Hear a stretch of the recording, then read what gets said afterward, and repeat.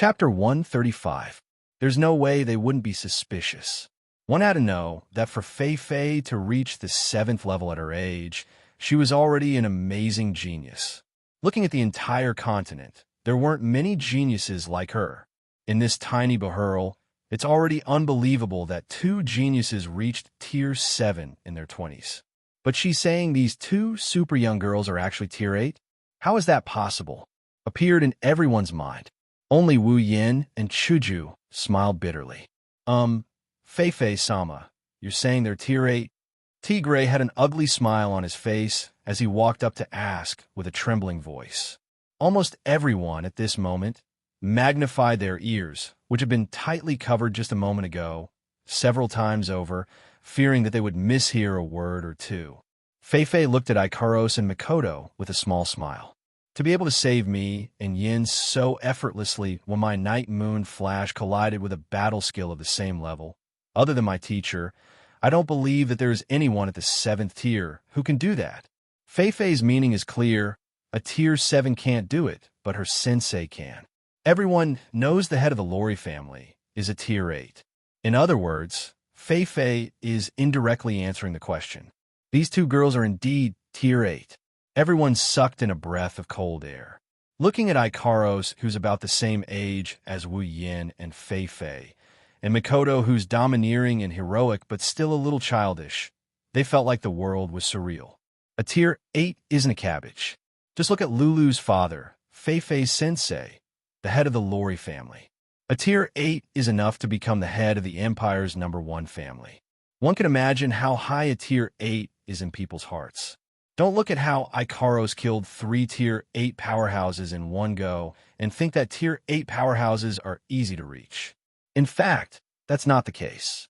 Out of the countless forces that went out to hunt for treasures, only 3 of them managed to reach Tier 8. This just goes to show how powerful and precious a Tier 8 powerhouse is.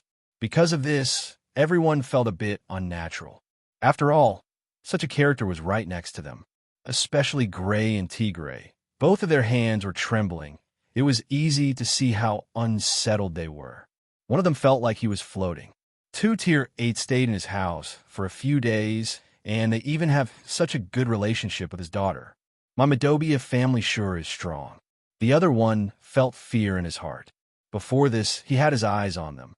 Not only did he want to kill Wu Yin, he also wanted to take these 2 beautiful girls into his arms.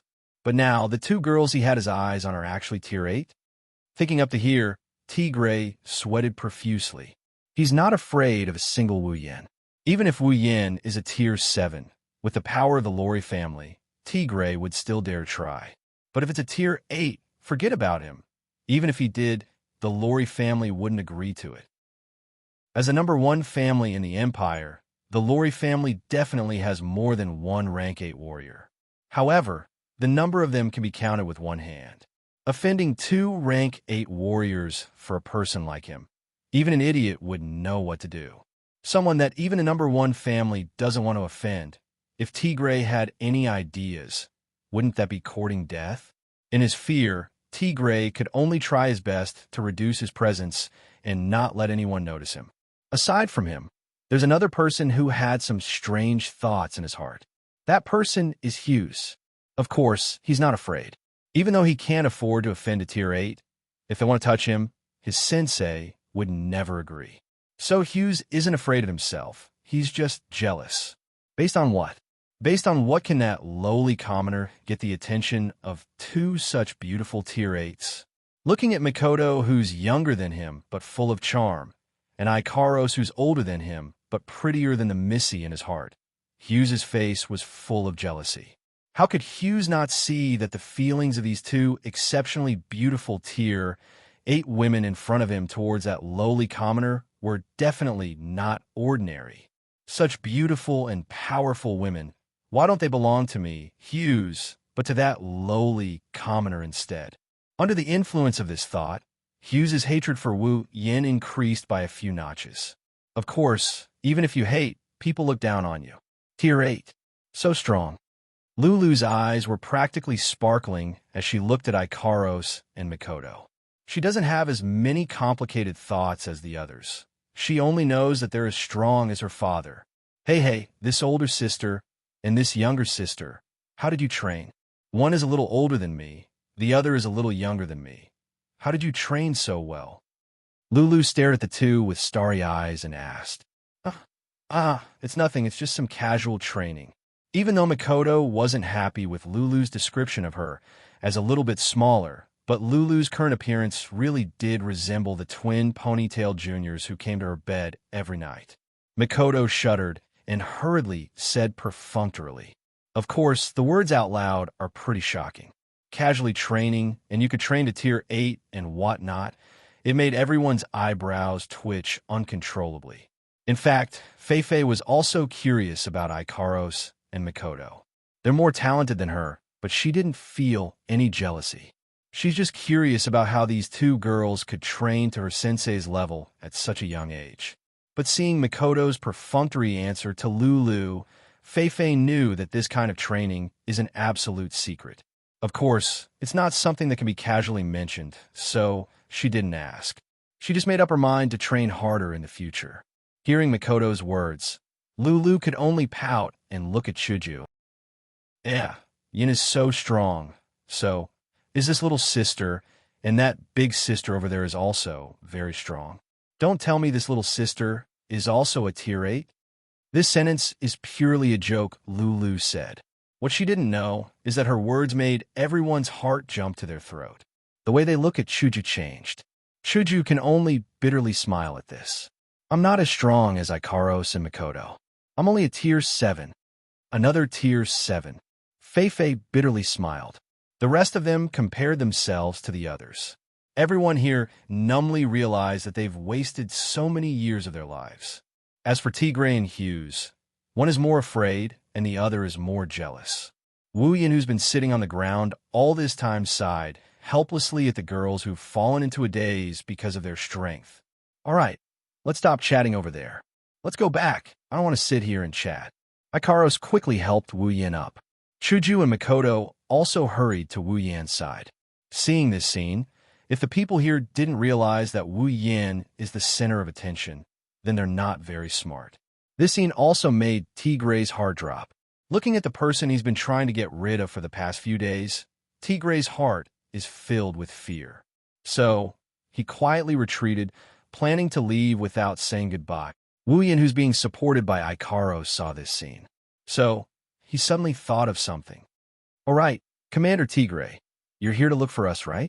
Is there anything you need? With a swoosh, everyone's gaze landed on Tigray. Tigray's face stiffened. Under everyone's gaze, he stuttered. "And nothing. I am just here to pay a visit." "Oh, a visit, of course," Wuyin grinned as he said this in a weird tone. "Then, Commander Tigray, why don't you come in and have a seat?" "And no need. I still have things to do. I'll take my leave first." After saying that, he ran away with a swoosh. Wuyin, Chuju, Makoto, Lulu, Feifei, and Gray looked at each other and laughed out loud. Chapter 136. Behurl, Floating Plaza. Sob, everyone remember to miss me. Lulu held her hand, looking at Wuyin, Chuju, Makoto, Ikaros, and her dad standing in front of her. Lulu waved at them with a face full of reluctance. It's been a few days since Wuyin and Feifei's battle. In these few days, everyone has gotten closer to each other. Lulu and Feifei have become very close to Chuju and Makoto. Even Ikaros, under the lead of the other girls, is getting closer to Lulu and Feifei. Speaking of which, Lulu and Feifei are very easy to get along with. If it wasn't for the fact that they're from a big family and have seen too many hypocrites, their social circle would have been pretty good. In these few days, the two girls also found out that Chuju, Makoto, and Ikaros are very worthy of being friends. So in a short time, the girls became familiar with each other and are just short of calling each other sister and sister. Now it's time for Lulu and Feifei to leave. After all, they're just passing by Behurl. If it wasn't for the Iron Dog's mercenary group's hospitality, they would have left long ago and none of this would have happened. Under the two girls' explanation, Wuyin and the rest found out that Lulu and Feifei were originally going to bring the rest of the Lori family back to the academy. Wuyin's expression was weird when he heard this. It's hard for him to imagine that people like Lulu and Fei Fei still have to go to school. Only later did he find out that the so-called academy doesn't teach books, but Douqi and magic. Of course, after hearing this, Wu Yan's expression became even weirder. He kept sighing. Sure enough, a different world can't be separated from a magic Douqi academy. As for why Liren would follow Lulu and Fei Fei to the academy, it's actually Gray's decision. Something like cultivation, if it's too young, it's definitely harmful. Even though Liren is still young, it's time for her to cultivate. Education has to start from a young age. Cultivation is also the same. That's why Gray asked Lulu and Fei Fei to bring Liren to the academy. Lulu and Fei Fei also liked this cute little girl from the bottom of their hearts, so they agreed without hesitation. As for Lulu and Fei Fei, Gray and Liren trusted them quite a bit, so this matter was settled just like that. In fact, at the beginning, Lulu and Fei Fei also invited Wu Yin and the rest to go to the academy.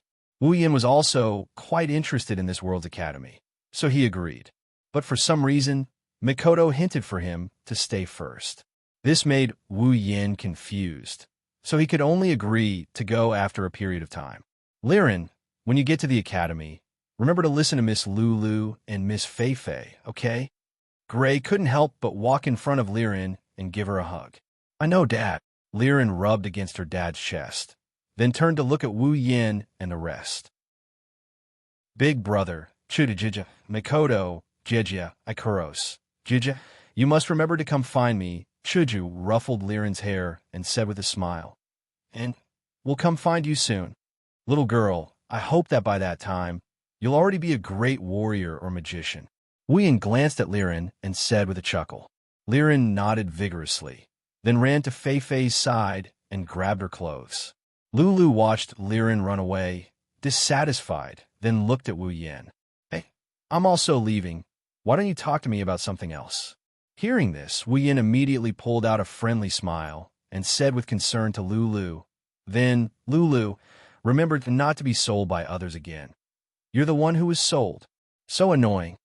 Making a face at Wu Yin, Lulu angrily ran to Fei Fei's side, making Fei Fei feel helpless.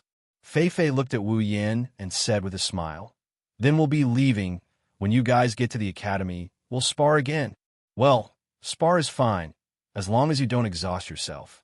Wu Yin laughed dryly, making Fei Fei burst out laughing. Actually, both of them know that even though the battle a few days ago was really intense, but against someone they know, even if they use their full strength, they still have something to hide. Let's not talk about others. Just take Wu Yin, for example. Even though he used his full strength in that battle, it was only a part of it. Don't forget, he still has a LV4 ability that he hasn't used yet. As for Fei Fei, as the disciple of the Lori family head, she definitely has some trump cards in her hands, so it can be said that she's hiding her full strength. Then we'll be leaving. We look forward to your arrival. Fei Fei looked at Wu Yin, Chuju, Mikoto, and Ikaros, then pulled Liren and Lulu, bringing them along with the rest of the Lori family towards the airship. Yin and everyone goodbye. Goodbye, big brother. Goodbye, big sisters. Goodbye, daddy. Goodbye. Everyone said their goodbyes to Lulu, Fei Fei, and Liren. Before leaving, Hughes gave Wu Yin a death glare before running onto the airship. Wu Yin rolled his eyes at that, but didn't say anything. And just like that, Lulu, Fei Fei, Liren, and the rest of the Lori family members boarded the plane, which is the airship. Under the watchful eyes of Wu Yin and the rest, they flew into the distance. So, what are we going to do next? Back at the Madobia house, in the room, Wu Yin, Mikoto, Chuju, and Ikaro sat down. Wu Yin said, but his eyes were on Mikoto, Chuju, and Ikaros did the same. After all, it was Mikoto who suggested to stay. Under everyone's gaze, Mikoto's eyes flickered, her face full of hesitation as if she didn't know what to say. She opened her mouth, but didn't say anything. She just stood there, hesitating. Seeing how hesitant Sis Cannon was, Wu Yin couldn't help but feel helpless. Mikoto, if there's something you want to say, just say it. Don't be shy. Don't tell me. Wu Yin leaned his face forward, snickered a few times. You want to stay and do the H thing, Who wants to stay and do that kind of thing? Hearing Wu Yan's words, Mikoto jumped up like a cat whose tail was stepped on. She pointed at Wu Yan, her face red. Beside her, Chuju's face was also red. She glared at Wu Yan, scolding him for not being serious at a time like this. Then she turned to Mikoto. Mikoto, what's the matter? Mikoto snorted coldly at Wu Yan before sitting back down. She hesitated for a while before looking at Wu Yan. Yan, I'm already level 8 now. Shouldn't we go back to Academy City? Hearing this, Wu Yan and Chuju were stunned. Now, they understood that Mikoto was thinking about her sisters. It's no wonder. Her sister's safety has always been on her mind. Under Wu Yan's persuasion, Mikoto understood that she still wasn't strong enough. She had no choice but to give up on the idea of going back and focus on increasing her own strength. Now, Mikoto is level 8. Although she just reached level 8, she has the power to fight. She can't wait to go back to Academy City and save her sisters. Wu Yan frowned. Looking at Mikoto's worried face, he sighed. To be honest, if he could, he really didn't want to go back to Academy City so soon. After all, there's not only Accelerator, there's also the angel AI Was. Her strength is at least level 8. Not to mention, the enemy this time, other than these two bosses, there's also the final boss, Alistair. Alistair's strength is probably about the same as that angel. In terms of strength, Wu Yan isn't afraid. With Ikaros, as long as it's not level 9, it's fine. What Wu Yan is afraid of is his monstrous mind. But it's obvious from Mikoto's expression that Wu Yan knows that she can't sit still anymore. If they don't save her sisters, she won't be able to rest easy. Under Mikoto's surprised expression, Wu Yan finally nodded. All right, let's go to Academy City. Chapter 137. Night, in a room in the Midobia residence. Wu Yan was sitting alone on his bed, his hand constantly gesturing something in the air. Only Chuju, Mikoto, and Ikaros knew that Wu Yan was looking through the system list. Too bad they weren't there in this system list that only he and his summons could see. Wu Yan was constantly flipping through it. He flipped to the ability list, then to the item list, then to the equipment list, and sometimes to the summons list, looking for anything he could use. As long as he felt that it would be useful for his upcoming trip to Academy City, he would exchange it without hesitation. Of course, only items can be so open-minded. Like equipment and abilities, they don't have as many points as item points, so he can only choose carefully. Even though he's decided to bring Mikoto back to Academy City to save his sisters, it's not that easy to break into Academy City. If he isn't fully prepared, even if Wu Yan has the confidence to stay alive, Alistair still has the ability to toy with him to death. If possible, Wu Yan doesn't want to come into contact with that monster with an IQ that breaks through the sky. So without enough assurance, Wu Yan doesn't want to rush in like an idiot. Now he's looking through the system list to see if there's anything he can use. But very quickly, he closed the equipment list and turned to study the ability list. After all, if it wasn't a B-grade gold armament, it wouldn't add much to his strength. He already had 2 rare armaments, so adding another one wouldn't be of much use. As for the ability list, he had no choice but to give up on it. If it's cheap, nothing good will come out of it. If it's not cheap, he can't afford it. At his level, normal abilities don't have much use for him. The same goes for talents and bloodlines. Cheap things don't have much use for him. Looks like he'll have to wait a while before he can exchange abilities. Wu Yan sighed and closed the list of abilities. Instead of exchanging them for cheap and practical abilities, he would rather keep the points and exchange them for more powerful abilities in the future. Until now, Wu Yan hadn't exchanged for any innate ability or bloodline ability. His superpowers were obtained through trickery from Mikoto. Therefore, Wu Yan chose his first innate ability or bloodline very carefully. He didn't want to put them in a useless position in the end. Having given up on equipment and abilities, Wu Yan could only turn his attention to the item list. Speaking of which, item points were the points that he did not lack the least. It was all thanks to the monsters and magical beasts that contributed points. Needless to say, in the list of items, there were all kinds of magical things, which made Wu Yan's eyes light up. Biological storage device, a storage device that can store living beings. Living beings that enter it will fall into a deep sleep and become unable to move. Cost: 300,000 item points. Genetic life supplement. When used on genetic life forms, it can restore them to their original state of life. Note: unable to use on life forms above level 30. Cost: 1 million item points. Genetic life supplement. When used on genetic life forms, it can restore the defective parts of their life to a perfect state. Cost: 100,000 item points. Character placement card. A dungeon-specific item. When used before the user enters the dungeon, it can arrange a suitable identity for the user to be placed into the dungeon world.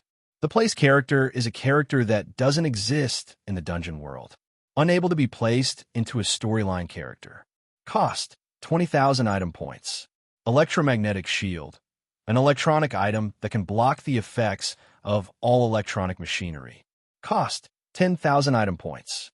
Biodimensional device. Genetic life replenishment fluid, gene perfect replenishment fluid, character insertion card, and electromagnetic barrier. These 5 items could be said to be quite useful in this trip to Academy City.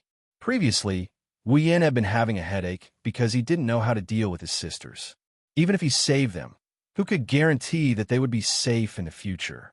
It must be known that in the original work, the existence of his sisters was something that everyone wanted to take a bite out of. The biological storage device solved this problem and could be used to settle his sisters. Although they would fall asleep after entering, compared to having to put out fires from time to time, Wuxian would rather have them by his side. The use of the genetic life supplement was even more important.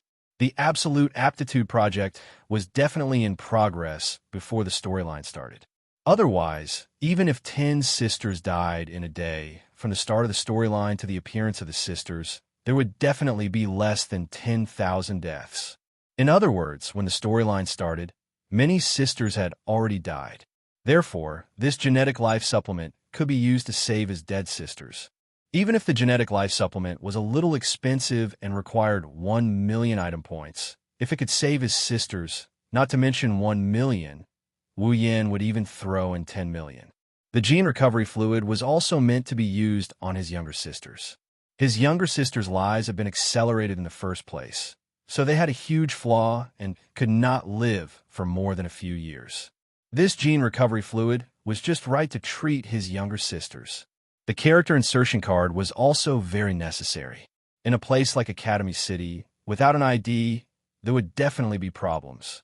Even if there were no problems, it would still be noticed by Alistair. Therefore, it was necessary to prepare an ID. As for the electromagnetic shield, of course, it was used to protect the right to privacy. Who in the 21st century didn't know that Alistair was a voyeur? The thought of those ubiquitous suspension loops made Wuxian's hair stand on end. Therefore, the electromagnetic shield was absolutely necessary. Wuxian's hand tapped the void a few times.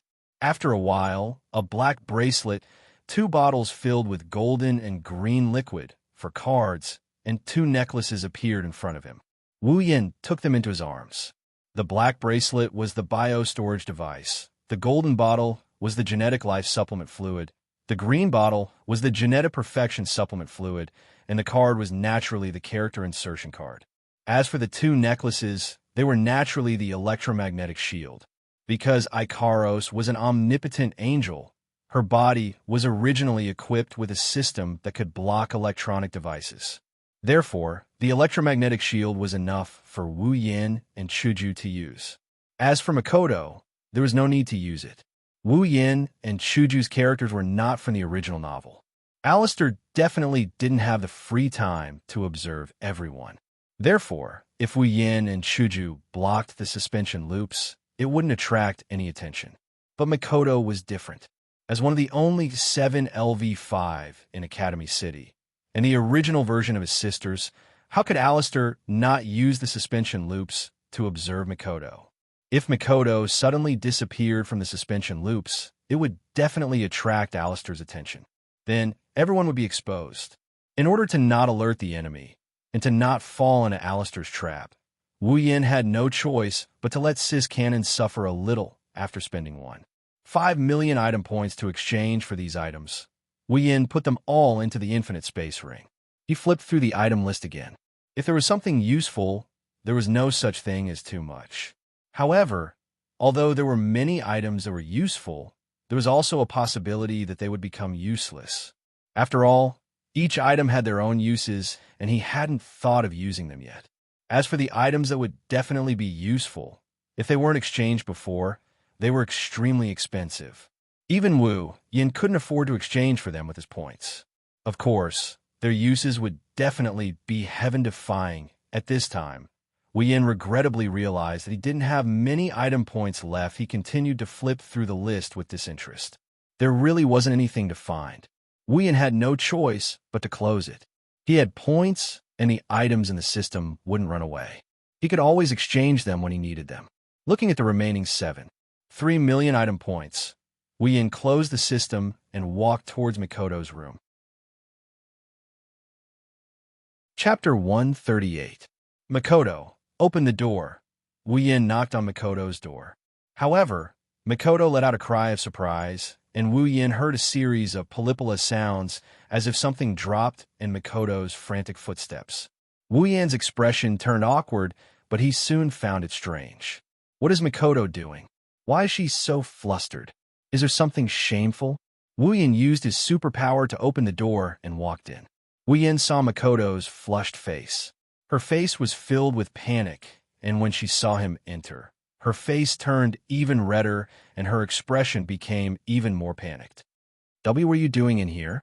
Get out." Mikoto retreated 2 steps back in a fluster and pointed at the door while shouting. She looked like a flower girl who just saw a flower thief. Wu Yin was stunned. "Why are you so nervous? It's not like I haven't entered your room before." Wu Yin rolled his eyes at Mikoto. Mikoto clenched her teeth as her face turned redder and redder. In the end, she lowered her head and stammered, "We're going back to Academy City tomorrow. Can we not do it tonight?" "Tonight?" Looking at the shy railgun and listening to her words, Wu Yin was completely speechless. No wonder she looked so flustered. She thought he was here to do something intimate with her. "I say, what are you thinking? I'm just here to give you some instructions. What are you thinking?" Although it was very tempting to have sex, it was better to tell them about his plans. Who would believe you? Mikoto's cheeks were pink as she looked at Wu Yin from the corner of her eyes. She said indignantly, "You said that every time you snuck into my room." I can't refute her. This time, I'm really here to hand over some things. Under Mikoto's scrutiny, Wu Yin could only weakly raise his hand to express that his purpose for coming here is really pure. "Really?" Mikoto's suspicious gaze immediately landed on Wu Yin. This caused Wu Yin to cry out in his heart. If he wanted to push her away, he would have done so already. Why would he still be standing 8 feet away from her? "All right, I'll believe you this time. If you dare to mess around later." Mikoto forcefully suppressed the shyness in her heart and threatened Wu Yin. She wanted to use electricity to increase her deterrence. But then she remembered that Wu Yin wasn't afraid of her electricity at all. So she changed her hand and made a scissors gesture. This made Wu Yin's back shiver, and he hurriedly nodded in agreement. "Then what are you doing here?" Mikoto's face was still a bit red as she forced herself to ask Wu Yin. "About that, call Chuju and Ikaros over. Let's talk about it together. We're already here. No need to call them." Just as Wu Yin finished speaking, a voice came from behind Wu Yin, startling Wu Yin. Chuju and Ikaros were standing at the door. When they saw him looking over, they walked in with Ikaros. "Why are you guys here?" Wu Yin asked suspiciously. "Good thing you didn't come here to have sex with Sis Cannon, or else you would have been caught." When she heard Wu Yin's question, Chuju rolled her eyes at him. Mikoto's screams were so loud. "Ikaros and I were in the room next door. How could we not hear it? So we came over to check on the situation. As soon as we arrived, we heard you say that." Not only did Wu Yin not feel relieved, he was sweating all over. If he could hear Mikoto's screams, then wouldn't he be able to hear Mikoto's moans at night? Good thing Kaisha-sama didn't show any signs of uneasiness, or else he'd be in trouble. Even though both girls have been pushed down by Wu Yin, because Kaisha-sama always sleeps with Liren, Wu Yin hasn't touched her a second time.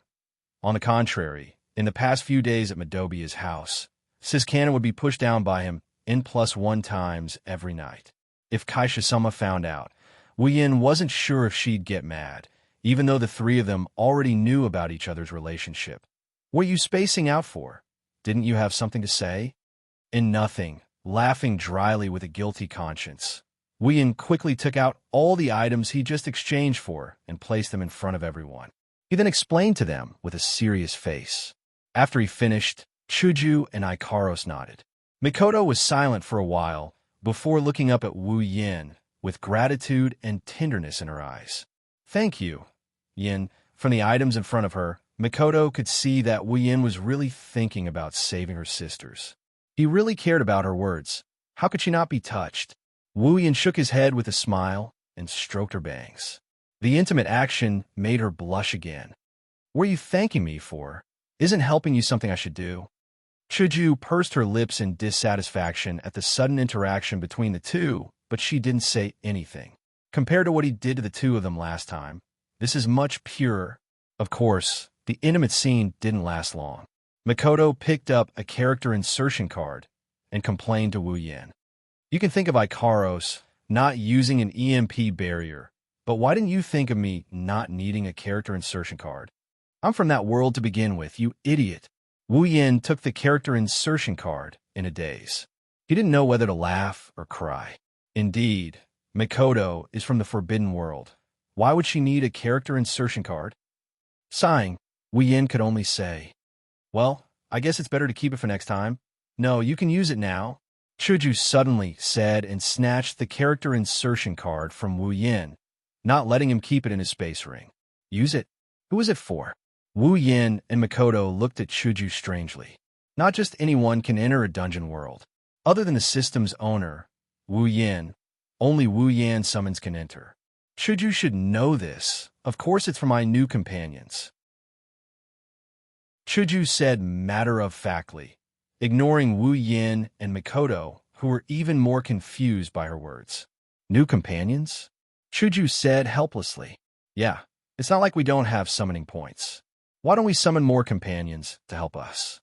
Wu Yin nodded in realization. Then he went into deep thought. Speaking of which, Wu Yin still has 120,000 summoning points. There are at least 4 Tier 8 players in Academy City. The first is Alistair, a legendary magician. His strength is undeniable. The second is Iwas. As an angel, Iwas is definitely stronger than Accelerator, who didn't have his wings.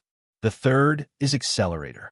To be able to defeat the level 68 Mikoto in less than 100 moves, he's definitely a Tier 8. As for the fourth, it's the only person in Academy City who can fight Accelerator with his superpower. Number 2, Kikin Taidaku. Among these 4 people, the first 3 would definitely be messed with because of the purpose this time. As for the fourth one, if necessary, as a member of the Dark Group, this ambitious guy would definitely not mind meddling in it. For Tier 8 players, even if Alistair won't fight himself, that's still 3 of them. Even if Ikaros can take on 2 or 3 of them, accidents happen every year. Who's to say there won't be any this time? To be safe, it's better to summon 1 more Tier 8 companion. Like Chuju said, it's not like they don't have summoning points. All right, it's decided. Summon. Wu Yin clapped his hands and made the decision. He felt a faint sense of excitement. Of course, this feeling of excitement is something he gets every time he summons a girl. Yin, who are you going to summon? Hinajiku, Mikoto, and even Ikaros looked at Wu Yin curiously. Wu Yin pondered for a bit before looking at Ikaros. Under Ikaros's slightly stunned gaze, he said, "This time, I'll summon Ikaros' companion." Chapter 140. Is everyone ready? Wu Yin, Chuju, Mikoto, Ikaros, and Xianxia stood in a circle. Other than Mikoto, all 4 of them raised their character insertion cards. Xianxia nodded furiously when she heard Wu Yan's question. The other girls nodded as well. Wu Yan opened the system and clicked on the dungeon tab. Of course, the dungeon that appeared in front of Wu Yin, except for the lit option of Whirlwind Butler. The others are all grayed out. This means that he can't enter. Of course, entering a dungeon requires points. Of course, Wu Yin could choose not to pay points, but the system would randomly decide which dungeon to enter. Just like the first time Wu Yin entered a dungeon, he randomly selected the Whirlwind Butler dungeon. Wu Yin didn't panic. He spoke to the system. System, request entry into the Summon Characters Dungeon World. Beep. User requests entry into the Summon Characters Dungeon World. Request in progress. That's right. If you don't want to pay points to activate the dungeon world, other than randomly selecting a dungeon world, there's another way. That is to request entry into the Summon Characters Dungeon World. Ding! Request successful. Just as the system's voice rang, Wu Yan's options lit up in his dungeon list: Magic, asterisk, asterisk, asterisk, Catalog, and Heavenly Gift. Seeing this, everyone's spirits were lifted. Then, they raised the character insertion card in their hands and chose to use it. The card turned into several rays of light and blended into the list of dungeons. Ding. Characters Wu Yin, Gu8, Chuju, Ikaros, and Xianxia have used character insertion cards. When the characters enter the dungeon, the system will randomly assign them an identity and place them into the dungeon world. The girls nodded at Wu Yin. Wu Yin let out a sigh of relief. He looked at the magic tab and clicked on it. Wu Yin, Hinajiku, Mikoto, Ikaros, and Xianxia all vanished into thin air. They disappeared without a trace. Academy City. It's a place isolated from the outside world. It's a place of its own because it's 30 years ahead of the outside world in terms of technology. This is a paradise for espers. Espers receive research and development from various research institutes to obtain their own abilities. They live here and use abilities that normal people can't get. They have special privileges that normal people can't get. This is hell for espers. Maybe in places unknown to others, there are 1 or 2 people who were happily shopping yesterday, but today they're being dissected on a dissection table. They're the guinea pigs of those so-called scientists. There are also humans without abilities here. They're known as the powerless. In this academy city, where abilities are paramount, they live a life of complacency and self-destruction.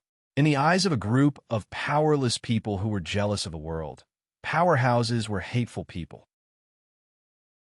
They would often gather together and entertain those who looked weak and powerless. If you were a cute girl, then please be careful. Perhaps when you walk in some deserted alleys, some people will stay and interact with you. For example, at this time, in a certain alley, there was such a cute girl who was forced into a corner. She looked at the boy in front of her who had his eyes closed and was thinking about something. She stood there trembling.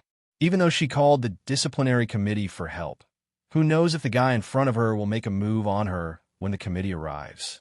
She could only pray in her heart that the guy in front of her will continue to meditate and won't wake up. However, the hope in her heart was quickly dashed. After a bout of dizziness, Wu Yin felt his body return to his control. He quickly opened his eyes and tried to see the scene in front of him. What appeared in front of Wu Yin stunned him. It took him a while to come back to his senses. A girl, a very cute girl. Even compared to Hinajiku and Mikoto, she wasn't too far off. At this time, her eyes were filled with tears, trembling less than 10 centimeters away from him. When she saw him open his eyes, her face was filled with shock and fear. What's going on? Before Wu Yin could figure out what's going on, the system beeped like crazy, knocking Wu Yin's head so hard he felt dizzy. Dungeon World, Magic Catalog, Dungeon Mission, Rescue. Mission 1, save 20,000 Misaka sisters. Revive all the dead Misaka sisters and heal all the Misaka sisters who are still alive. Collect all 20,000 Misaka sisters and store them in the biocontainment device. Mission Reward, equipment points, item points, ability points, summoning points, 100,000 each. Mission 2, yet to be activated. Mission 3, yet to be activated. Beep. User, you will only be able to leave this instance dungeon after completing all the quests in this instance dungeon. When Quest 1 is completed, Quest 2 will be activated. When Quest 2 is completed, Quest 3 will be activated. When Quest 3 is completed, user will be able to leave this instance dungeon. Before entering this dungeon world, the user used the character insertion card. The system has set the user's identity. Name, Wu Yin ability, incompetent age, 22 character introduction, a permanent resident of Academy City. Currently, he has no friends, no girlfriend, and no parents. The most valuable thing in his family is a small house that can only accommodate a kitchen, bathroom, table, and bed. Normally, he takes it upon himself to rob the rich to help the poor. He barely managed to survive and is a good-for-nothing delinquent. Sometimes, he will take on a side job and counsel troubled young girls. So, apart from being a delinquent, he is also a complete scumbag. Identity setup complete. Reminder, the time ratio between the dungeon world and the real world is 100:1. Therefore, the user can train in this dungeon world without any worries. I wish you a pleasant time in this dungeon world. F*CK your *SS. After accepting the identity that the system inserted into him and the memories of his life in the Academy City, Wu Yin started cursing without hesitation, scaring the girl in front of him so much that she didn't cry out loud. No, she was already crying. Woo woo woo, I beg you to let me go. I will give you all the money I have. I beg you, woo woo woo. The young girl's tears flowed down. Moreover, she kept begging. Her appearance was very pitiful. Wu Yin's body stiffened. His face was stiff as well. He cursed the system's entire family. Even he wasn't sure if the system had that many. Please don't cry, okay? Squeezing out a stiff smile, Wu Yin dryly laughed. He doesn't know the other party, but he can't do anything about a girl crying and whatnot. Let me go, sob, sob, sob. The young girl didn't seem to hear Wu Yan's words. She kept crying and mumbling as if she was wronged. Please don't cry, okay? Although Wu Yin really wanted to let her go, his reputation would be ruined. Even though the system's introduction showed that Wu Yan's reputation was ruined beyond repair, Wu Yin still wanted to salvage something. He really didn't want to be treated as a scum. Therefore, Wu Yin could only soften his tone and gently persuade the young girl. At least give him a chance to explain. Sob, sob, sob. The young girl completely ignored Wu Yin. She didn't care what Wu Yin said and continued crying. Wu Yin's head was about to swell. However, Wu Yin didn't know that he would soon regret it. He regretted not letting the girl go. Chapter 141. A young and powerful man and a delicate and cute girl were in an empty alley. Moreover, the delicate and cute girl was crying pitifully. Anyone who saw this scene would automatically imagine a scene of molesting an innocent woman. Needless to say, young Lady Justice of the Justice Organization who had just arrived and witnessed this scene, she would definitely think the same way. I'm a disciplinary committee member. I received a report and came here. Please don't make any unnecessary resistance. Hearing this delicate voice, Wu Yin and the girl's reactions were different. The girl raised her tear-stained face and looked at her in surprise. Wu Yan's face stiffened again. Please don't be her. Please don't be her. Please don't be her. Please don't be her. Please don't be her. In his heart, he prayed to all his ancestors from the ape age to his great-grandfather and great-grandmother. He only hoped that this voice that he heard in front of the screen 8,800 times was an illusion. Wu Yin slowly turned his head like a machine. His neck even made a kaka-kaka sound. But when he saw the owner of the voice, Wu Yin knew that his ancestors also wanted him to accompany them, a beautiful girl with a height of only 1.5 meters and pink ponytails appeared in front of him. She was wearing the Tokuwadai uniform, and the discipline committee's armband was pinned on her hand. She had a serious expression on her face.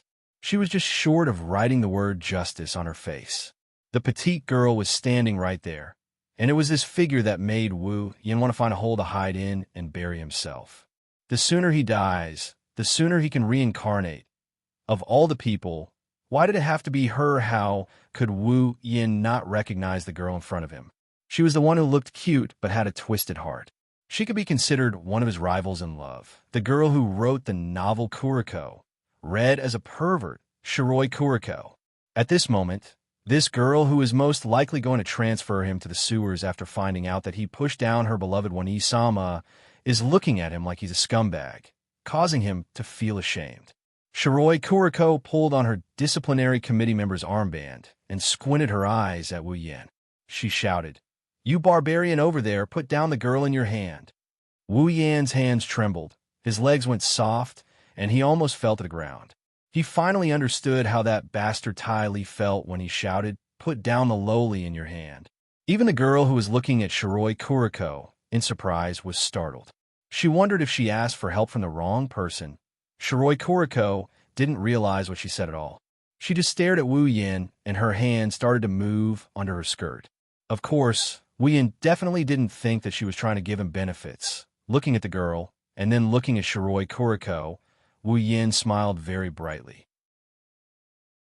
Wu Yin looked at Shiroi Kuriko and said softly, "If I said that it was all a misunderstanding, would you believe me?" As soon as he said that, Wu Yin saw that Shiroi Kuriko's expressionless face had a pair of eyes full of contempt. Her bright expression immediately turned into depression. This really is a misunderstanding. Wu Yin felt like he was about to cry. "If you want to appeal, please go to the disciplinary committee's branch office." Shiroi Kuriko took out a pair of handcuffs. Her eyes flashed with a dangerous light. It was obvious that she wanted to arrest Wu Yin first. Maybe it's because of Shiroi Kuriko's imposing manner. The girl timidly glanced at Wu Yin before running over to Shiroi Kuriko's side. She hid behind Shiroi Kuriko's back. Although Shiroi Kuriko's height is not enough to cover her. "Oh, you didn't stop the hostage from escaping."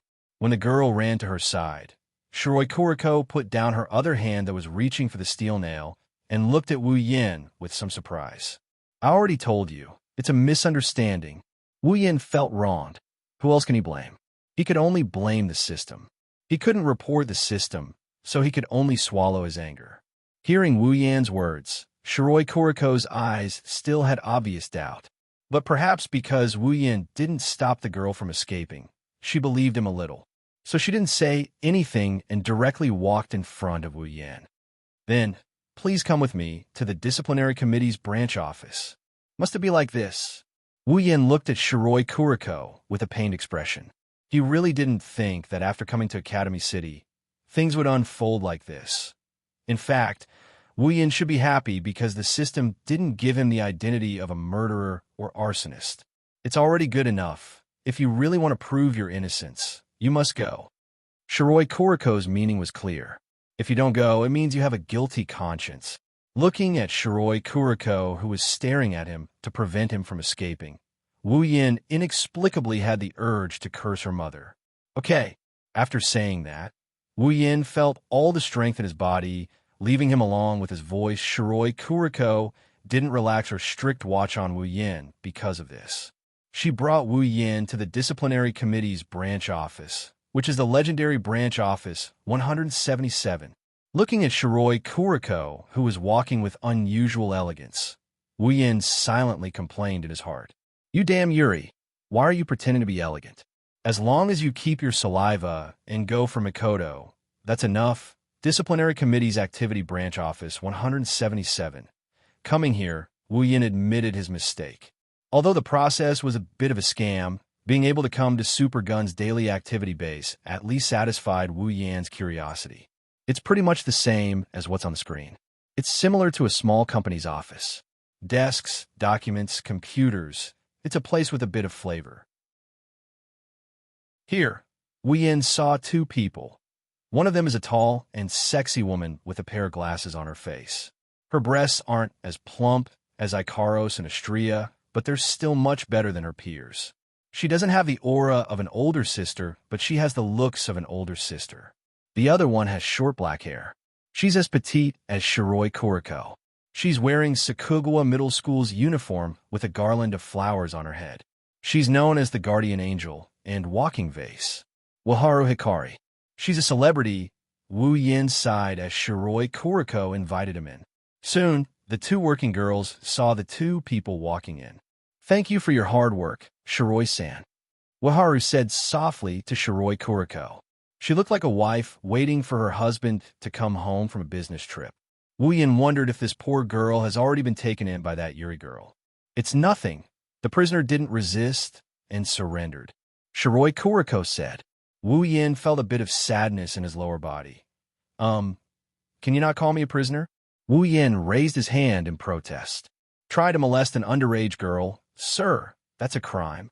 Waharu Hikari said righteously. Even though Wu Yin agreed with what she said, Wu Yin felt something was off. I'm not a prisoner. I didn't molest an underage girl. Letting out an aggrieved cry, Wu Yin had no choice but to clear his name. After all, this crime is too much for him to bear. Well, that's how it is. He claims it's all a misunderstanding. Shiroi Kuriko said nonchalantly. Misunderstanding? Wahara looked at Shiroi Kuriko suspiciously. She then looked at Wu Yin and said, But in the records, Wu Yin-san, you have attempted to molest more than 10 girls. Wu Yin felt his head go black. He had already lost all hope in this dungeon world. The records Waharu mentioned were in the system's memories. Seeing Waharu Hikari Kuriko, Kanori Miho, and Shiroi Kuriko looking at him like he's a scumbag, Wu Yin wanted to cry, but had no tears. He shouted himself hoarse. It's really a misunderstanding this time. Chapter 142. No matter what Wu Yin said, the 3 girls were suspicious of him, making Wu Yin want to cry, but no tears came out. Perhaps it's because of Wu Yin's frivolous personality. The 3 girls were a lot nicer to him. Of course, the nicer words coming out of that Yuri girl's mouth weren't so nice. In the end, under Wu Yin's efforts, they didn't add another record to his record. They only gave him a warning, especially Shiroi Kuriko. She said something like she won't let him go the next time she sees him. She's just like a bad girl. After writing a bad review warning on the file, Konami looked at Wu Yin and said, Okay, let your friend vouch for you, and you can go. Wu Yin flinched. Let's not talk about the official's guarantee. Just finding a guarantor is a problem. Don't forget, the identity given by the system is that he has no friends, no parents, no girlfriend. Where is he going to find a guarantor? Do I have to have someone vouch for me before I can go? Wu Yin said with a hollow laugh. It's been an hour since he came to Academy City, and he felt his heart weaken a lot. HM? Konami frowned and stared at Wu Yin. She said seriously, This is the rule. As a citizen of Academy City, you should know about it. Wu Yin rolled his eyes. To be honest, he really didn't know. The anime hasn't been broadcasted, the manga hasn't been drawn, the novel hasn't been written. How could he know about this rule? But I can't find anyone to vouch for me. Wu Yin held back for a long time and said this. You can't find anyone? The 3 girls were stunned. Shiroi Kuriko looked at Wu Yin strangely. That look was exactly the same as when Wu Yin met Lulu in the Behemoth Forest. Lulu looked at him with the same look. That look of looking at a mountain savage. Don't tell me your relationships are so bad that you don't have a friend who can vouch for you. Although I don't want to admit it. Wu Yan's mouth twitched. His resentment towards the system deepened. Shiroi Kuriko stared at Wu Yin seriously for a while, then sighed and spread out her hands. Looks like you'll be detained here for a few days. Must it be like this? The 3 girls nodded in unison. Even Chu-chun was no exception. Wu Yin raised his head and looked at the ceiling. His face was filled with grief. He was speechless for a long time. In Academy City, it's not that Wu Yin doesn't know anyone. On the contrary, he knows a lot of people. He even knows that damn otaku Alistair. It's just that they don't know him. The only people who know him are the girls who came with Wu Yin. But who knows what identities they were given and where they are now. This time, Wu Yan's intestines are turning green from regret. He didn't expect them to be separated. He changed so many items. Why didn't he think of a different method of communication? Even though they can sense each other's presence due to the intertwining of life force, they didn't expect him to be arrested the moment he arrived. Without a way to contact them, by the time they come looking for him, he would have already been detained to the point where he could be released. Sigh. I wonder how they are doing. Wu Yin isn't worried about Chuju. She has strong self-discipline. Wu Yin is a bit worried about Ikaros. Ikaros isn't good at interacting with people. Wu Yin is worried about Astria. Who knows if that idiot can survive in this place? There's also Makoto. Wu Yin isn't worried about her. After all, she's a resident of this place. She's probably in her dorm right now, waiting for this Yuri girl to go back to Yuri. Suddenly, Wu Yan's eyes lit up and he shouted excitedly. I got it! The sudden shout startled all the women present. Early Spring screamed as her head hit the computer. It was so painful that she was about to cry. What are you shouting for all of a sudden? Shiroi Kuriko shouted in dissatisfaction. Her two pink ponytails stood up. Even Kanori-mi was dissatisfied, seeing the three girls glaring at him. Wu Yin smiled awkwardly. He quickly said to Shiroi Kuriko, "All right, I found someone to vouch for me. Kuriko, lend me your phone." Shiroi Kuriko jumped up and glared at Wu Yin. She gritted her teeth and shouted, "Don't call me that. I'm not familiar with you at all." Wu Yin just remembered that in Japan, only people who are very familiar with each other can call each other by their names. You can't blame Wu Yin. He's not from Japan. He laughed dryly. "Don't mind the details," Shiroi Kuriko snorted before taking out her phone and shoving it into Wu Yan's hand. Then, she sat down and ignored Wu Yin. Wu Yin held the phone that looked more like a Bluetooth headset than a mobile phone. His eyebrows twitched. "This is high-tech. She's trying to kill me." Luckily, Wu Yin often saw Kuriko using her phone on the screen. He clumsily used the phone to search for something. Soon, a name appeared on the screen. Wu Yan's face lit up. He quickly dialed the number back. Under the confused eyes of the three women, the call was finally picked up after a series of busy tones. An extremely familiar voice also sounded. "Oh, Kuriko." On the other side of the phone, the owner's voice rang out as soon as he picked up the call. Moreover, it rang throughout the entire branch 177. It was unusually loud, causing Hei Zi to instantly stand up and exclaim in shock. "Wani-sama." Wu Yin wanted to smash the phone. Not only was it hard to control, it even put the phone on speaker. "Kuriko, what's wrong?" Makoto's voice came again. However, the room was eerily quiet. Shiroi Kuriko looked at Wu Yin like she wanted to eat him alive. Wu Yan's head was about to explode. "Ape, how dare you use my phone to harass my Wani-sama?" She put one hand under her skirt, and the other hand reached for the phone in Wu Yan's hand. She wanted to take back the phone and Wu Yin at the same time. Wait. Let me finish." When Wu Yan's voice rang out, Makoto on the other side of the phone was shocked.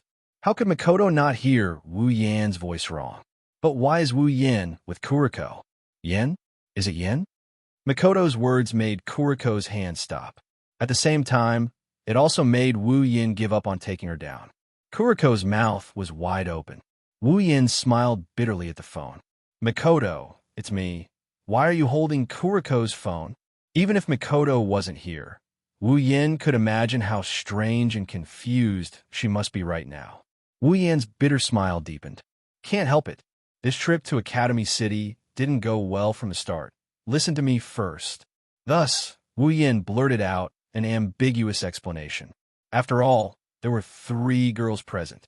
Wu Yin couldn't explain it clearly. On the side, Kuriko opened and closed her mouth in disbelief. She looked at Wu Yin calling out Makoto's name and Makoto calling out Yan's name so intimately, so familiarly. Not long after, the explanation ended. Everyone was silent. Makoto was also silent on the other side of the phone. After a while, Makoto's voice came through. "In other words, you've been arrested by Kuriko, and you're waiting for me to vouch for you." That's what happened. Wu Yin turned his face away unnaturally. Even if Makoto wasn't in front of him, he didn't feel like he could face anyone. Where's the perverted girl? Wu Yin wasn't sure if it was his imagination, but Wu Yin felt like Sis Cannon's voice had a tinge of darkness to it. You should know that's not the case. Wu Yin sighed. After a few seconds, Makoto said unhappily, "Wait there." She hung up. Wu Yin finally let out a sigh of relief. If possible, he didn't want to stay here anymore. However, while Wu Yan's side was settled, Kuriko's side was freaking out. What the hell is going on? Why, you scum? How could you know Oni-sama? Chapter 143. Makoto hurriedly ran to branch 177 and politely knocked on the door. After all, this is her first time here. She can't just barge in without saying anything, can she? Of course, after knocking on the door, Makoto pushed the door open and walked in. She seemed a bit impatient. Soon, she saw the following scene. A senpai with a great figure, was sitting on a chair. Her eyes kept darting to the side. Makoto could even see her eyebrows twitching. A very petite and cute girl with a garland on her head was sitting in front of a computer. Her head was lowered, and the corners of her eyes were glistening with tears. It seemed that there was something unsightly that made her so afraid that she didn't even dare to look at it. It was a stark contrast to that senior. There was another person, a very, very familiar person. He was also sitting on a chair, looking out the window. Occasionally, he would glance at a certain seat and then continue to look out of the window in a lonely manner. He had a posture as lonely as snow. What's going on? Such a strange scene made Makoto's body a bit stiff. She was slightly stunned and rubbed her eyes. In the end, it was still the same. Although it looked like a normal scene, for some reason, Makoto felt that the atmosphere was very strange. She didn't know if Wu Yin just noticed or if he was pretending. Looking at Makoto, Wu Yin smiled. Coming, Makoto. Makoto took 2 steps forward and came to Wu Yin's side. She frowned and asked, "What's going on? Weren't you in a hurry when we were on the phone?" "AI." Wu Yin sighed and looked at Makoto sympathetically. He put a hand on her shoulder and told her in a serious tone, "Makoto, now I know just how painful your daily life really is." Huh? Makoto was confused. On the other side, Kanorimi and Waharu Kori also walked over. However, their expressions were different. One had curiosity, the other had stars in her eyes. They looked at Makoto like a groupie. "Your Tokawada-Eye's trump card, that Misaka Makoto?" Miwei looked at Makoto from head to toe, as if trying to see if there was anything different about her. She smiled and said, Makoto was very polite to strangers, not to mention this person was her senior. "Yes, I'm Misaka Makoto. Nice to meet you, senpai. You don't have to be so polite. I'm Kanori Miwei. Nice to meet you, Misaka." "Hello, Misaka senpai. I'm Waharu Hikari." Waharu's cheeks were slightly flushed as she greeted Makoto in an embarrassed manner. I'm really sorry for the trouble." Makoto scratched her face and said. This exceptionally good atmosphere in front of him made Wu Yin feel a little helpless. The 3 people who should have been very familiar with each other were actually acting out the scene of their first meeting in front of him. This made Wu Yin feel a little uncomfortable. However, it was understandable. After all, Wu Yin and the others would enter the dungeon a day before the start of the storyline. It was normal that Sis Cannon did not know Waharu Hikari and Kanori Miwei at this time.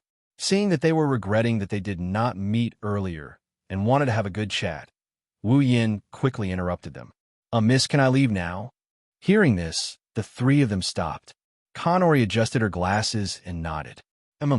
Since someone is here to vouch for you, we will naturally let you go." Miwei then turned to Makoto and said, "Misaka-sen, you have to help me keep an eye on your friend. Don't let him do anything that doesn't conform to the code of conduct. You should know that he has quite a few bad records." Wu Yin laughed dryly, not knowing what to say. Makoto was the same. Of course, this was only because she knew about Wu Yin's situation. If Wu Yin really did something perverted, it would be strange if she did not seduce him. Makoto glared at Wu Yin fiercely. In return, Wu Yin looked back at her innocently. Makoto could not help but laugh. Suddenly, she seemed to have thought of something and looked around. "All right, where's Kuriko?" The scene suddenly quieted down. Makoto looked at the silent Kanori and Waharu Hikari curiously, then looked at the expressionless Wu Yin. "What's wrong? Did something happen to Kuriko?" "No, it's nothing." Waharu quickly waved her hand at Makoto, but no matter how you look at her, she looked guilty. Shirai-san just received a report, so he went out to deal with it.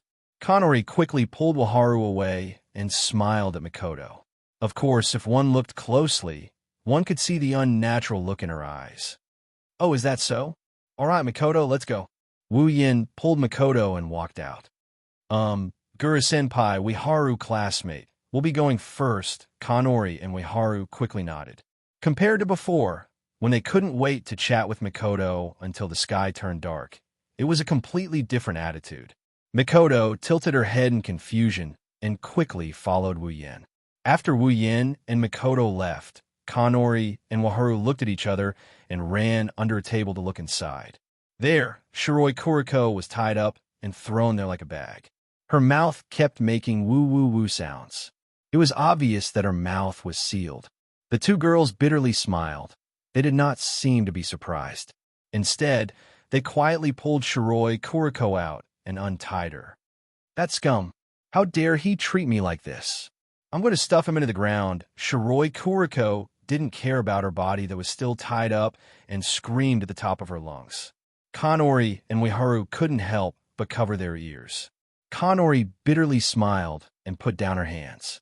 She continued to untie Kuriko while saying, "Shiroi, you can't blame him for this.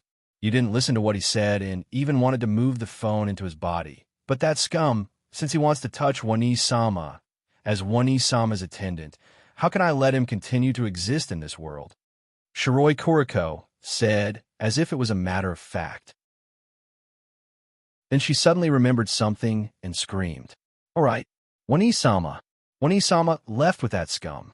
That scum must be trying to take Wani-sama to a place where no one is around and do this and that to her. No, Wani-sama. Wani-sama. Wait for me. Kuriko is coming to save you." Her voice echoed throughout the entire discipline committee branch. Too bad your Wani-sama won't be able to hear it. Also, who knows how many times he's done this and that. On the other hand, Mikoto finally understood what happened after Wu Yen explained in a helpless voice. "So that means you're now a delinquent." Mikoto looked at Wu Yen with a smile. "Yeah, that's why don't you go out and flirt with delinquents for the time being," Wu Yen said in an annoyed tone. Mikoto couldn't help but laugh again. After laughing, Mikoto said worriedly, "I wonder how Chuju, Ikaros, and Astria are doing? Well, they won't turn into delinquents too, right?" Wu Yen was actually looking forward to seeing Kaishu-sama, Ikaros, and Astria turn into delinquents. Wu Yen smiled as he thought of something. Then, he put on a serious face. "Mikoto, you're more familiar with Academy City. Why don't you go look for Chuju and the others?" "What about you?" Mikoto stopped and turned around to look at Wu Yen. It's like she's trying to see through Wu Yan's heart. Wu Yen smiled and ruffled Mikoto's hair. "Of course I'll follow the plan." Mikoto wasn't embarrassed by Wu Yan's intimate action this time. She looked at Wu Yen seriously and said softly, "Don't force yourself." Wu Yen nodded, but Mikoto was still worried. "You can't do it alone. We agreed to do it together." Wu Yen nodded again and smiled. Chapter 144. Night. In a phone booth, Wu Yen is holding a small notebook he got from Mikoto. It's about the size of a palm, and he's typing on it. Occasionally, Wu Yen would release 1 or 2 electric current from his hand, flowing into the small notebook in his hand. Then, the image would change and information of various sizes would appear in the notebook. So many research institutes. How did Mikoto destroy them all in the original novel? Although he's complaining, Wu Yen quickly used his perfect memory ability to memorize all the information. Then, he carefully controlled the information and exited. Mikoto's ability is really useful. Wu Yen smiled. If he didn't have Mikoto's ability, it would have been a lot harder to obtain this information. He might have even been discovered by the hangman. After that, Wu Yen recalled the information he memorized and walked towards one of the research institutes. There's something Wu Yen must obtain. In front of a large research institute, Wu Yen walked out from a corner. He looked around and took out a large cloak from his space ring. After covering himself with it, Wu Yen disappeared. In the research institute, Wu Yen is quietly walking down a corridor. With an electromagnetic shield, he's not afraid of any electronic devices detecting him. As for being discovered, with the cloak, there's even less of a need to worry. The research institute is huge. Although it's huge, Wu Yen still walked in a certain direction. Wu Yen has already memorized the map and whatnot. At night, there aren't many people patrolling the research institute. Occasionally, you'll see 1 or 2. At other times, there are more robots that look like trash cans. When he meets someone, Wu Yen will carefully stop. When they pass by, Wu Yen will move again. When he meets the robots, Wu Yen will ignore them and walk past them. Every time this happens, the robot's eyes will dim for a moment. When Wu Yen passes by, they'll return to normal and continue patrolling. Along the way, Wu Yin lost count of how many times he's encountered a door. Others might have had to spend a lot of effort to enter these doors, but Wu Yin only needs to swipe his card and the door will open. Mikoto's ability is really suitable for invading these places. Opening another door, Wu Yin walked in. Behind the door, it's no longer the usual steel corridor. Instead, it's a very large place. There are few computers running around. Some information is neatly arranged on the bookshelves. On both sides of the room, there's a large culture tank that looks like a capsule. There's an unknown liquid inside that seems to have some function. At the front, in the most conspicuous place, there's a large computer with a screen that's comparable to a movie screen. When he saw it, Wu Yin ignored everything else and went straight for it. It's obvious that Wu Yin is looking for this computer. The computer screen is dark, but the buttons at the bottom are lit up. Wu Yin fumbled around for a bit before reaching the center of the computer. He looked at the buttons and pressed them down. After pressing a few buttons, Wu Yin stopped and stood there waiting. When a red light lit up, he pressed his hand on the keyboard and activated his ability. A few small electric currents flowed into the keyboard and made a beep beep beep sound. After the last electric current flowed in, the red light turned green. At the same time, a groove suddenly popped up on the keyboard in front of Wu Yin. In the groove, there's a small bottle. Inside the bottle, there's some red blood. Seeing this, Wu Yin smiled and picked up the bottle. After checking it out and confirming that there are no problems, Wu Yin let out a sigh of relief and stored it in his S.P.A.C. ring. The blood inside is none other than Mikoto's. This is Mikoto's DNA that was used to replicate the Misaka sisters. The sisters were born into this world because of this DNA. That's why the first thing Wu Yin wanted to get his hands on after coming here is this DNA. Since he's decided to save the sisters, Wu Yin must have thought about it carefully. He doesn't want to wait until after he saves the sisters and Alistair creates more sisters for his artificial heaven project. At that time, it would be troublesome. He would have to come back and save her one more time, and that's already a light punishment. Although he didn't know if there's a foreign individual in Academy City who suffered that much, but he didn't want Mikoto's DNA to be used endlessly to increase her pitiful lifespan. Just in case, after storing Mikoto's DNA, Wu Yin walked toward another place, repeatedly dodging the patrolling guards, repeatedly opening the door, repeatedly walking through the monotonous and tasteless corridor. In another part of the research facility, Wu Yin finally saw the person he's looking for. Tokuwadai's school uniform, brown shoulder-length hair, a face that was exactly the same as Mikoto's, and a body that was exactly the same. The only difference was that she was wearing a pair of military goggles on her head. Her brown eyes were as calm as an ancient well, almost to the point of being dull. Mikoto's sister. Wu Yin's face lit up. Mikoto's sister is probably patrolling. She's walking back and forth in the corridor, oblivious to the fact that there's an extra person beside her. Wu Yin suppressed the joy on his face and looked around. After making sure there's no one else around, Wu Yin took off his cloak and walked in front of his sister. When a person suddenly appeared in front of them, as long as they were human, their first thought would be there's a ghost, and their second thought would be run. But in this Academy City, even the most inconceivable things could be explained by science, so while people might be surprised, they wouldn't think of running away. Mikoto's sister is the same. Of course, that's what she said. She looked at Wu Yin expressionlessly. She paused for a moment and said, "Who are you? Are you here to steal something from the research facility?" Misaka stared at the thief in front of her in shock, wondering if she should call for help. "From your expression, I don't see any surprise." Although he knew his sisters were like this, Wu Yin still felt his mouth twitching uncontrollably. There's nothing valuable in the research facility. Even if there is, it wouldn't be here. You can look elsewhere. Misaka, try to chat with the thief in front of you and find a chance to escape. Can you listen to me first? Don't run away in such a hurry." Wu Yin dryly laughed as he told himself not to ridicule her before telling her sister. "Mr. Thief, do you have something to say to Misaka?" Misaka stared at Mr. Thief and thought about what thieves usually say to others. Rubbing his forehead and patting his face, Wu Yin felt that if he didn't ask what he wanted to know, he might be killed by Misaka's sister. Wu Yin turned serious and looked at Misaka's sister. "What's your Misaka number?" Misaka's sister glanced at Wu Yin with her lifeless eyes before replying. "Misaka is a military clone, serial number 9833. Misaka answered truthfully. "I'm also shocked that the thief knows about Misaka's existence." "Then, sister, do you know where the other sisters are?" "Through the Misaka network, Misaka can find out the location of other Misakas."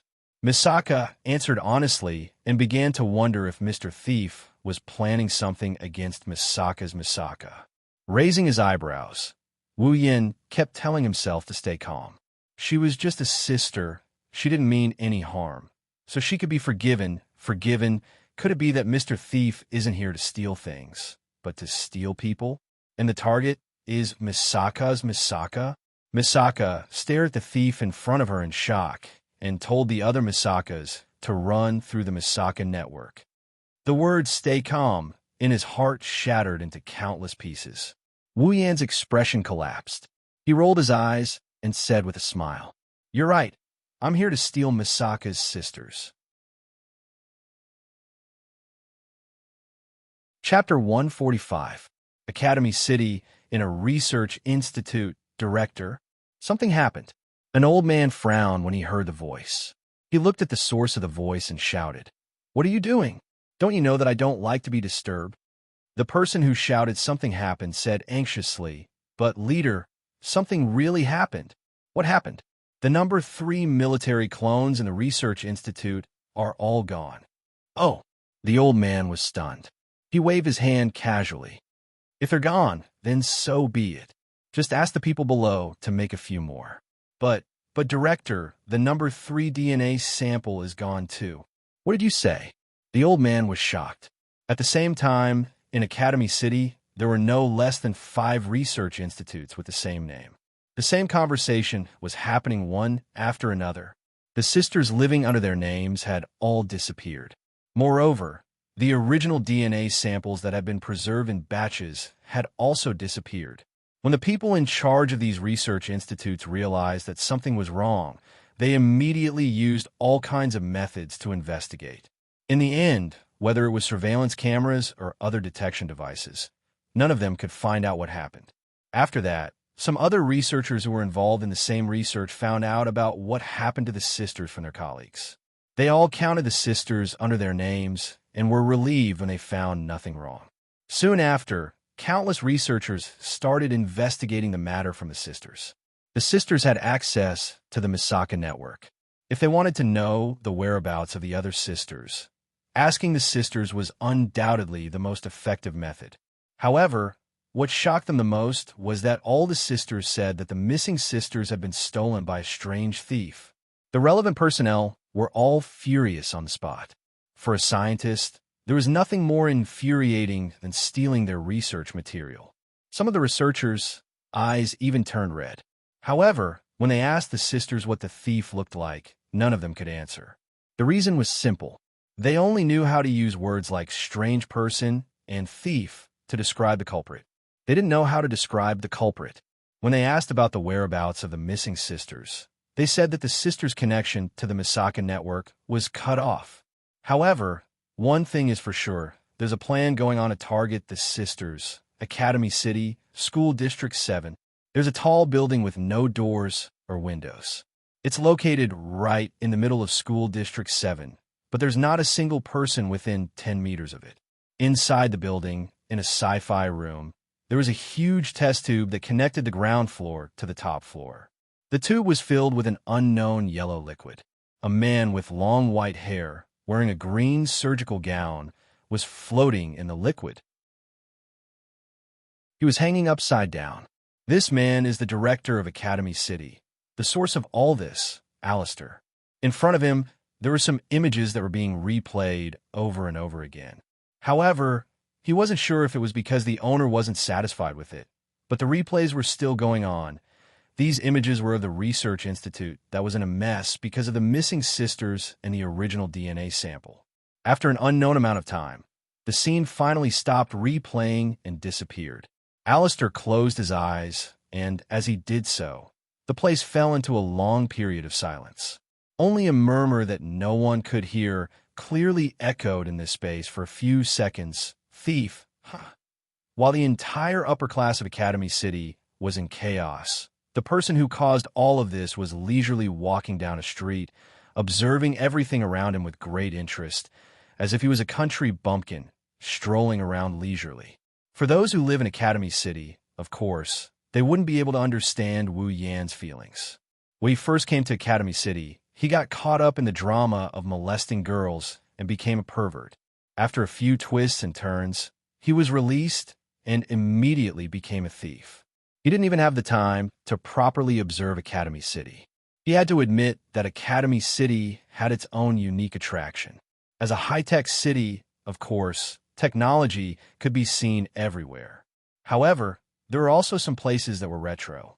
It formed a nice scenery that made Wu Yan's eyes light up. After a sleepless night, Wu Yan didn't feel tired. As a veteran otaku, staying up late was a common occurrence. Staying up all night was nothing to him. After a phone call with Mikoto in the morning and reassuring her, Wu Yan walked around. Of course, in Sis Cannon's words, you have to let her know if you're dead or alive as he walked down the street. The students who passed by made Wu Yan sigh. He couldn't help but lament that he was old and that he was no longer in the same world as the students. He didn't realize that the two girls he had pushed down were also students. Sometimes, he could hear some gossip from these people. For example, what happened to a certain celebrity in Academy City, or bragging that they were friends with a certain LV5. He could even hear some familiar names from their conversations. At first, Wu Yan took it as a joke. However, when he heard another piece of news from a passing student, Wu Yan couldn't stay calm anymore. Hey, have you heard? There's a very beautiful girl who fainted by the river beside the bridge stairs. Many boys went there to court her. That's right. That's right. Are you serious? A beautiful girl fainted. Didn't the disciplinary committee get the news and go check it out? Of course they did, but as soon as someone touched the girl, she would wake up. She wouldn't leave with the disciplinary committee no matter what. Why? I heard that she was waiting for someone. Master. Wow. Is she a maid who was abandoned by her master? Haha, how could that be? Who would abandon such a beautiful girl? They should be executed by shooting. You're right. Wu Yan's foot was still in the air. His expression was blank, as if he had been struck by lightning. When the students walked past him, he immediately stopped one of them. May I ask, what does the girl you mentioned look like? Oh, I haven't seen her before, but I heard that she's a foreigner. She has really long blonde hair. The corner of Wu Yan's mouth twitched, and his eyebrows twitched. Where's that girl? Hearing this, the student looked at him with disdain, as if he was looking at something terrible. He turned his head away impatiently and said, She's at the bridge in front. Thanks. Wu Yan didn't care about the disdain in the student's eyes. After thanking him, he ran over, causing the other students to look at him with even more disdain. Another creature with a lower body who wants to court a beautiful girl when he hears about her. Wu Yan couldn't hear this sentence, but even if he did, he wouldn't be in the mood to care. At this moment, he ran forward as fast as he could, his heart throbbing with pain. If he wasn't wrong, the beautiful girl that the student mentioned should be someone he knew. Soon, Wu Yan confirmed his guess. He looked at the group of people surrounding a certain cute thing on the ground. Wu Yan slapped his head and didn't say anything for a long time. Maybe because she sensed Wu Yan's presence. She lifted her head and looked at Wu Yan's direction. A look of pleasant surprise surfaced on her pretty face. She jumped up, startling the people around her. She ran to Wu Yan's side without a care in the world and started complaining with tears and snot running down her face. You, Master, I had a hard time looking for you. Xianxia is so hungry. I'm starving to death. Chapter 146.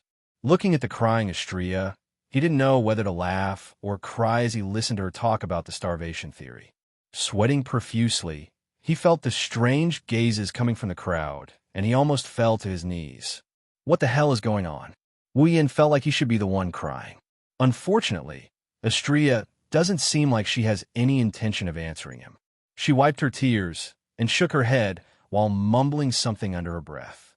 I'm so hungry. Twitching his mouth, Wu Yin couldn't hold back his tears as he watched Xianxia's series of cute actions. He thought she looked cute on the screen, but why does it feel like he's powerless when he's experiencing it for himself? Tell me first, why did you fall over there? Wu Yin pointed at the spot where Xianxia fell. Xianxia whimpered and replied, I was too hungry, so I just collapsed there. Wu Yin felt a slight pain coming from his lower body. He almost fainted along with her. How should I put this reason? It's not even a good enough reason. Wu Yin sighed helplessly when he saw Xianxia shaking her head weakly. Anyway, let's get you something to eat first. Hearing that, Xianxia regained her senses and straightened her body. Her little head nodded furiously and her cheeks blushed. The feeling of being on the brink of death was completely gone. Wu Yin felt a stomachache. So it's you scumbag. Wu Yin pulled Xianxia's hand and ran outside. When Wu Yin turned around, a pink figure appeared in front of him. She glared at Wu Yin as if she wanted to eat him alive. It's Shiroi Kuriko. His body stiffened and he forced himself to raise one hand while laughing dryly. Yo, hello Kuriko.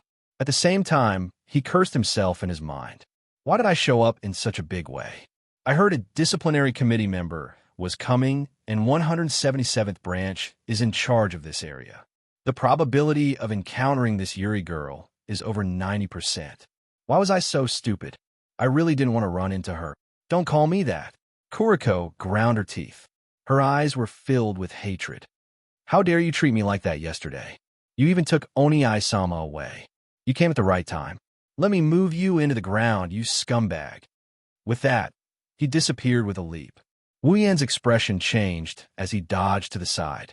A slender little hand touched the spot where Wu Yan was just a moment ago. Kuriko appeared there. She looked at her hand in shock as if she couldn't believe that Wu Yan dodged her attack. Kuriko froze, but Wu Yan didn't. To prevent her from acting recklessly, Wu Yan decisively chose to take her down first. He grabbed her hand and twisted it behind her back. Kuriko screamed in shock as he flipped her on her back. His other hand pressed down on her head and subdued her in an instant. Laughing dryly, Wu Yan helplessly said, Attacking as soon as you come in, that's not how Milady would do things. Let me go, you despicable scum. Today, Kuriko, will remove you from Oni-sama's side. Kuriko kept struggling. She seemed to want to use her superpower to escape. Wu Yan seemed to see through her thoughts. He exerted force, and Kuriko screamed in pain. The formula in her head also stopped. Your goal is really for Mikoto. Wu Yan looked at her in embarrassment. He was speechless. Kuriko's face turned black. Damn it. How dare you call me Mikoto so intimately? I'm going to move your finger into your vocal cords. You are more vicious than the Emperor. So noisy. You're just a scumbag who molests young girls. These words were shouted at the top of her lungs. The surrounding people exclaimed and pointed at Wu Yan. Wu Yan's face turned black. Didn't I say it was a misunderstanding? How can I let a scumbag like you get close to Oni-sama? No, you must be eliminated. Why don't you listen to what other people are saying, you damned Yuri girl? Wu Yan can't do anything about it. He already knew that the Yuri nature of this petite girl in front of him had already broken through the heavens. However, just calling out Mikoto's name affectionately a few times already made her go crazy. If she finds out that her Oni-sama rolled in bed with him, she's going to dismember him. Xianxia is pouting. She saw that Wu Yan ignored her and kept chatting with the pink twin-tails girl. She pulled on Wu Yan's sleeve and said pitifully, Master, I'm hungry. Let's go eat. Before Wu Yan could say anything, Kuriko started yelling again. As expected, you scumbag. While you want to sully Oni-sama, you also train a slave. You have bad intentions. You must be trying to train Oni-sama into your slave. I won't let you get away with it. Wu Yan almost choked to death when he heard that. Sighing helplessly, he ignored Kuriko and reached his hand into her skirt pocket and started fumbling around. Wow, what are you doing, you scumbag? Are you trying to get your hands on me too? Stop it right now. Kuriko twisted her body in panic. Unfortunately, Wu Yin is certain this Yuri creature can't be communicated with. He continued his actions. Wa, Oni Isama, I, Kuriko, am no longer pure. Wa, Oni Isa. Kuriko gave up on her futile struggle and cried out her crimes. Wu Yin rolled his eyes. Isn't it just searching her pocket? Is it necessary? Wu Yin took Kuriko's phone out of her pocket. With his previous experience, he quickly found Makoto's number and dialed it. Hey, Makoto, where are you right now?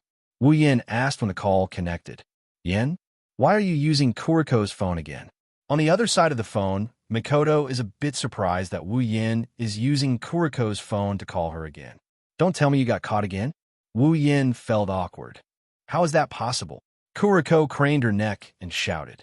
Oni-sama, help! That scumbag wants to give me. Hey Z. Woo. Wu Yin covered Kuriko's mouth and glared at her. Makoto, did you find Shuju and the others? Not yet, Makoto said regretfully. I see. Wu Yin felt a bit regretful. He turned to Astria, who had tears in her eyes, and he helplessly continued. But I found Astria instead. Did you find Astria? Makoto exclaimed in surprise. Looks like she cares about this clumsy Astria too. Yeah, you can come out now. I'll bring Astria to the restaurant to wait for you. Kuriko started struggling with all her might. She kept making noises like she was trying to stop something. Okay, I'll be right there. After hanging up, Wu Yin stuffed the phone back into Kuriko's pocket and let go of her mouth. Of course, Wu Yin regretted at the moment he let go. Scumbag, how dare you ask Oni-sama out? I won't let you get away with it. Kuriko yelled loudly and once again attracted a lot of onlookers. Looking at the eyes of the crowd that are looking at him like he's a scumbag, he sighed toward the sky. He really wanted to push this Yuri girl down. Thinking about this, Wu Yan's eyes lit up, and he grinned at Shiroi Kuriko, who is struggling in his arms. Kuriko felt a chill down her spine, and a sense of danger rose from the bottom of her heart. She didn't know where this sense of danger came from, but she subconsciously shut her mouth. Wu Yin patted Kuriko's head and let go of her. Kuriko immediately jumped up and put some distance between them. She looked at Wu Yin cautiously and pursed her lips. He turned to Astria and held her hand without saying a word. Let's go to the restaurant. Yay! Astria cheered. Chapter 147. Wu Yin, Astria, and Kuriko are sitting in a corner of a cafeteria in Academy City School District 7. It's an inconspicuous spot, but everyone in the cafeteria is looking at them with awe and amazement. There's a waiter who kept bringing up dishes with a weird expression on his face. After he put down the plate, he was stunned and even forgot to leave. Kuriko, who was supposed to be at odds with Wu Yin, is now sitting together with Wu Yin. Moreover, they both have the same expression. Her eyes are wide open, and her mouth has turned into an inverted triangle shape. One awkward situation. The dining room was quiet, and only the sound of someone eating could be heard. The plates on the table were piled high, but it was still growing at a speed visible to the naked eye. It looked like it was about to soar into the sky. Maybe it was because it was rare to see such a big eater. The people around them started taking pictures with their phones. Wu Yin and Blackie quickly lowered their heads. If they were photographed, they would be too embarrassed to face anyone. Wu Yin glanced at Astria, who is eating happily. He felt like if he didn't get enough gold from Silveria, he would have ended up in the same predicament as that guy who tried to get his hands on a girl. Of course, she's much more unfortunate than him. She doesn't have as many gold coins as Wu Yin, and she still has to feed a nun who's as much of a glutton as Astria. Wu Yin, who used to be very envious of his ability to pick up girls, now he's feeling a bit lucky. Astria should be able to become good friends with Indicia, Wu Yin thought to himself. If it weren't for the fact that he's good at picking up girls, he would have tried sending Astria to his place for a while. He's guaranteed that he'll make her hover between life and death. Blackie finally got used to Astria's ferocity. She raised her head, and the first thing she did was to use her despise skill on Wu Yin. You really are a scumbag. Not only did you train a slave, you even starved her to this extent. You really should be dissected. Wu Yan's mouth twitched. He couldn't stay calm anymore. Let's not talk about how you trained a slave and how you wrongly accuse people. can you stop calling me a scumbag? I have a name. Wu Yin. Blackie glanced at Wu Yin with disdain. Let's not talk about the fact that you are a scumbag. I don't think a humanoid ape needs something as luxurious as a name. Huh? Wu Yin laughed dryly. He knew it was useless to try to negotiate with Blackie. Mikoto is a Yuri girl. She won't look at you in the eye. However, Wu Yin couldn't help but clench his fists. I really want to beat someone up. The door of the restaurant was opened, and a seemingly delicate but actually very strong figure ran in from the outside. Perhaps it was because of the air conditioning in the restaurant. The figure involuntarily shivered and panted heavily. It seemed that she had run here with all her might. Taking a deep breath, she looked into the dining room. Mikoto's line of sight immediately caught the eye of the table. Her sweaty face couldn't help but stiffen. Wani-sama. Blackie immediately pounced on Mikoto. Under everyone's shocked gaze, she pounced on Mikoto and clung on her body. She even rubbed her face with an intoxicated expression. Every day I don't see Wani-sama, Blackie, feel lonely and cold. Wani-sama. Oh, looking at the two girls who were hugging each other seriously, everyone in the restaurant uttered the same sound with a look of realization, as if they had understood something. They looked at the two girls with ambiguous and regretful gazes. What a pity, the two of them are so cute. How could Mikoto not understand the meaning of everyone's gazes in that long oh? Her face quickly rose to more than 50 degrees. Bright colors covered her face, especially Wu Yan's smiling eyes. Mikoto was so embarrassed that she wanted to die. Blackie, what are you doing? Get down. She grabbed Blackie's collar and pulled with all her might. Her strength was enough to shatter a boxing machine, but she didn't pull Blackie down. Instead, she got closer and closer. Wani-sama smell, Wani-sama's body, How could Blackie let go of Mikoto? First of all, she didn't care about other people's gazes. Right now, with that scum here, it's a good time to show off their love and let him know that Wani-sama is already taken. Blackie, let go. Under everyone's teasing gazes, Mikoto's face got redder and redder. Wani-sama, you don't have to be shy. Kuriko knows that Wani-sama actually loves Kuriko. Kuriko's eyes glowed like a wolf's as she spoke. That's right, it's a wolf's gaze. Her hand has already reached Mikoto's chest, just a centimeter away. Mikoto is so scared her soul almost flew out her body. It's not like she hasn't experienced this before, but this time is different. Wu Yin isn't too far away, and even if she never verbally acknowledged their relationship, in her heart, she already acknowledged their relationship. If she let him think that she has some weird fetish, how am I supposed to continue living? Little did she know that Wu Yin already knew about Blackie's existence. He's already seen this scene countless times on the screen, so he didn't say anything. Instead, he just watched with a smile, almost clapping his hands. After all, Blackie, Yuri, and Mikoto. Mikoto's resistance is a great sight in Academy City. In order to show that she has a normal sexual orientation, when Blackie's hand was about to touch her, Mikoto instantly exploded. Blackie, beep, beep, beep.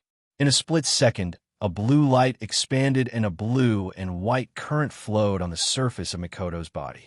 Blackie, who was hanging on her body, was charred on the outside and tender on the inside. She fell to the ground with black smoke coming out of her mouth. Oh, Wani-sama's love whip. Lying on the ground, Blackie turned into a real Blackie. She was so happy that she was even drooling. You're already a bad person. Mikoto pointed at Blackie on the ground and shouted with a red face. Her voice sounded a bit hoarse. Wu Yin couldn't help but laugh. You're still laughing. Mikoto glared at Wu Yin. Of course, her red face looked more like a coquettish pout than anger. Wu Yin couldn't help but laugh again. Mikoto was pissed. She humphed coldly and suppressed her embarrassment. She walked to Astria's side and looked at the mountain of plates. She couldn't help but feel embarrassed. Astria-chan, I've been looking for you. Mikoto patted Astria's back, as if to help her smooth out the food. Both Mikoto and Chuju really liked Astria's clumsy and cute appearance. They even treated her like a little sister. Of course, on the surface, everyone would suspect who's older and who's younger. Astria was so happy that she wanted to say something when she saw Makoto. But her mouth was stuffed full of food, and she couldn't do anything. She could only whimper. It was indescribably cute. Let's talk after you're full. Makoto shook her head helplessly. I think it's going to be hard to wait until she's full. Wuyin scratched his face. He didn't understand why every 2D world was filled with gluttons. Astria from heaven, Yuyuko from Fantasyland, Saber from Fate, and Indicia from Magic Seal. Hey, Astria, do you know where Ikaros and Shuju are? Makoto thought for a while and felt it was a good time to ask. Astria stopped what she was doing and shook her head. Then she continued eating. Wu Yin and Makoto were speechless. Looks like it's going to take a while to find them. Wu Yin sighed after thinking for a while. Seeing Makoto nod, Wu Yin pondered for a bit before looking at Makoto and suddenly said, Makoto, do you want to go on a date? Chapter 148. Makoto, why don't we go on a date? With a smirk on his face, Wu Yin stared at Makoto and said word by word.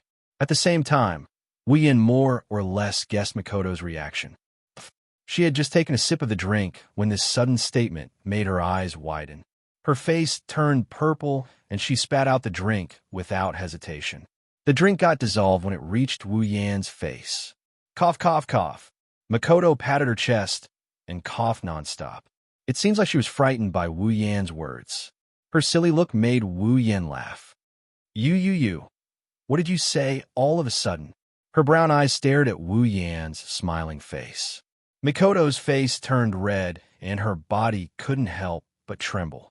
She stuttered as she spoke. A date? How is that possible? Wu Yan was a bit speechless as he looked at the extremely excited Makoto. He didn't know if he should admire her innocence or her stubbornness. Although their relationship can be said to be the type of relationship where one gets on the bus before the other, but no matter what, they've already done the pa thing. Why is she so excited about a date at that moment? Wu Yan could only shrug and tease. We haven't even gone on a date yet. It feels weird if we don't go on a date. Come on, let's go on a date. Makoto's face turned red. She didn't know what to say. She fidgeted there, making Wu Yan a bit anxious. However, just as Makoto was about to muster up her courage to say something, a sharp shout rang out. It was filled with killing intent and black energy, exploding in everyone's ears. Absolutely not. The voice was accompanied by a figure that suddenly appeared. It hung on Makoto's body like a koala. It rubbed against her body while looking at Wu Yan with eyes filled with murderous intent. I, Blackie, will definitely not allow a scum like you to taint Big Sister. The development of the incident was completely unexpected. The background people in the restaurant did not understand. How could such a farce suddenly appear in the usually calm restaurant? But that didn't stop them from gossiping. Blackie, get down. Makoto, who was already shy and unbearable, with Kuriko's participation, her face turned as red as a wedding invitation. She pushed Kuriko's face away with all her might. Big Sister, you absolutely can't be fooled. That guy's a scum. Not only did he molest young girls, he also raised female slaves. Elder Sister, you also saw that the blonde one kept calling him master. It can be seen that he is an evil person. He must be plotting against Elder Sister. Elder Sister, you must think thrice. Kuriko tried her best to persuade Makoto. Her voice was filled with pain, as if she was a mother watching her child go down the wrong path. She tried her best to persuade Makoto. Of course, the content of her words only made Makoto more embarrassed. Everyone in the cafeteria looked at them strangely, making Wu Yan and Makoto want to find a hole to hide in. They started whispering to each other while glancing at Wu Yan and Ko from time to time. From what they said and how they acted, the people in the restaurant already knew the identity of this table of weirdos. There was a Big Stomach King's female slave, a Yuri girl, and a scum. The only normal Makoto, under the other three's accompaniment, also became strange. If Wu Yan knew, he would definitely shout that he was wronged. There's nothing wrong with a Big Stomach King. There's nothing wrong with a Yuri girl. There's nothing wrong with a scum. What's wrong with having a date with my wife? Guest. Everyone stopped what they were doing. Wu Yan, Makoto, Kuriko, and Astria all looked towards the direction of the voice. The waitress stood there timidly with a timid expression. "I'm really sorry, but you're disturbing the other guests." Looking around, they saw that the people around them were interested and didn't get disturbed. Wu Yin and Makoto looked at each other and lowered their heads. Fine, Kuriko really has the ability to turn a plot into a farce, but Wu Yin looked at Makoto, who was competing with Kuriko. A smile appeared on his face, and he felt a huge weight lifted off his heart. Finally, she's back to her normal self. The four of them walked towards Tokawada dormitory. Wu Yin and Astria walked at the back while Kuriko and Makoto walked in front. In Kuriko's words, it's to prevent the scum from interacting with One-sama. Wu Yin pulled Astria aside and whispered, "Astria, what's your identity in Academy City?" Astria tapped her cheeks in confusion before she realized what was going on. "Master," Astria is a student, and then, scratching her head, Astria revealed a reminiscing expression and stuck out her tongue. "I forgot." "Then which school are you from?" "I forgot." "Fine, I shouldn't have asked you." Makoto and Kuriko stopped in front of Tokawada dormitory. They stood there waiting for Wu Yin and Astria's arrival. However, Kuriko's gaze was still filled with hostility. Wu Yin pulled Astria to a stop as well. He didn't want to follow Makoto into the dormitory. Although it sounds tempting, Wu Yin decisively gave up on this tempting idea when he thought about the other boss of Academy City, the legendary dormitory supervisor. After saying their goodbyes, Makoto and Kuriko entered the dormitory. However, Makoto's expression is a bit unsettled because of what Wu Yin said to her just now. "Wait for me at the dormitory entrance tomorrow." According to the system's memory, Wu Yin found his own dormitory in Academy City. It wasn't too good nor too bad, it was just average. Of course, compared to the dormitory where he hooked up with girls, it was considered good. Wu Yin opened the door and walked in. He nodded in satisfaction when he saw the clean room. Astria, beside him, looked around curiously before following him in. "That's right, it's Astria. Don't think that Wu Yin is evil. He wants to bring Astria home to do something fun with a single man and a single woman." Although there's a bit of evil in his mind, Wu Yin used the excuse of no way to convince himself. Everyone knows that Astria is an idiot, but Wu Yin didn't expect her to be so dumb as to not remember the identity she placed in this world, causing her to starve herself to the point of forgetting her home in this world. Now, she's even forgotten about her home.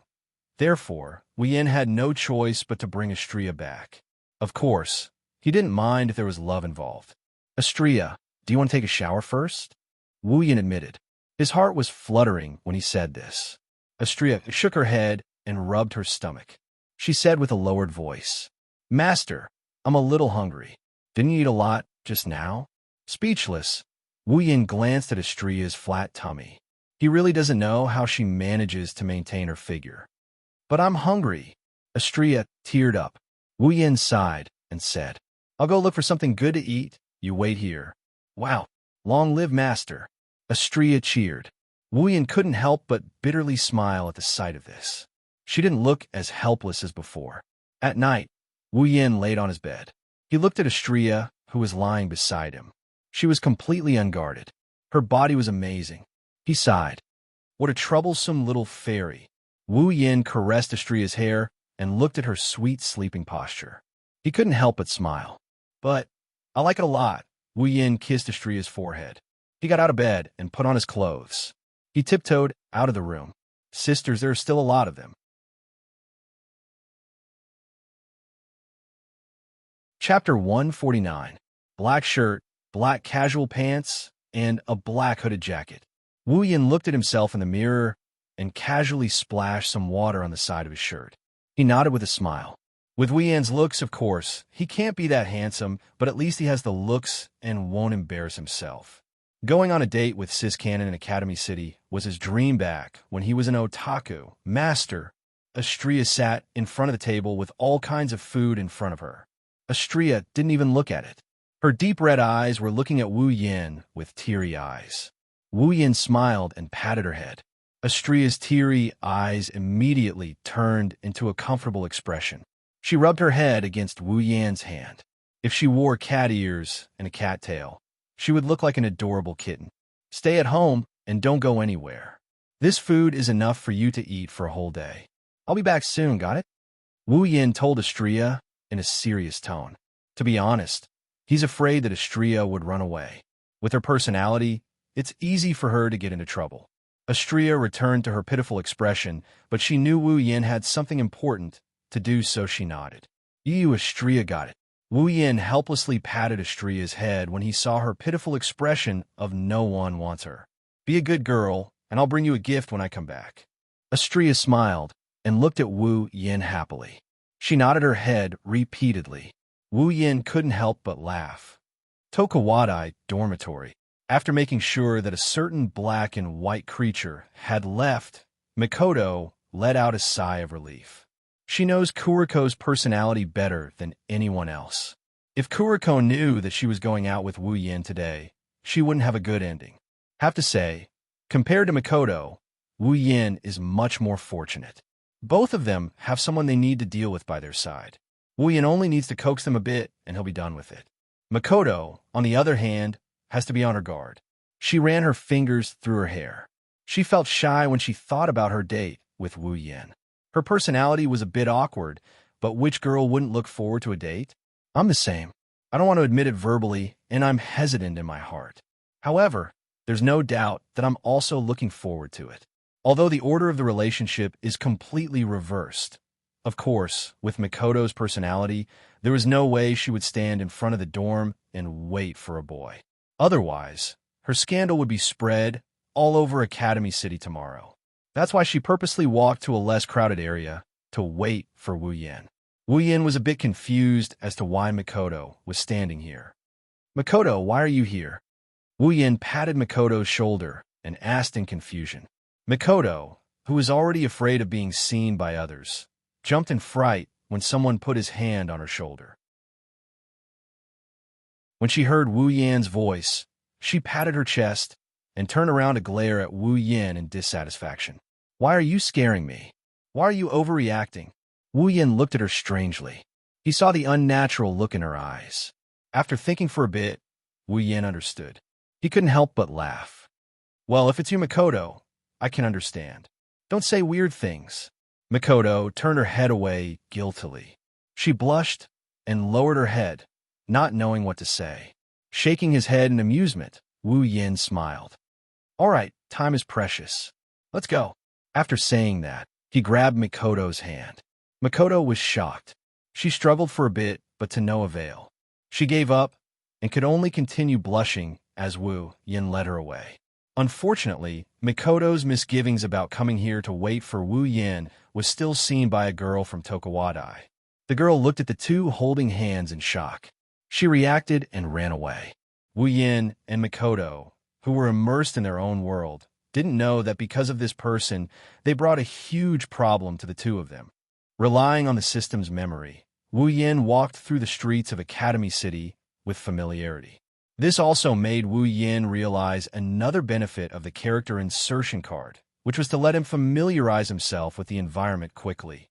However, thinking about this was a bit of spoilsport. The most important thing now was to continue with his date. Holding hands with Mikoto, Mikoto walked on the street. Beside them, there were people who were looking at them. Among them, there were those who were envious, those who were disdainful, and there were also those who were jealous. Those fiery gazes made Mikoto lower her head again, almost burying it into her small chest. Cis Cannon's shyness made Wu Yan's jaw drop. At the same time, he also felt that her face is too tender. In his world, don't even talk about holding hands. There are even people hitting on each other in public. Who would feel shy? Some of the people in the vicinity recognized Mikoto's identity. After all, she's a railgun, and there's hardly anyone in Academy City who doesn't recognize her. Wu Yan didn't know how they would react, but one thing is for sure, Cis Cannon's plan to fool the public has been foiled.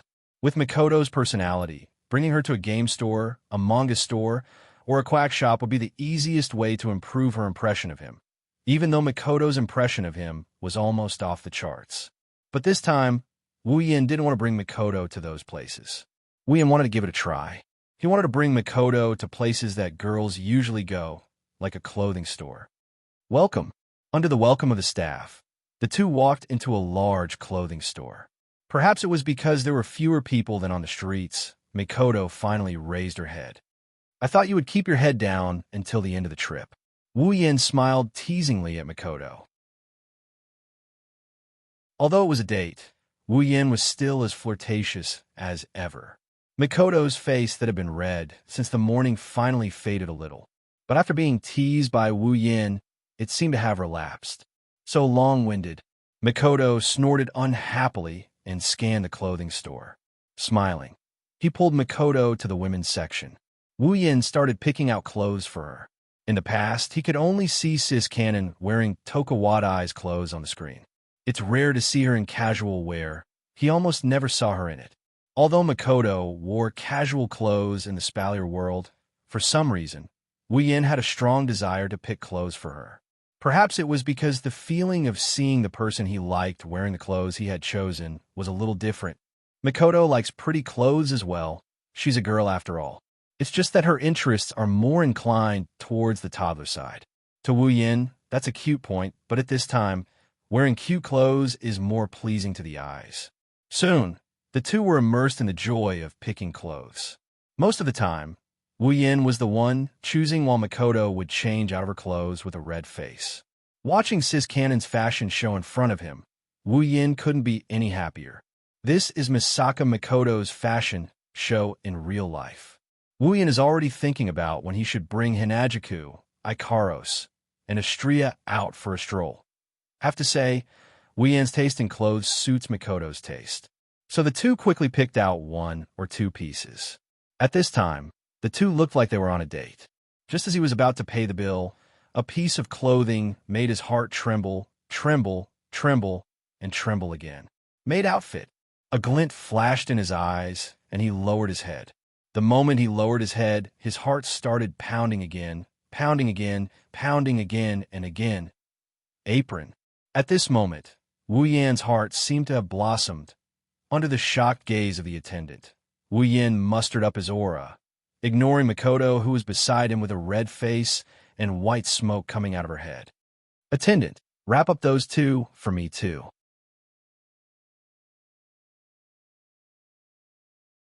Chapter 150. On a street in Academy City, all kinds of people are looking at a man and a woman who are fighting over a bag in the middle of the sidewalk with a weird expression on their faces. Throw it away for me. Makoto's face is red as she desperately pulled the bag and yelled at Wu Yin. From the looks of it, she's going to snatch the bag, even if she has to die. No, this is very important. How can you throw it away? Wu Yin is also desperately pulling the bag. He's not going to give up, even if he dies. What's strange is under the tugging of a tier 7 and a tier 8, the bag miraculously didn't get torn apart. It's really a miracle. What important thing? It's obviously a dirty thing. Makoto pursed her lips, her face full of shame and anger. Maid outfits and aprons are very attractive to most men. Even Wu Yin is the same.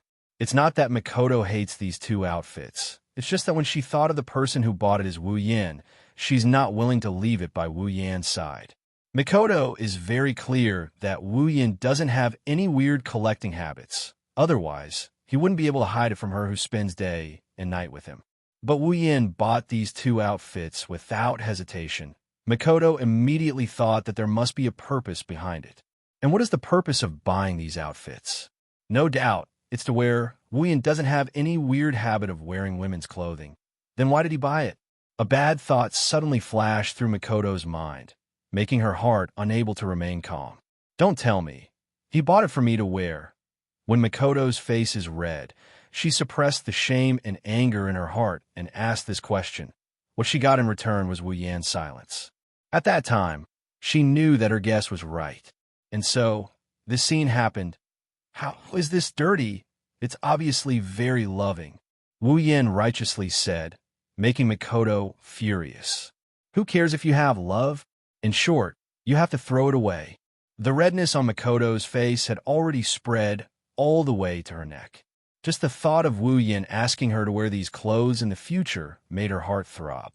Holding onto the bag tightly, Wuyin shamelessly hugged it into his arms and earnestly persuaded, "Mikoto, calm down first. You really can't throw this away. I have a great use for it. Big your head. Isn't it just for fur?" At this point, Mikoto's face is about to explode, making her extremely angry. Ever since she met Wuyin, she would blush from time to time. Even when she was being treated by Blackie, she didn't blush as much as when she was with Wuyin. What a nemesis! In the blink of an eye, Mikoto felt her hands empty. The bag had been snatched away by Wuyin. With a flip of his hand, Wuyin ignored the passers-by and kept the bag into his interspatial ring. He then looked at Mikoto with a grin. "You, hurry up and hand it over." Mikoto stomped her little feet in anger. She wanted nothing more than to use a taser gun to electrocute Wuyin. Too bad. Wuyin wasn't afraid of electricity. Wuyin smiled and didn't answer Mikoto's question. He also didn't hand over the clothes. Instead, he said to Mikoto with a deep meaning, "Don't worry, Mikoto. I will only use them under special circumstances. Also, only I can see them. No one else will see you wearing them. Don't worry." Under Wuyin's strange tone, how could Mikoto not know what kind of special circumstances it was? Her face heated up again, red to the point of almost turning purple. Looking at the smiling Wuyin, she made a sound and buried her head in the ground. It seems like she didn't want to see anyone. The thought of Mikoto and Chuju wearing the clothes he prepared for them, and then having sex with him, made Wuyin's heart burn. Looking at Mikoto's shy face, he couldn't hold it in anymore. Rolling his eyes, Wuyin suddenly laughed. His laugh was so strange and evil that even Sis Cannon, who was too embarrassed to see anyone, couldn't help but raise her head and look at him strangely. "Why are you laughing so hard?" For some reason, Mikoto suddenly felt a chill run down her spine, as if something terrible was about to happen. Nothing at all." Wuyin quickly put away his smile and explained. He then said to Mikoto, "All right, let's go to the next stop." Mikoto couldn't help but answer. She forgot about the clothes when she chose the surname. "Next stop? Where are we going?" "It's a date. How can we skip the movie theater?" Wuyin said with a smile, making Mikoto feel shy again. Wuyin was also speechless. It seems like the word date is quite lethal to Mikoto. Movie theaters are available in many places, including Academy City School District 7. After a short walk, the two arrived at the movie theater. Leaving Mikoto to wait at the side, Wuyin went to the ticketing area. He turned back to look at Mikoto and sneakily said to the ticketing staff, "Give me 2 tickets for the R-rated movie." Wuyin's wild ambition finally surfaced at this moment. Under the ticketing staff's knowing look, Wuyin took the tickets and walked towards Mikoto with a smile. When Mikoto asked what movie they were going to watch, Wuyin just smiled and didn't say anything. He pulled her into the movie theater, making Mikoto curious. Of course, she soon regretted it. Mikoto stared blankly at the movie screen. Her eyes started to water up and her face started to redden. As Mikoto's face turned red, the movie's plot became more and more unrestrained. Towards the end, it directly turned into a physical fight. This. Mikoto's mouth opened and closed. She didn't recover for a long time. Mikoto's skin is super tender. When did she experience something like this? The impact of the visual is far less than the psychological impact. Mikoto couldn't believe that there would be a day when she would watch an R-rated movie. Suddenly, a warm hand caressed Mikoto's thigh. Mikoto shuddered. She didn't even need to think to know whose hand this is. It's also at this moment that Mikoto discovered Wuyin's intentions. She looked at Wuyin with shame and anger. She originally wanted to scold Wuyin, but when she met Wuyin's fiery eyes, her heart trembled and the question she was about to ask immediately turned into ashes. Wuyin stroked Mikoto's thigh, increasing his strength from time to time. In exchange, Mikoto's body trembled slightly. Speaking of which, Mikoto's body isn't that great. After all, she's only 14 or 15 years old. There are a lot of things that can't compare to adults. However, Wuyin really likes Mikoto's thigh. Mikoto's skin is very smooth, and it's especially refreshing. Mikoto's thigh on her body is also one of her highlights. However, Wu Yin soon couldn't be satisfied. His fingers moved and entered Mikoto's skirt. Ugh! Mikoto pressed down on her skirt to stop Wu Yan's hand. She was so embarrassed that she wanted to die. She also trembled. She never thought that there would be a day when she would be intimate with her sweetheart in public. Wu Yan's actions this time are completely challenging her heart's defenses. Her embarrassment almost broke through the sky. But it's too late for regrets. His fingers lightly moved, ignoring Mikoto's resistance. She didn't know what method Wu Yin used, but he actually squeezed his way in. He passed through Mikoto's safety pants, passed through Mikoto's little cutie, and arrived at the most private part of her body. Ugh! Mikoto lowered her head. The feeling from her lower body let her know that her private part has fallen into Wu Yan's hands. She panicked and pressed down on her skirt. Mikoto whimpered twice. Ugh! Yin, don't do this, at least not here. Under Wu Yan's series of actions, Mikoto's eyes were already wet. Her eyes flashed with a moving luster. She was panting in pleasure, almost unable to extricate herself. Being violated by Wu Yin in this kind of place, Mikoto felt a strange sensation. Her nerves were stirred up again and again. Her body became more easily aroused. This feeling made Mikoto both love and fear it at the same time. She could only beg for mercy and hope that he would stop. But stop? Is that even possible? Thus, without the surrounding people's knowledge, a delicate and beautiful melody resounded in the world where only the two of them were present.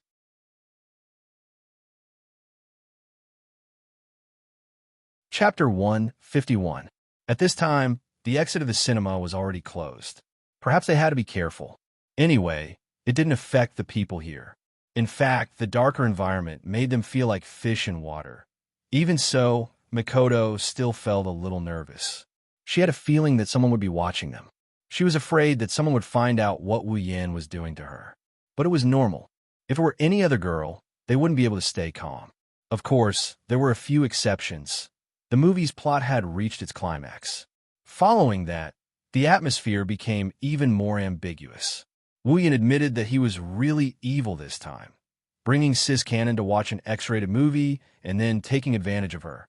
This was something he wouldn't even dare to think about in the past. But now, he actually did it. It made Wu Yin feel incredulous. At the same time, it made him even angrier. It was rare for him to be evil. Wu Yin wouldn't let it go so easily. His hand movements quietly sped up, causing Mikoto's drooling face to sway.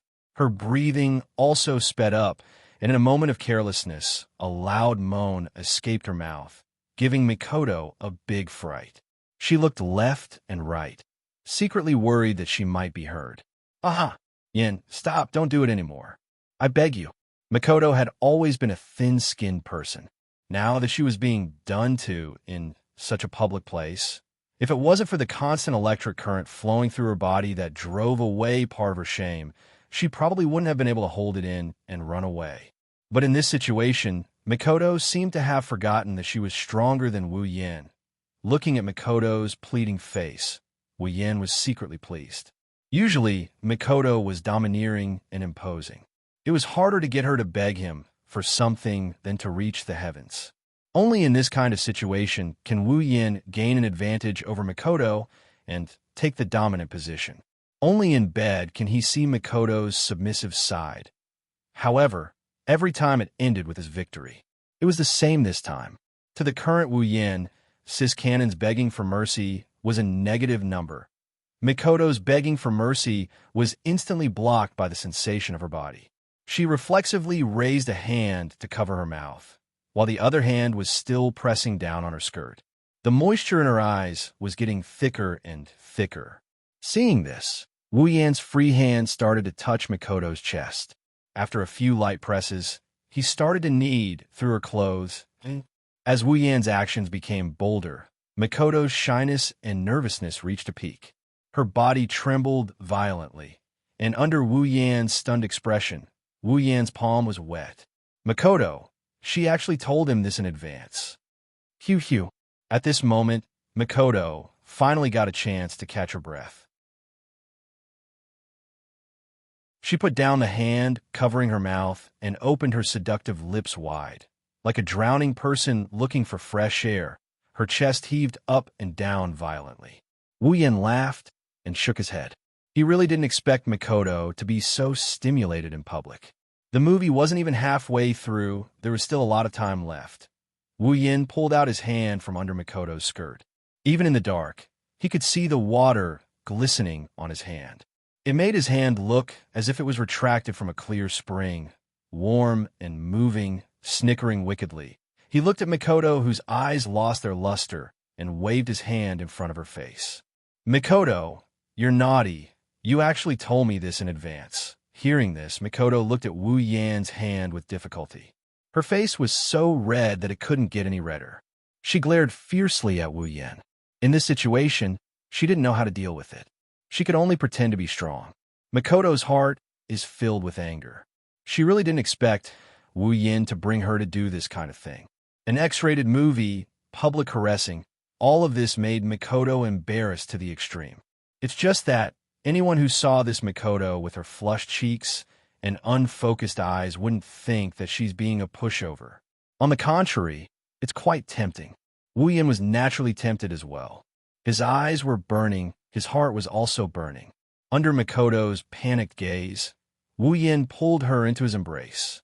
Before Mikoto could react, one hand circled around her back and went under her armpit. The other hand came to her chest. Both hands pressed down on her chest, and then kneaded yu. Her heart started to beat faster. Under Wu Yan's kneading, the little bit of strength she recovered with great difficulty immediately disappeared. Mikoto softly fell into Wu Yan's embrace. Suppressed moans sounded again. "No, I beg you." Even though she knows that begging is useless, Mikoto can't keep quiet. Her body wriggled uncontrollably, trying to escape from Wu Yan's embrace. But her disappointing body didn't listen to her at all, making Mikoto's heart hate. While continuing what he was doing, he gently rubbed Mikoto's fragrant hair. Wu Yin laughed. "How can I not? You're satisfied, but I'm not." Mikoto's jaw dropped. Looking at Wu Yin, her voice trembled. Do you want to do it in a place like this?" Wu Yin couldn't help but stick out his tongue, licking his dry lips. "It doesn't matter. It's so dark here, no one will see. The main purpose of people here is to watch a movie. Shameless people like Wu Yin, who brought girls here to flirt, but they're in the minority. Everyone's attention, from start to finish, was focused on the screen in front of them. What's more, it's broad daylight. There aren't many people here to watch this kind of movie, only a few scattered people. Wu Yin and Mikoto are sitting in an inconspicuous position. There's no one around them. Plus, to show the atmosphere, the room is darker than other movie rooms. If you don't get close, no one will know what Wu Yin and Mikoto are doing. But even so, with Mikoto's personality, there's no way she'll agree to such a ridiculous thing. No, only this, absolutely not. Her heart is beating fast. The panic in her eyes can no longer be hidden. Squeezing out the last of her strength, she tried to push Wu Yin away without thinking. Her hands tightened. Mikoto immediately groaned. All her strength is gone. Wu Yin softly persuaded her. "All right, Mikoto. Good Mikoto, just this once." As for how much truth there is in his words, it's hard to tell. No. Ugh. Her tone of rejection was replaced by the sound of panting. Wu Yin reached into Mikoto's clothes and grabbed a soft breast. His actions. "Just let me go, Yin." Her skin is already slightly red. She's almost dying from embarrassment. Just thinking about what Wu Yin is about to do, she wants to bite him to death. "Just give in to me, Mikoto." Pulling out an excited smile, Wu Yan's movements made Mikoto's body tremble. His other hand also started to move, reaching into her skirt and taking off her safety pants together with her little cutie. "Don't." She held on her skirt tightly, but at this time, her resistance is a little weak. Soon, under Mikoto's soft gasps, the two underwear were taken off and kept in Wu Yan's interspatial ring. Like holding a doll, Wu Yan picked her up and straddled her on his body.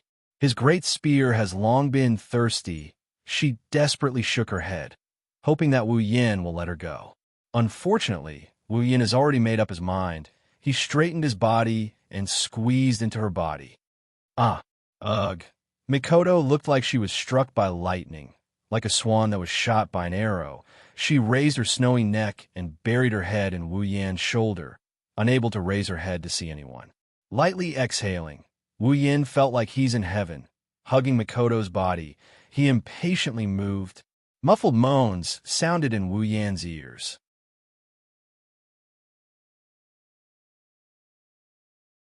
Chapter 152. Evening, Academy City School District 7, Tokawadai Dormitory. One of the dormitory's doors was quietly opened. A tea-haired girl poked her head in and looked around. After making sure there was no one in the room, she sighed in relief. Mikoto's face tensed up. She quickly dashed into the room and closed the door behind her. Her back was against the wall. Her hands were still holding the clothes she bought during the date. Of course, the other two weren't with her. She raised her head, not sure what she recalled, but her face quickly turned red. Feeling the coolness under her skirt, she angrily threw the clothes on her bed, hugged her pillow, and started beating it fiercely. Damn bad guy. Big bad guy. You only know how to bully people. How dare you bully me like that? Damn you. I'll beat you to death. I'll beat you to death. Her mouth was muttering curses, but her face was completely red. Even Mikoto didn't realize that compared to her usual self, she's acting like a girl. But you can't blame her. If Wu Yin was here, he'd definitely complain about her, who told her to be so seductive. After beating the pillow, Mikoto started beating the blanket, her face red as she recalled, beating and scolding at the same time. When she remembered that Wu Yin confiscated her safety pants and little cutie, Mikoto became even more embarrassed and started beating harder. Hew. Lying on the bed, Mikoto's head was constantly thinking about that scene in the movie theater. She covered her face with both hands, trying to bury it. After a while, Mikoto recovered a bit and walked toward the bathroom. After all, there's still a sticky feeling under her body. When the bathroom door closed, a small figure suddenly appeared in the room. Two pink ponytails lightly swayed. Seeing the bag on the bed and hearing the sound of water in the bathroom, she smiled. Wani-sama, are you there? In the bathroom, hearing Kuriko's voice, Mikoto couldn't help but be surprised. At the same time, she rejoiced that she came back before Kuriko, or else she wouldn't know when she would pounce on her and find out that her underwear is missing. That would be bad. Kuriko, what are you doing? Elder sister, you seem to have taken a bath very early today. Blackie tilted his head and asked in confusion. I felt particularly sticky today, so I washed up first. Originally, it was just a casual remark, but now it revealed a part of the truth, causing Mikoto's face to redden again. Oh, nodding. She rolled her eyes and quickly picked up the bag Mikoto put on the bed. Kuriko smiled foolishly and took out the clothes and sighed with some saliva. Hugging her Wani-sama's clothes that might have some collectible value, Kuriko quietly flipped through Mikoto's clothes. As she flipped through them, Kuriko's infatuated expression turned to one of confusion. Why does it seem a little different from Big Sister's taste? Blackie fiddled with the clothes strangely and instantly became even more confused. Mikoto's taste, to put it bluntly, was childish.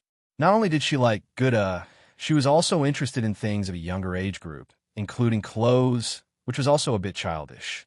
But these clothes, although they couldn't be said to be mature, they were far from childish and leaned towards cute. Putting aside those perverted tastes, even Kuriko couldn't find any flaws in these clothes. If someone were to say that Mikoto's taste suddenly changed, Kuriko would never believe it. One must know, in order to change Mikoto's taste, Kuriko worked hard for a whole year, and still, she couldn't change Mikoto's point of view. Could it be that someone else bought these? Kuriko's heart suddenly clenched. A figure flashed through her mind, causing Kuriko to lower her head. The two ponytails behind her moved without wind. A large amount of black smoke started to spread out. With a forced smile, Kuriko said to Mikoto, who was in the bathroom, "Wani-sama, don't tell me you went out with that scum today?" Mikoto, who was using the shower head to wash her body, heard Kuriko's question and her hand trembled, almost throwing her out. She laughed a few times to cover up her guilty conscience and dryly laughed. No, no. How could I go out with that scum? Mikoto couldn't help but gnash her teeth. For the first time, she felt that Kuriko's description of Wu Yin was too accurate. Oh, although she was still a bit suspicious, Kuriko could hear the gnashing of teeth in Mikoto's mouth, so she let go of her doubts and started to laugh lecherously. Listening to the sound of water in the bathroom, Kuriko's perverted expression once again appeared on her face. Then, with a leap, Kuriko used her teleportation ability and disappeared from the spot. Kuriko! An exasperated voice immediately came from the bathroom. Wani-sama, your humble heart is still so attractive. Let go of me. Well, Wani-sama, you're being arrogant again, eh? Why do I feel like you've grown a lot? Kuriko, beep, beep, beep. Oh, Wani-sama loves whip. At the same time, in another dormitory of Tokawadai, a girl from Tokawadai quickly walked into the dormitory and knocked on the door. Her expression started to change into a respectful one. Come in.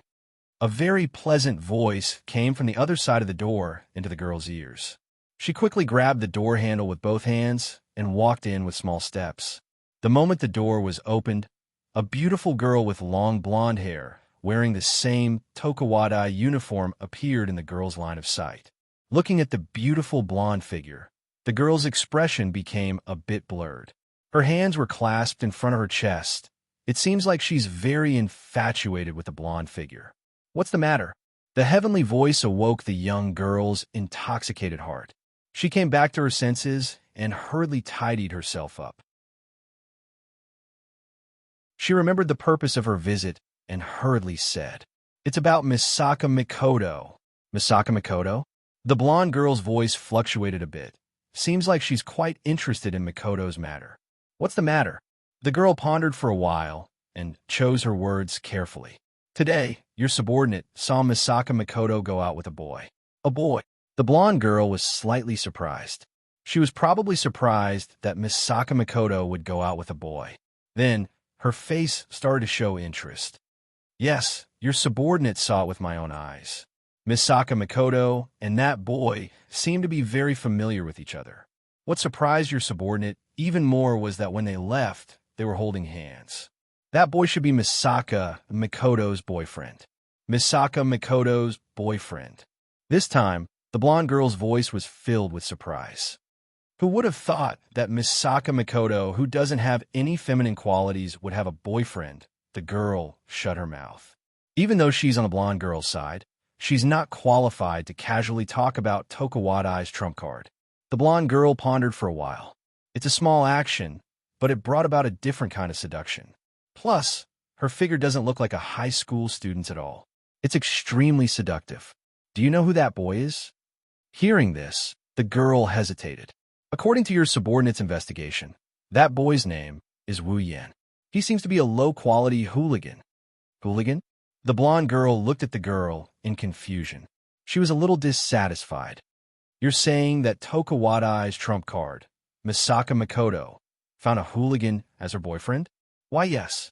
From her voice, it's clear that the girl didn't quite believe it. That hooligan often robs students and even teases some pretty girls. That's why it's easy to find out. Is that so? The blonde girl fell into deep thought. Bring me the information on that Wu Yin. Yes. With that, the girl walked out of the room and closed the door behind her. Now, only the blonde girl was left in the spacious room. Not sure what she thought of, the blonde girl's lips curled into a mischievous smile. Her light laughter echoed in the empty room.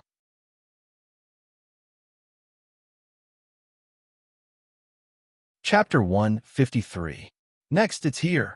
On a dark and windy night, a research institute in Academy City welcomed the creator who had caused chaos in a certain research institute in Academy City for a period of time. Wu Yin kept the notebook in his hand into a space ring and looked at the research facility that was much bigger than the previous one. For some reason, he frowned. Wu Yin's footsteps paused as a warning sign flashed in his heart. He lifted his head and looked at the research facility carefully. From the outside, it looked like a normal research facility, but Wu Yin trusted his intuition, even if it was just a warning sign and not a crisis. Wu Yin laughed and shook his head. Who cares if there's a problem or not? Even if there's a scourge inside, he must go in. Saving the sisters wasn't just his wish, it was also Mikoto's wish. He already promised Mikoto and swore in his heart that he would save the sisters no matter what. Right? After returning to Academy City for a few days, Mikoto was constantly thinking about how to save her sisters. If it wasn't for the fact that they had a complete plan, and if it wasn't for Mikoto's deep trust in him, she probably would have come looking for him already. Going on a date with Mikoto, wasn't it to comfort her and let her let go of her worries? Even if Mikoto doesn't look any different from her usual self, how could Wu Yin not know that girl? How could he not know that Mikoto likes to flaunt her superiority? Well, in the end, the date trip turned into a date and sex trip, but the goal was achieved. At least Mikoto became a little happier. Now, it's time for Mikoto to be completely at ease. So, even if there's Accelerator, Aiwaz, or even Alistair inside, he must go. At worst, it's just a failure. He touched the biocontainment device bracelet on his wrist. There were no less than 1,000 Misaka sisters in it. But it's still not enough. There's still a lot of sisters, a lot more. The number of dead sisters was at least 10 times more than the number of sisters here. And the number of sisters who were still alive, but facing the threat of death every day, was also almost 10 times more than the number of sisters here. If she didn't save all of her sisters, even if some of them were saved because of the Hanging Man's plan, they would still end up as pawns for the Hanging Man. Mikoto, Hinajuku, Ikaros, and Astria will never allow this to happen. I will never allow this to happen. With determination in his eyes, Wu Yin stepped forward and walked into the Research Institute without hesitation. With his cloak draped over his body, he kept an eye out for his sisters as he walked. For Wu Yin, who had the same superpower and electromagnetic field as his sisters, it was easy for him to sense his sister's location. As long as he was slightly closer to his sisters, Wu Yin would be able to sense them and find their whereabouts. But Wu Yan's face was ashen. His LV-4 superpower was almost fully activated. He tried his best to spread out his electromagnetic field, but to no avail. I can't sense them. There are no sisters in the Research Institute. Combined with the warning signs he sensed outside the Research Institute and the sisters' disappearance. No matter how stupid Wu Yin was, he knew something was wrong. Just then, Wu Yin stepped on something soft. Alarm bells went off in his head. Without hesitation, Wu Yin retreated from his spot. At the same time, a flash of light appeared at his previous spot, followed by a loud explosion, followed by a violent gust of wind. A bomb? Could it be? A person's information and figure flashed through his mind. But soon, Wu Yin didn't have time to think about it. The alarm bells in his head didn't stop ringing. Wu Yin knew he wasn't out of danger yet. He quickly retreated. Suddenly, a pure white light beam shot out from the side of the wall and hit the spot where Wu Yin was standing. The appearance of this pure white light made Wu Yin even more certain of the identity of the attacker. Then, beams of light bombarded from the side of the wall, constantly forcing Wu Yin to retreat. Wu Yin kept jumping. In just a short while, the entire corridor was bombarded beyond recognition by the beams of light. Only ruins were left. At a certain moment, Wu Yin's body stopped abruptly. He couldn't retreat anymore because there was a wall behind him. A pure white light beam passed through the side of the wall and blasted towards Wu Yin with unstoppable force. At the critical moment, Wu Yan's whole body was covered in electricity. The pure white light beam was swept by the flashing electricity and suddenly exploded in advance, scattering into a flower of light.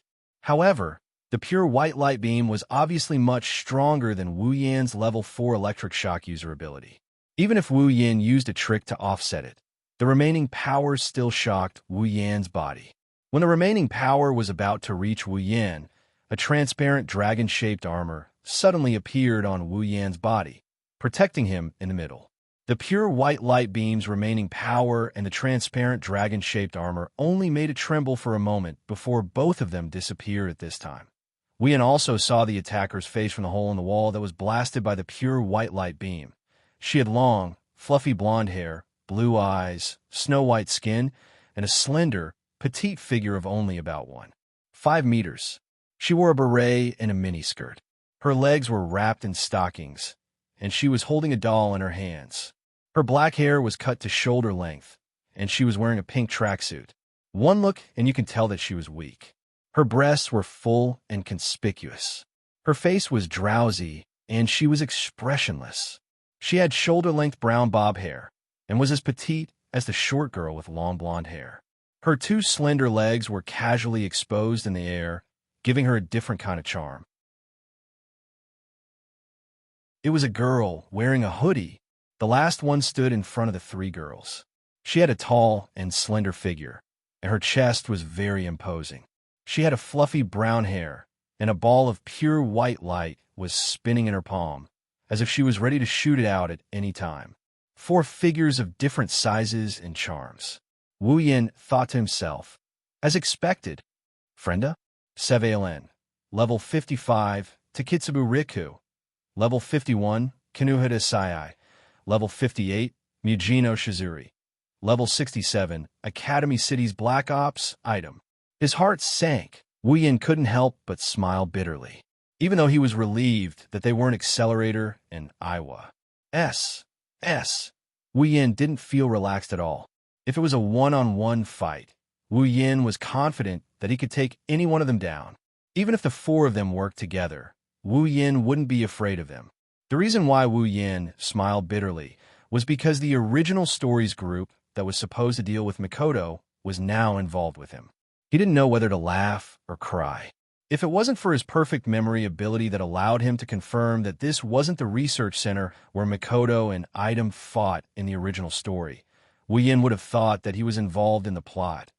Wu Yin wasn't surprised that Item would appear here. After all, the current situation was much more serious than the original story. In the original story, the sisters couldn't escape from Alistair's grasp no matter what. Even so, Item was mobilized, let alone now. Mikoto's DNA is gone. The sisters can't be replicated anymore. The remaining sisters are constantly disappearing. As the center of Alistair's artificial Heaven Realm plan, the fact that he didn't send Iwa S out is already very calm. Even though Item's appearance made Wu Yin wary, Mujino Shizuri's strength isn't much weaker than his. If it wasn't for his armament, he wouldn't dare to say that he could beat her. However, Wu Yin's attention was mostly on Takitsubu Riku. Her ability is to investigate AIM and spread her influence. If he were to appear in front of her in the future, he would have nowhere to hide in the entire Academy City.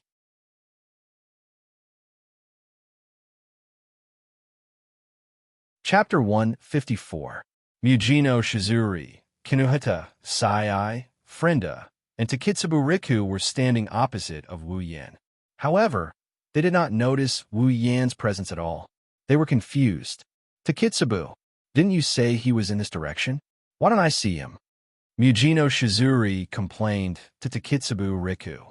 If not for the fact that she knew the latter would not lie to her, she would have thought that she was toying with her.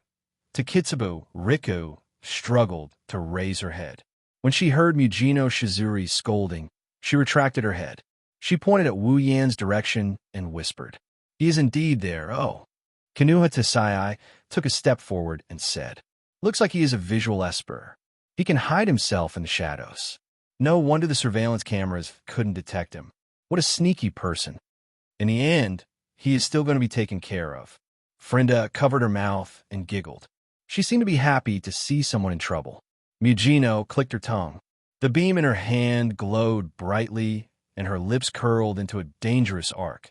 He is just a rat. Why would he need to hire us? Those higher-ups really don't have such capabilities. After saying that, the beam in her hand shot out again and penetrated the direction Takitsubu Riku pointed at. Here, Takitsubu Riku immediately pointed in another direction. At the same time, Mujino Shizuri shot out another beam. Takitsubu Riku pointed in another direction. Mujino Shizuri was extremely annoyed. "Damn rat, don't try to hide from me. Come out." Mujino Shizuri shouted impatiently. She seemed to be flustered and exasperated. Frenda, who was fearful of Mujino Shizuri, hugged her head in fear. As for Wu Yin, He was cursing in his heart. He knew that Aunt Mugino had a bad temper, but he didn't expect it to be this bad. If I can't hide, do I have to walk out and be slaughtered by you? While he was feeling disdainful, Wu Yin looked at the messy walls and floor. His heart was heavy. Atomic collapse, Mugino Shizuri's ability. She was able to forcefully manipulate the ambiguous state of electrons between particles and waves, then shoot out a special electron line. Wu Yin still remembered that the correct classification of this ability should be called granular wave cannon. It was a type of electronic control ability. Speaking of which, this ability belonged to the same category as Mikoto and his own ability. However, Wu Yin knew that in terms of destructive power, Meltdown Atom was even more destructive than Mikoto's superpower. In the original work, Mugino Shizuri used her own ability to distort Mikoto's taser gun. However, due to the similarity of the two abilities, Mugino Shizuri's atomic collapse could also be distorted by Mikoto's ability. However, just because it could be distorted by Mikoto's ability, it didn't mean that it could be distorted by his own ability. After all, even though his ability was the same as Mikoto's, it was still a whole level lower. When Mugino Shizuri used Meltdown Atom, the pure white beam of special electron line that she released with the force of a lightning strike blew away the metallic wall like paper. Just like that, the thick wall was melted by her. Even the cover that she was looking for was pierced through as well. This terrifying destructive power combined with her tiger-like personality created such a terrifying person. To a certain extent, Wu Yin would rather fight with Accelerator than face her. In the original work, after Mugino Shizuri used her body crystal, the beam of Meltdown Atom was released in all directions. It even covered the outline of her body. 360 degrees, without any gaps, no blind spots. This caused Wu Yin to shudder in disgust. At the same time, due to the loss of control of her ability, she was unable to aim accurately. Due to the severe damage caused by the body crystal, Mugino Shizuri quickly fell. However, if possible, Wu Yin really didn't want to take that step. What kind of woman was the most terrifying? Without a doubt, it was a woman like Mugino Shizuri. A woman who could go berserk at any time without caring about her own body. A woman who could perish together with her enemy. No wonder Frenda was so afraid of her. Strength was one of the reasons. Her personality was another. If possible, Wu Yin wanted to turn around and leave right now. However, with the powerless Takitsubo Riku around, how could he leave? It's a pity that one day, he actually felt that Mikoto's ability was a hindrance. Of course, if that's all, Wu Yin has a way to escape. However, the next notification dispelled Wu Yin's thoughts of running away. Beep. Special event detected. Sudden mission issued. Sudden mission, defeat. Mission, defeat Academy City Black Ops item. Mugino Shizuri, Frenda Seville, Takitsubo Riku, and Kinuha Desai. Mission reward, Electromancer, LV4. Leveled up to Electromancer, LVL5. Sudden mission, this is really sudden. Wu Yin bitterly smiled. However, he also dispelled the thought of running away. One must know, the LVL5 Electromancer ability requires a total of 300,000 ability points in the system. Wu Yin's entire wealth of ability points doesn't even reach that amount. Therefore, if he could level up his ability, it would definitely be a huge boost to his strength. At that time, with the LVL5 ability and his LVL65 Kendo Mastery, even if he can't fight a Tier 8, he's still not someone a Tier 7 can compare to. In the end, I still have to fight. Sighing helplessly, Wu Yin made up his mind and put on his hoodie to cover the area above his nose.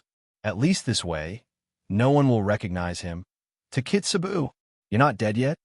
Mugino Shizuri's face was already filled with anger. Her beautiful face was tainted by anger to the point that it ruined her image. Before Takitsubo could say anything, a bolt of lightning suddenly shot towards item. The other three girls were shocked, but Mugino Shizuri was not shocked. Instead, she was overjoyed. She used an atomic meltdown to disperse the bolt of lightning. Then, without slowing down, she shot towards the direction of the bolt of lightning. Facing Mujino Shizuri's meltdowner, Wu Yin didn't dare to fight it out with his physical body. The electricity around him surged, and the crackling sound of electricity formed a net of electricity in the air, enveloping the meltdowner within it and extinguishing it with brute force. Amidst the shattered ruins, a black silhouette slowly walked out from the smoke and dust, stopping in front of the four members of Item. Pulling down his hoodie with all his might, the four members of Item could only see his mouth. The result is finally out. Frenda touched the doll in her hand. It looked very cute, but Wu Yin didn't think so. The doll in the arms of this explosive girl was a powerful bomb. Hiding the head, but showing the tail, super straightforward, Kinuhata Sai pouted, but soon she was puzzled. Hey, that lightning bolt just now, was it you who used it? Isn't your ability super invisibility? Little girl, what do you know? A deep and slightly aged voice came from under Wu Yan's hoodie. It was a voice he changed using electromagnetic stimulation. A man with a secret is the most attractive. Who are you calling a super little girl? Kinuhata Sai shouted angrily. Her words made Wu Yin embarrassed. I didn't say you're a super little girl. You admitted it yourself. I only called you a little girl. Kinuhata Sai turned her head away in disdain. A perfect super female, like me, is not something a super shameful person like you can understand. Wu Yin was even more disdainful. With a body like yours, if you're a perfect super female, then there wouldn't be any women with flaws in this world. What did you say? Kinuhata Sai clenched her fists and gritted her teeth. If you have anything to say it when you're in the other world. Mujino Shizuri impatiently cut off Kinuhata Sai's next words. However, Wu Yan's next words made her face completely contort. How much better do you think you are, Andy?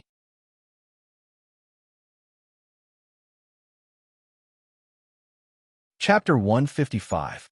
Following Wu Yan's words, the atmosphere in the room froze. You super shameful bastard, you're super dead.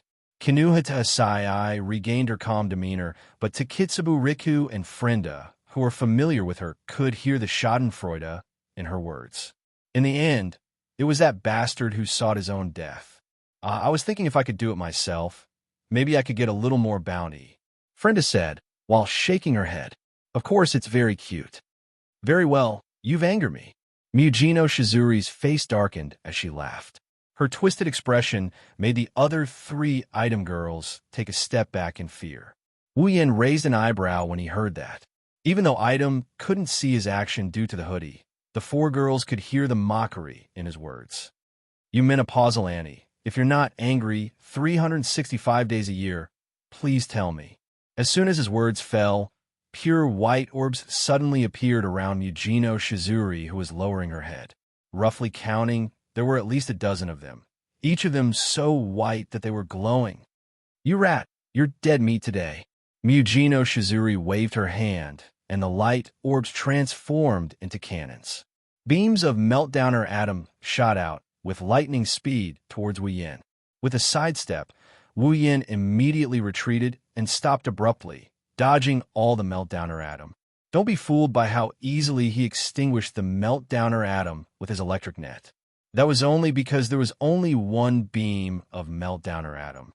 Against that one beam, Wu Yin had already activated his Esper abilities. What more this mini meltdowner atom? One must admit that an angered Mujino Shizuri is truly terrifying. The meltdowner atom orbs floating around her turned into terrifying mobile cannons. Beams of meltdowner atom shot out from them continuously. For a moment, Wu Yin was actually a little flustered. What Wu Yin didn't know was that his actions had already shocked Item. In the end, he's so fast. Seeing Wu Yan's smooth dodging, Frenda was a little stunned. Movement acceleration? Or super body enhancement? Kinuhata Sai was also a little stunned. He could even use super invisibility and super lightning. Just how many super abilities does he have? Multi-ability user. Impossible, multi-ability users don't exist. What is your ability? Although she asked that question, the meltdowner atom didn't stop her bombardment. Mujino Shizuri didn't even move, and countless beams were already shooting. Wu Yin remained silent as he calmly dodged the meltdowner atom orbs, ignoring Mugino Shizuri's threat. As long as as long as as long as he didn't die, he was bound she would her target. Rather than that, he might as well scold her and fight her to his heart's content. That's what he thought, but in this battle, Wu Yan's hands and feet are bound. He can't use the Nyet and no Morishana. If he uses it in the future, it'll be bad if he's recognized. And since he can't use the Nyet and no Morishana, Wu Yan's battle power will be reduced by half. After all, other than his super ability, all his strength lies in his sword. Just casually exchange for one from the system? Forget it, as long as it's not a C-grade equipment. It won't be able to block the meltdowner atom orbs. As for exchanging for a C-grade equipment, Wu Yan's teeth hurt. However, with his LV-65 body and LV-4 Electromancer ability, it's not like he can't win this fight. You're hiding again? Go to hell. Mugino Shizuri was so angry that her eyes almost popped out of their sockets. Her originally beautiful face became so twisted that it disgusted Wu Yan. But if he keeps dodging like this, he won't be able to win. Clenching his hands, countless iron sand particles floated into Wu Yan's hands and formed into an iron sand sword. The iron sand sword buzzed. No one would think that it would be fine to be hit by it. Super scary. Kinuhata Sai shrunk her head and looked at the iron sand sword in Wu Yan's hands with fear. She felt that if her nitrogen armor were to be hit by this sword, it would definitely shatter into pieces. In the end, he used an electronic ability. Could it be that the invisibility and dodging just now were all done by manipulating electrons? Using electricity to stimulate the body to dodge at high speed? That seems to be the case. Frenda felt that she had found the truth of her opponent's ability. She squinted her eyes in excitement, but was quickly doused by a weak voice. What about invisibility? Lowering her head into her large bosom, Takitsubu Riku raised her hand and whispered. Frenda's smile froze. Haha, the result must be, maybe he used some high-tech item. Frenda turned her head away unnaturally. What she didn't know was that what she said was very close to the truth. It doesn't matter if it's invisibility, electricity, or body strengthening. We could just throw his corpse to those disgusting researchers to find out the answer. Mugino Shizuri snickered sinisterly, causing Wu Yan to curse her for her viciousness. Frenda laughed dryly and nodded. In the end, even if he's a multi-ability user, he's still only LV4. He's no match for Mugino. Wu Yan snorted. Having a high-level ability doesn't necessarily mean one is strong. Mugino Shizuri's ability may be sharp, but its weakness is also very obvious. Just like that, the Mo creatures have already determined his strength. Oh well, let's give them a shock. Stabilizing his feet, Wu Yan turned around and charged towards Mugino Shizuri.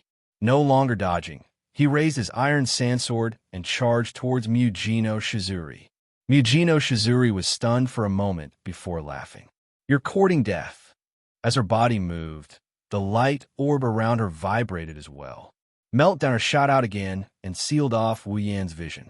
It covered a 2-meter radius in front of him. Facing the incoming Meltdowner, Wu Yan ignored it and continued charging forward.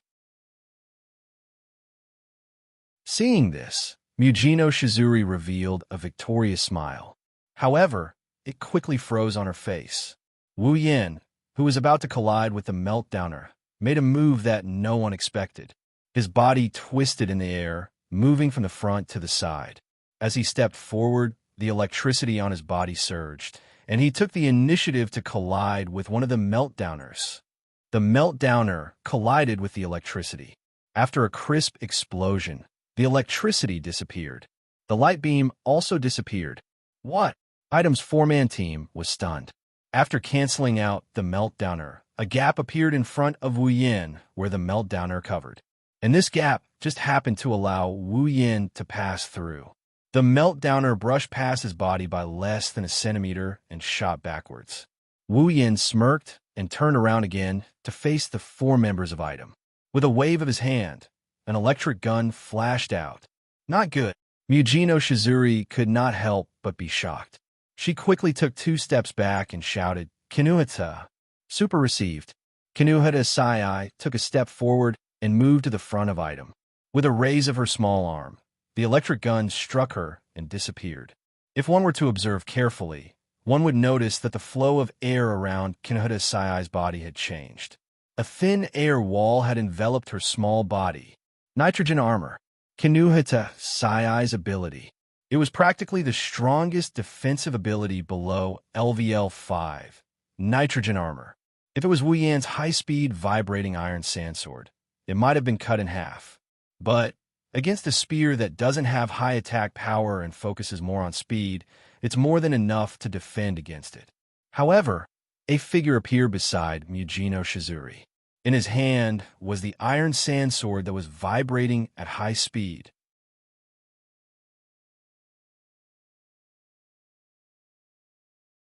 Chapter 156. The might of Meltdown Atom was undeniable. At the very least, other than Accelerator, who could even stop the Earth's rotation, and Kakin Taidaku, who could set the laws of physics, it was probably the most destructive ability among all LV5 abilities. However, it had a very big weakness. The power of this ability was too strong, causing Mujino Shizuri's Meltdown Atom to become very unstable. It required a lot of fine-tuning and careful setting before it could be fully utilized. This also caused Mujino Shizuri to have to make adjustments every time she used the ability. As a result, there was a gap between the condensation and firing. In addition, aiming required a lot of time. In other words, she was not good at surprise attacks. If it was a surprise attack from the dark, she would not be able to react in time. Therefore, a surprise attack was the best way to deal with Mujino Shizuri. With a stern gaze, the iron sandsword was swung down viciously. The wung-wung sound of vibration caused all the hair on Mujino Shizuri's body to stand up. Seeing the iron sandsword swinging down, her pupils shrank to the size of a pinhole. Just as the iron sandsword was about to cut through Mujino Shizuri, a tender voice rang out. For missiles like small rockets suddenly shot out from the side towards Wu Yan. His body paused. Looking at Mujino Shizuri, who was just inches away from him, Wu Yan helplessly retracted his hand and retreated backwards, dodging the 4 small rockets. After dodging the small rockets, they accelerated and exploded. The shockwave from the explosion was so large that it did not match the size of the small rockets. Wu Yan's body was blown to the side. In a hurry, he was unable to regain his balance. Wu Yan's pupils shrank as he lost control of his body. In front of him, a petite figure raised a small fist and mercilessly punched towards Wu Yan's stomach. Kinuhata Sai. Beep beep beep. Wu Yan controlled the electric current to envelop his entire body. Wu Yan knew that if he relied solely on electric current, Kinuhata Sai's nitrogen armor defense could be completely ignored. Being hit by her nitrogen armor was no laughing matter. With a single thought, the electric current was rapidly amplified and spread out by Wu Yan. The electric current struck Kinuhata Sai's body and sent her flying backward. Kinuhata Sai, who was sent flying backwards, smiled and controlled her nitrogen armor to crash to the side. A few small rockets, similar to the ones before, appeared behind her and shot towards Wu Yan, whose expression changed slightly. Only now did Wu Yan understand why the 4 members of Item formed a party. Kinuhata Sai's armor defense, Frenda's bomb ambush, Takitsubu Riku's location detection, and Mujino Shizuri's beam attack. WTF, DPS, crowd control, and a map were all prepared. They could even enter a dungeon. Supporting himself with one hand, Wu Yan finally managed to regain control of his body before the mini-rocket hit him. Exerting force with his hand, Wu Yan flipped upside down in the air. His body spun like a top as he rapidly flew backward. Stabilizing his body, he turned his body around just in time for the mini-rocket to arrive. Clenching his fists, 2 iron sand swords were formed. Wu Yan quickly waved them a few times and cut the mini-rocket into pieces. Next, he spread out the electric current and controlled all the pieces and shot them towards Item like hidden weapons. Perhaps they were shocked by Wu Yan's series of elegant and graceful movements. Items stared at Wu Yan with eyes wide open. Only when the fragments were shot at them did they react. Kinuhata Sai quickly activated her nitrogen armor to block all the fragments. After blocking the fragments, Frenda, who was behind her, spoke in a daze, causing Wu Yan to almost lose his footing and fall to the ground. "So you're not a rat, but a circus performer?" Speechless, he glanced at a certain cute creature who was still acting cute in the middle of the fight.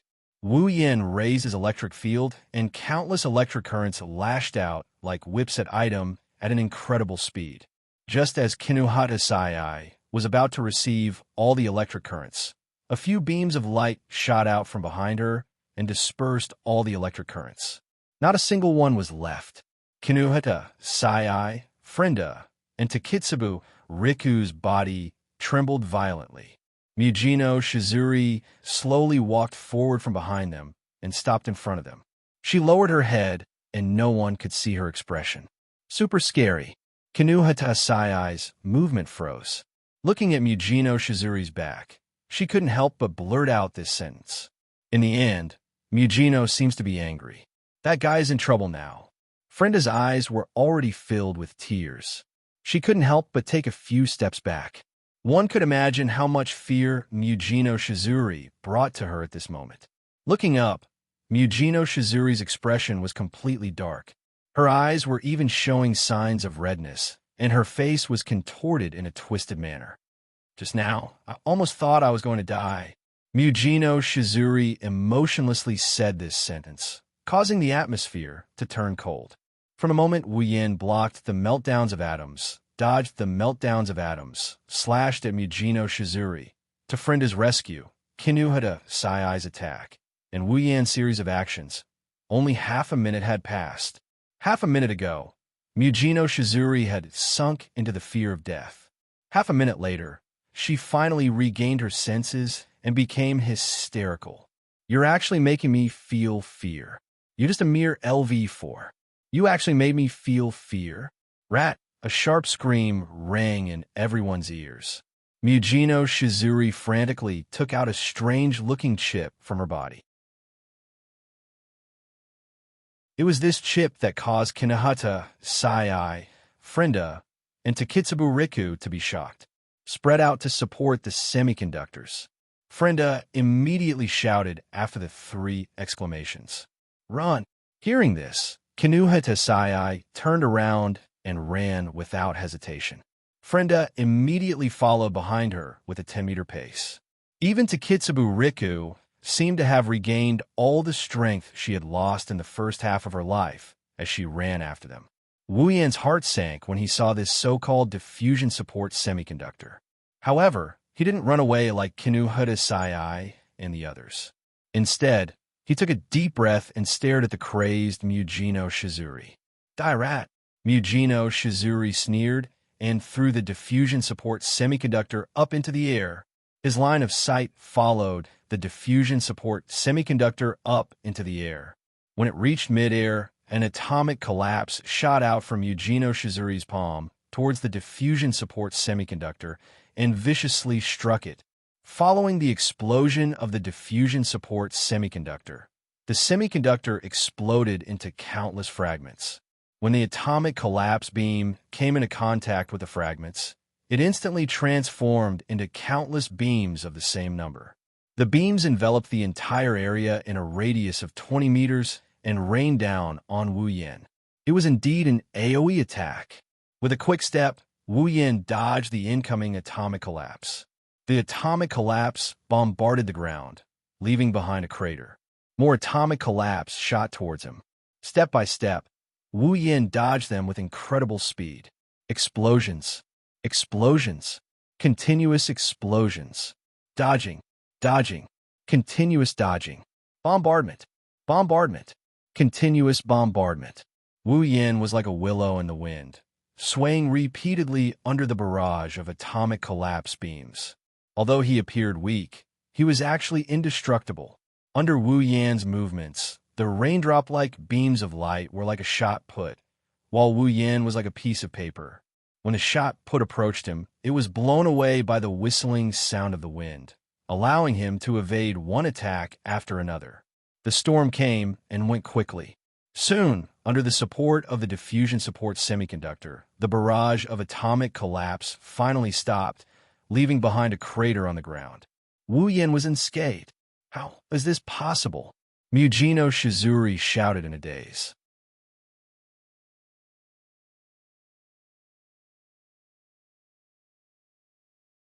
Chapter 157. Standing in the middle of the cratered ground, Wu Yin looked at Mujino Shizuri, who was still in a daze. His tensed-up heart relaxed a little as an undetectable tiredness flashed across his eyes. Although Wu Yin dodged the AoE attack with ease, only Wu Yin himself knows how difficult it was for him to do so. If he let his guard down a little, even the slightest graze would cause that part of his body to disappear completely. At this moment, Wu Yin finally understood why Mikoto was in such a sorry state when facing the AoE attack in the original work. She was really lucky to not be hit. But from Mujino Shizuri's point of view, that wasn't the case at all. Wu Yin was standing in the middle of the field without a single scratch on his body. His posture was so upright that it made Mujino Shizuri's heart burn with rage. Her sure kill attack was actually dodged by the opponent, as if he was juggling. Mujino Shizuri was filled with hatred. No way. Frenda looked at Wu Yin in disbelief. She was also shocked by his unharmed posture. In the end, not even a single hit. That guy, he's really sick. He's only LV4. How can he be so strong? Kinuhita Sai lowered the hood on her head and widened her eyes, trying to figure out if it was just an illusion ability. He's only LV4. Mujino Shizuri bit her lips. She took out a few diffusion support semiconductors and tossed them into the air. She then used the momentum to unleash the AoE attack. Stop looking down on me. Again, like a swarm of locusts, the concentrated laser beams shrouded Wu Yin. Wu Yin felt a headache coming on. He quickly waved his hand, and a wave of black iron sand gushed out from the ground like a fountain. It formed a black iron sand wall above Wu Yin. The pure white laser beams collided with the black iron wall. The black iron wall didn't even last a second before it was turned into a beehive. The power of the AoE attack didn't decrease at all as it continued on towards Wu Yin. But for Wu Yin, less than a second was more than enough. With a flash, Wu Yin appeared behind Mujino Shizuri. He reached out a finger and pressed it against her back. Feeling something pressing against her back, Mujino Shizuri's body stiffened. Her face gradually turned pale. She could already foresee what she was about to face. Smiling, a voice that only Mujino Shizuri's ears could hear rang out. Mujino Shizuri's mood. It's over. The frenzied electric current slammed into Mujino Shizuri's slender body that wasn't considered robust. The intense pain from the electric current caused Mujino Shizuri to involuntarily scream out in agony. In just a short moment, a portion of her skin had turned black. When Wu Yin retracted his electric finger, Mujino Shizuri's eyes had already turned white. Under the incredulous gazes of the other 3 members of ITEM, she slowly fell to the ground. Academy City's LV5 number 4. AoE, AoE, AoE. Mujino Shizuri defeated. Kinuhata, Sai, Frenda, and Takitsubu Riku were stunned as they watched the invincible Mujino Shizuri fall to the ground. They couldn't react for a long time. Only the sound of Mujino Shizuri falling to the ground was clear. Mai was defeated, Frenda muttered. She even forgot to add the word result. One can only imagine how big of an impact it had on her. Even Kinuhata Sai couldn't help but gulp. She said in disbelief. That guy can't be a super LV5, right? Takitsubu Riku shook her head. That invader's AIM field isn't as strong as a LV5. He's only a LV4. Can a LV4 be super strong to that extent? Hearing this, the other girls went silent. I say, did you guys forget that the battle isn't over yet? The voice was so close that the 3 girls who couldn't let down their guard in battle finally realized that the enemy hasn't fallen yet. When they looked up, they saw the enemy's figure in front of them. Looking at the three girls in front of him, Wu Yin smiled brightly at them with his only exposed mouth. Using a kind tone, he said, "Are you guys going to surrender? Or shall I just tie you up?" Before the three girls could answer, Wu Yan's face darkened. Of course, when that time comes, what awaits you won't be a rope, but a tortoise shell. A second after the words were spoken, the three girls immediately squatted down and raised their hands, making a gesture of surrender. It was very straightforward. Ding! Sudden mission completed. Ability Electrocutor, LV4, leveled up. Leveled up to Electrocutor, LV5. The system notification rang out, and Wu Yan's head swelled. Following that, Wu Yan could feel countless calculations flashing through his mind. Electricity suddenly surged around his body. Large amounts of electricity flowed wildly around Wu Yan's body. The speed was getting faster and faster. The sound was getting louder and louder.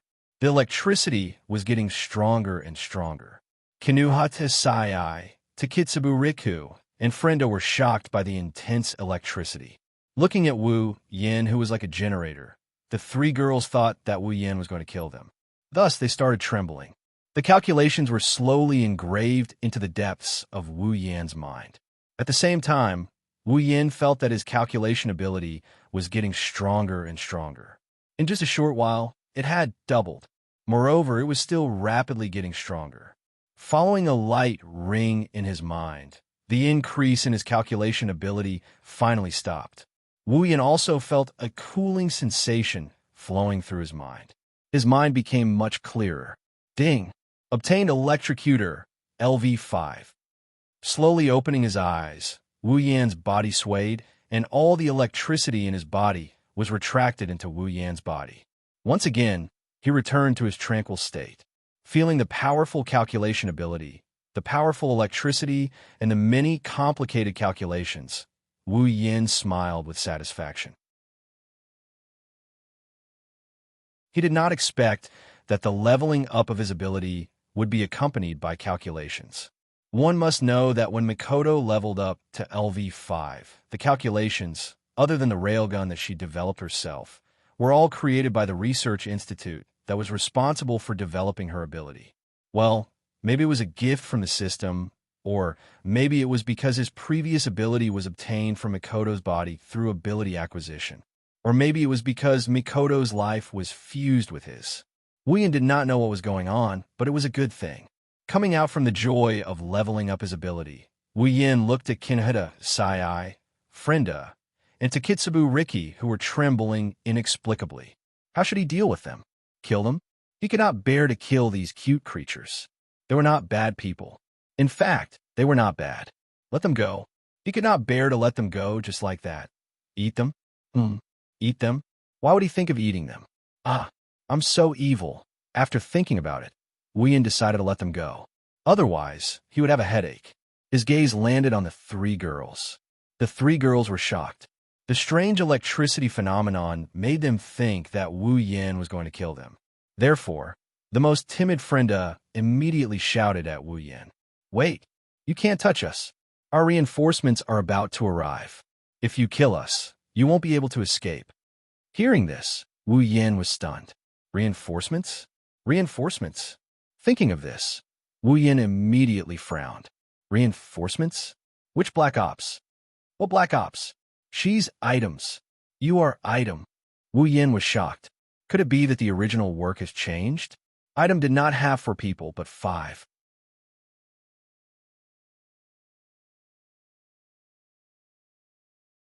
Chapter 158. The 3 women from Item had no idea how much shock their words had brought to Wu Yan. In other words, Item wasn't like the original work where there were only 4 people, but 5. Had the original work changed? Wu Yan's heart sank. He didn't really care much about the original plot. It's fine if it's changed. But, if possible, he still doesn't want the plot to change.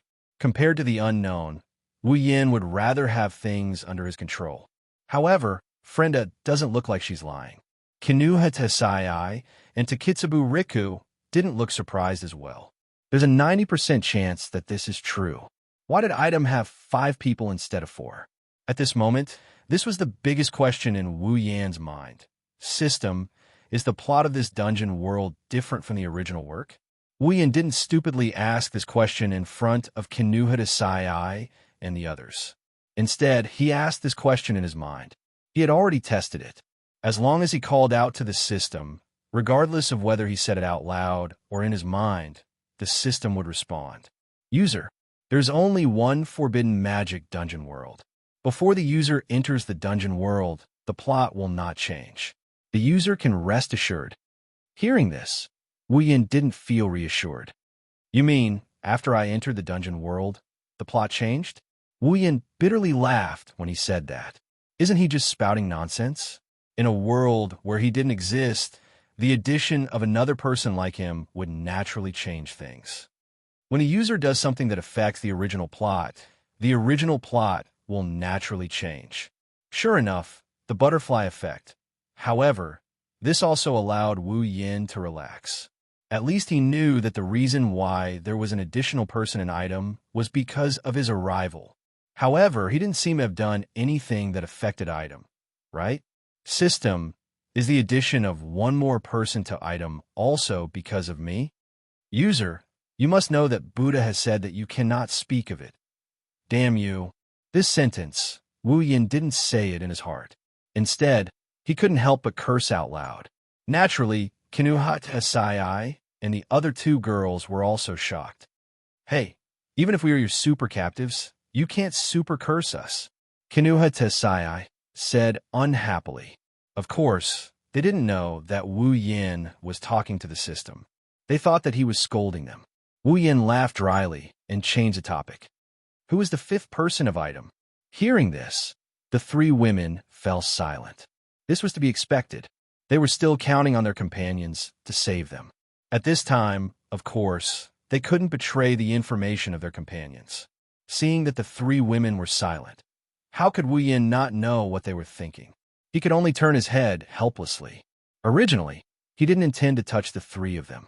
Who knew that they would bring such unexpected news? I would like to see who this fifth person of item is. Wu Yan narrowed his eyes and couldn't help but murmur. The three women looked at each other, not knowing what to say.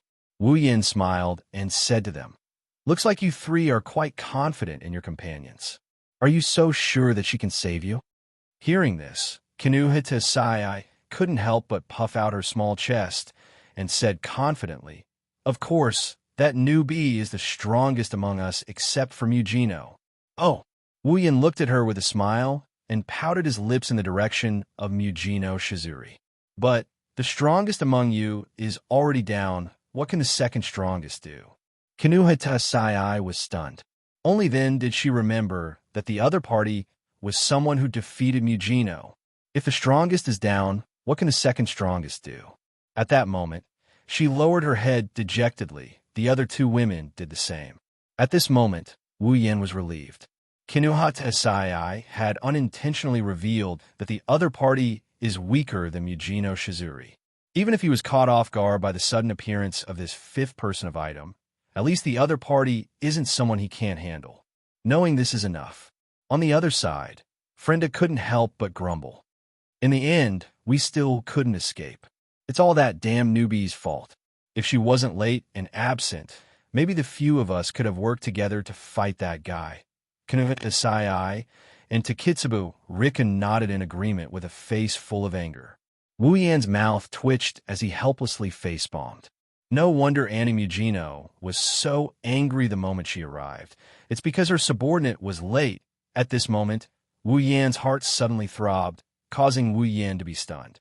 This throbbing, so familiar, so warm, it's like the person closest to him is approaching. It can't be.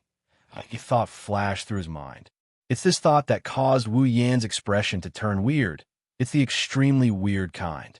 A series of footsteps could be heard coming from the side of the passage. The three girls, including Wu Yan and Ko, all heard the footsteps. Kinuhata Sai and the other two already had a joyous expression on their faces while Wu Yan's expression was weird. Anticipation? Pink shoulder-length hair casually placed on her shoulders, two long ponytails reaching her legs. a tall and sexy figure, indigo-colored pupils, and a delicate face. This face appeared in front of everyone just like that. Wu Yan laughed. He laughed in a very happy manner, as if he found something funny. The three girls started laughing as well, but their expressions quickly turned serious again. "Newbie, be careful. This guy defeated the captain." Frenda yelled at the newcomer. She had placed her hopes of salvation on this newcomer. The newcomer completely ignored Frenda, Kinuhita Sai, and Takitsubu Riku's warning. She stared blankly at Wu Yan and walked over step by step. "What are you doing? Don't come over. Do you want to be caught? Think of a way to save us." In the end, not only did the newbie ignore her, even Wu Yan didn't have any intention of catching her. He looked at the approaching beauty with amusement, not knowing whether to laugh or cry. He was just thinking about how he couldn't have influenced the Dark Ops, so how did he add one more member to the team? Now the answer is clear. It's all because of his influence. Even though Wu Yan only revealed his mouth, she recognized Wu Yan's identity with a single glance. Her pitiful eyes shone with an extremely moving expression, expressing her master's joy. "Master!" Frenda was stunned, Takitsubu Riku was stunned, and Kinuhita Sai was stunned. "Master!" Three shouts of surprise rang out. The newcomer is Ikaros. Wu Yan smiled and reached out to rub Ikaros' head. His gentle voice had a hint of teasing. "Did you miss me?" Nodding her head, Ikaros' indigo eyes stared at Wu Yan's face that only had his mouth left. Her pair of eyes could speak, revealing her yearning, longing, and yearning through the hood. Wu Yan felt like he could see the expression in Ikaros' eyes. His heartbeat quickened, and an indescribable feeling welled up in his heart. Reaching out, pulling the person in front of him into his embrace. "Master!" Ikaros was stunned. Her eyes flashed with a hint of uneasiness. Her cheeks actually blushed for the first time ever. Wu Yan, who was smelling Ikaros' fragrance, obviously couldn't see her blushing face. Otherwise, he would have been petrified and howled like a wolf. Usually, when would Ikaros show any expression on her face? Not to mention blushing. Caressing Ikaros' hair, he closed his eyes and said something to the three girls in item who looked like they just saw a ghost.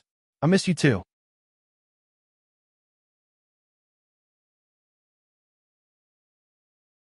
Chapter 159.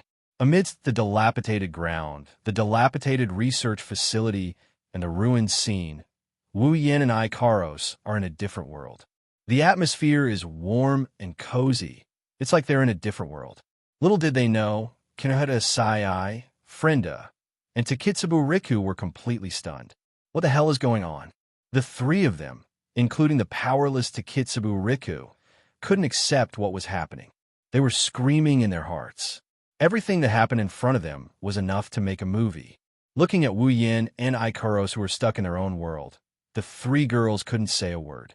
They forgot to resist, they forgot to run, they forgot about their own situation, they just stood there petrified. Wu Yan closed his eyes, enjoying Ikaros' soft body. He was exhilarated. One must know, Ikaros' breasts are not ordinary. Now, two sacred mountains are pressing against his chest. How can this be described with the word exhilarating? Ikaros, on the other hand, was completely stunned. Wu Yan's "I miss you too" made Ikaros completely confused. She touched her chest and mumbled. Energy furnace, so hot, so strange, so warm. After taking in 2 deep breaths of Ikaros' fragrance, Wu Yan finally let go of Ikaros. He held her hand and said, "Remember to tell me the details when we get back." Her limpid eyes looked at Wu Yan. Ikaros immediately lowered her head and clutched her chest. Suppressing the heat in her heart, she said softly, "Yes, master." Nodding, Wu Yan looked at Kinuhita Sai, Frenda, and Takitsubu Riku, who were still in a daze. A hint of a smile appeared in his eyes. "The three of you, your backup is here, but she doesn't seem to have any intention of saving you." Hey, you guys are super joking, right? Kinuhita Sai was going crazy. "Do you guys think we're filming a soap opera? Fighting with the enemy for half a day, and then finding out they're on our side, or something?" Wu Yan shook his head with a laugh. We're on the same side, but not with you guys. Are you trying to betray us? Newbie.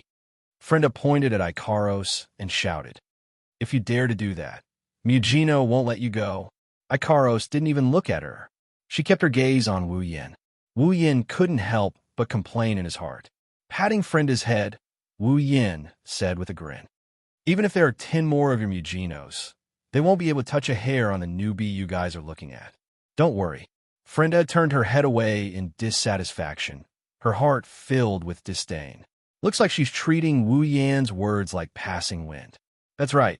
She's already so shocked by Wu Yan, who defeated Mugino Shizuri. If a newbie in their eyes is that strong, they wouldn't believe it even if you beat them to death. Wu Yan didn't bother to explain. Although he didn't know why Ikaros would be ranked second in item with her strength, he guessed that she must be hiding her strength on purpose. Otherwise, how could she be ranked second when there are barely any tier 8 that could match up to her? This time we're super dead for sure.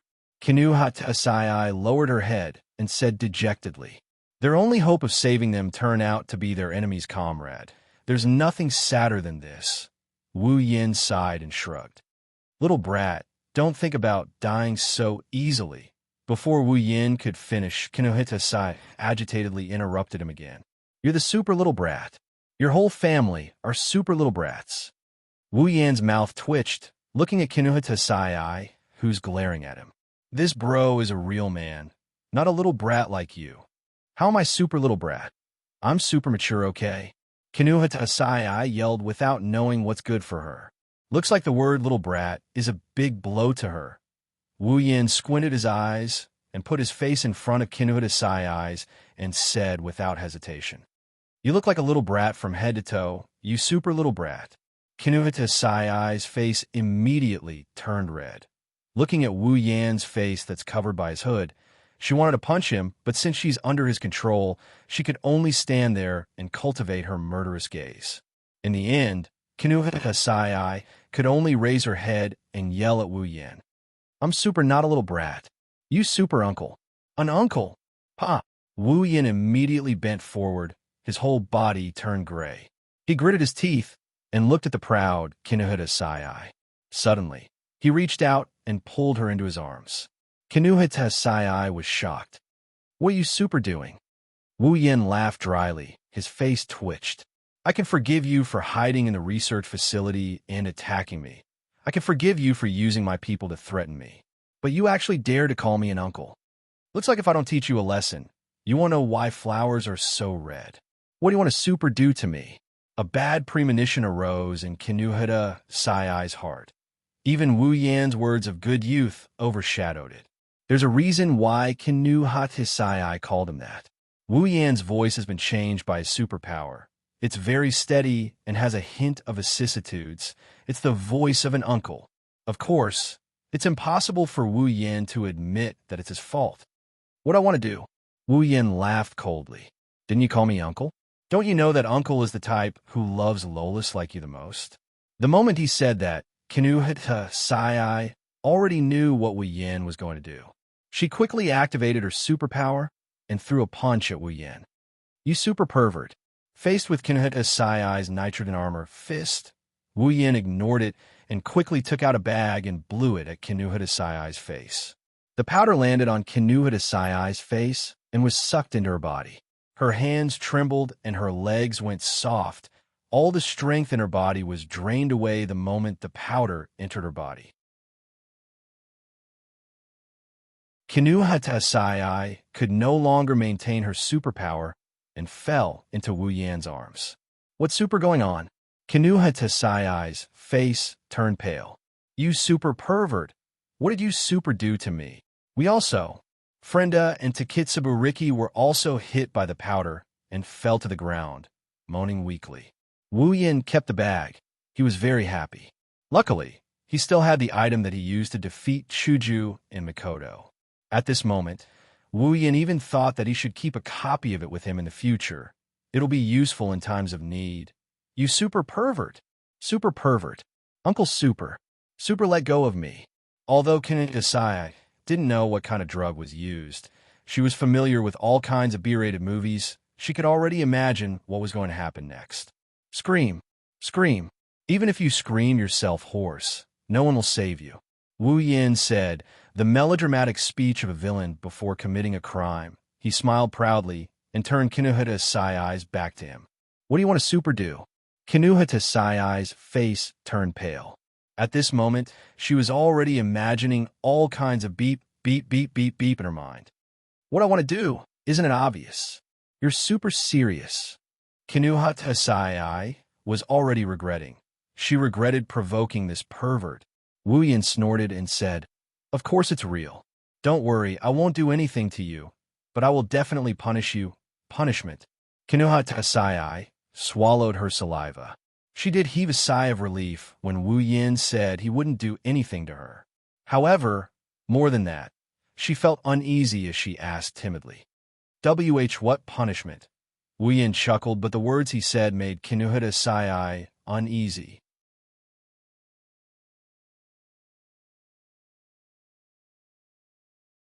Chapter 160. Hearing Wu Yan's words, Kinuhata Sayai's cute little face turned green and white. In the end, her whole face turned bright red. Her mouth opened and closed, but no words came out. Wu Yan looked at her with a smile and placed his hand on her stomach. Through her clothes, he slowly caressed her, letting her feel the friction. He even blew a breath beside her ear. Tell me, where should I start? No. Super no. Kinuhata Sayai panicked. She wanted to shake her head, but she didn't have the strength to do so. With her back facing Wu Yan, she couldn't see Wu Yan's expression, so she could only squint her eyes and say, oh. Wu Yan smiled. Since you don't want to say it, then let me decide. After saying that, a large hand started moving up Kinuhata Sayai's clothes. Feeling Wu Yan's action, Kinuhata Sayai's little heart started beating so fast that she forgot to react. No matter how far the distance is, as long as one knows how to walk, one day one will reach it. What's more, the distance between Kinuhata Sayai's stomach and chest is so small. Thus, under Kinuhata Sayai's trembling welcome, Wu Yin grabbed her soft little breast and started caressing it. Kinuhata Sayai's face turned bright red. She has never been touched by anyone before. Even a part of her body that she rarely touches is being controlled by someone else. Kinuhata Sayai's brain short-circuited. Frenda and Takitsubu Riku, who were beside her, buried their faces in the ground in shock. Their faces also turned fiery red. For them, the scene in front of them is too exciting. Of course, they're still a little curious. It can be seen from their small eyes that are fixated on Wu Yin and Kinuhata Sayai. At this moment, Wu Yan's other hand was already on Kinuhata Sayai's seductive thighs and started caressing them. As for the hand that was caressing her small breasts, it was slowly increasing in intensity, causing Kinuhata Sayai to moan softly. While caressing, Wu Yin sighed. You still dare to say that you're not a little girl? Look at your size, I'm not happy with you, and don't touch me. Huff huff. Kinuhata Sayai seems to be very resistant to the term little brat. Even though Wu Yin has taken control of one of her territories, she still blushed and panted to express her dissatisfaction. Well, although I'm not satisfied with your size, I don't know if it's other aspects. Hearing this, Kinuhata Sayai's slightly dazed eyes flashed with a trace of suspicion. But soon, she no longer has the energy to think about it. Wu Yin let go of his hand on her breasts and placed it back on Kinuhata Sayai's stomach. Then, under Kinuhata Sayai's astonished gaze, he lifted her clothes and reached inside. Super no. A strange moan escaped from Kinuhata Sayai's mouth after the word super no, followed by a series of continuous moans. Both of his hands reached into Kinuhata Sayai's bosom. He opened his palms and started massaging her breasts. Kinuhata Sayai's breasts may be a bit small, but they're really nice to touch, soft and smooth. Whoa, you super pervert. Kinuhata Sayai could feel the heat from Wu Yan's hands. It went straight to her heart, causing her heart to tremble as she fell into an indescribable feeling. The moans that came out of her mouth made her face and ears turn red. She couldn't believe that she was the one who made such a sound. Wu Yin narrowed his eyes. Looking at the small body moving up and down along with his big hands, he whispered into Kinuhata Saiai's ear. "Oh, you don't like this feeling? Who? Who would like it so much?" Well, although it's super comfortable, Kinuhata Saiai closed her eyes, because at this moment, she found it difficult to speak. "If you don't like it, then..." Pulling out one hand, Wu Yin caressed Kinuhata Saiai's thigh and moved up. "Then what about here?" "Whoa, I can't do it there." Her weak resistance didn't make Wu Yan's heart soften. Instead, he pressed his hand on Kinuhata Saiai's thigh and pushed in. Whoa, super perverted. Kinuhata Saiai opened her eyes. Her eyes were watery and tender like an onion. Wu Yin laughed evilly, glanced at Frenda and to Kitsubu Riku, who were lying on the ground not far away. Noticing that they were sneaking glances at him, he rolled his eyes and retracted his hands. Now that the intruder has left, Kinuhata Saiai let out a sigh of relief. She didn't know why, but there was a faint feeling of reluctance in her heart. However, as her body turned cold, all reluctance disappeared. "Wah, you. Before she could react, Kinuhata Saiai's few clothes, including her underwear, were stripped clean by Wu Yan's lightning-fast hands, turning her into a little white sheep. I knew it, you super beast, you would never let me go. Finally, you couldn't hold it in anymore, Wu. Poor me, I'm about to be violated by a super lullicon." Without the strength to cover up her embarrassment, Kinuhata Saiai started crying out in a pitiful tone. Her voice was so pitiful that it made Wu Yan's lips twitch. Even his mood of appreciating her beauty diminished. With one hand on Kinuhata Saiai's thigh, Wu Yan's finger pushed in slightly. "Whoa, ugh." Kinuhata Saiai's face, which was filled with misery a moment ago, turned into ripples. With a strange blush, she moaned out loud.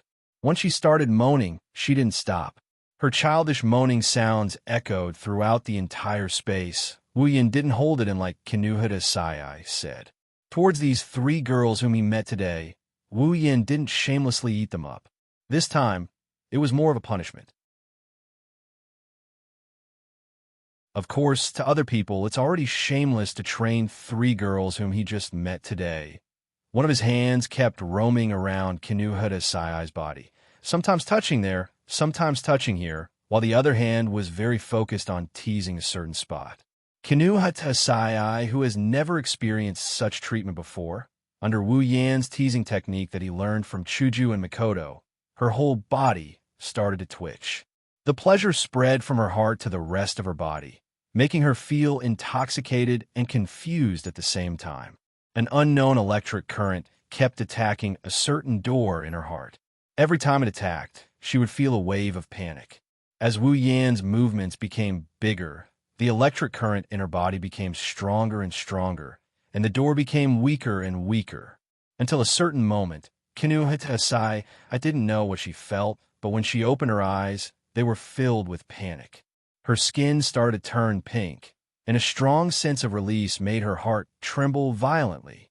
Wait, super wait. Kinuhata Saiai is very afraid of this feeling. It's as if she's floating in mid-air without any support, unable to fly, and about to fall, causing her lips to start to tremble.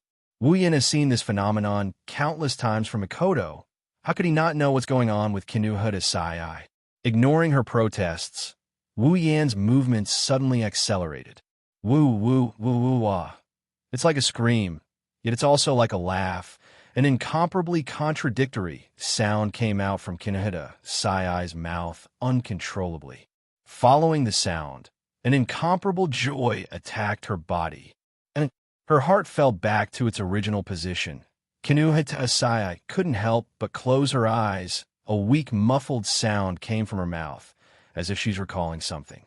For a long time, she couldn't come back to her senses.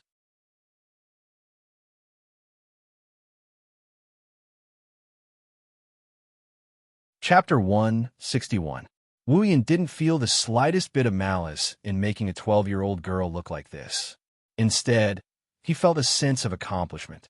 After all, this is something no one in the original work has the ability to do, right?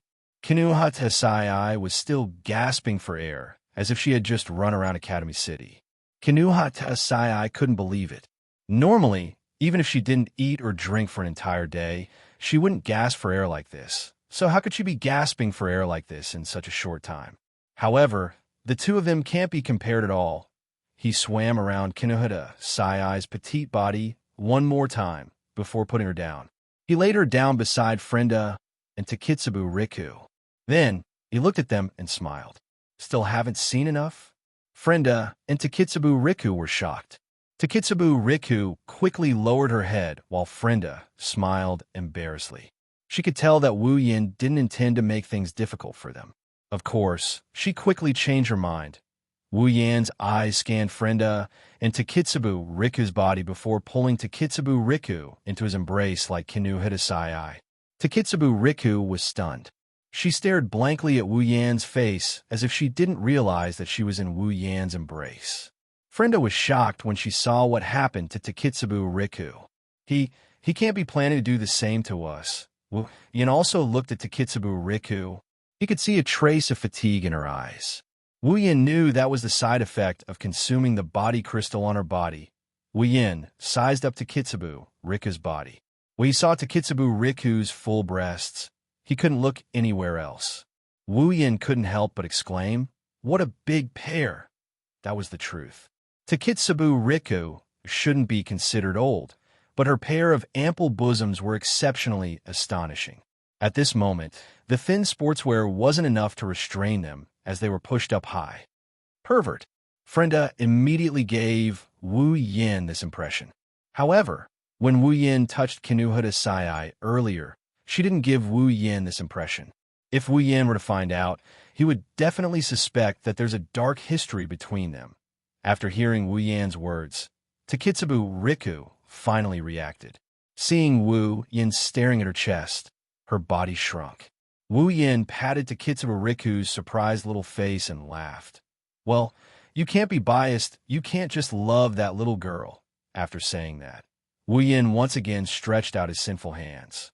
He tried his best to open his palms and take in the pair of plump breasts that he couldn't help but feel pity for. And a moan escaped from Takitsubu Riku's mouth. Her voice was soft and delicate, causing Wu Yan to sigh. As expected of an exhausted girl, even when moaning, she didn't forget to make it cute. Even though he was thinking about something, his hands didn't slow down at all. Look, he's already kneading her breasts with his fingers. A blush appeared on her cheeks, adding a bit of liveliness to Takitsubu Riku's lethargic face, making her look a bit more alluring. Under Wu Yan's movements, Takitsubu Riku seems to have decided to carry out her role as an exhausted girl to the very end. Other than her body moving up and down along with Wu Yan's movements, she didn't do anything else. Even though her eyes were covered with water, Takitsubu Riku didn't close them. Instead, she stared at Wu Yan's face, as if she wanted to see through that layer of concealment and memorize his face. Wu Yan's actions have already left a faint shadow in the heart of this girl who didn't care about anything. Takitsubu Riku's pair of plump breasts did make Wu Yan feel pity for her. Even though he didn't have this size around him, Ikaros and Astria both had bigger breasts, but he never had the chance to enjoy them. As for the two girls he pushed down, well, even though flat breasts aren't bad, they're still a little protruding and more pleasing to the touch. Thinking about it, Wu Yan grinned. Looking at Takitsubu Riku's eyes, there was a hint of heat. With a move of his hands, he took off Takitsubu Riku's clothes as well. Don't do that.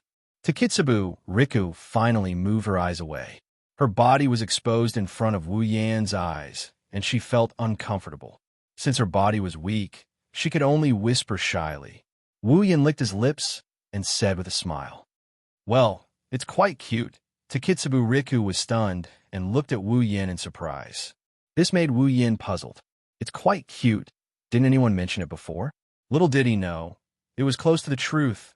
Caressing Takitsubu Riku's soft body, Wu Yan praised in his heart.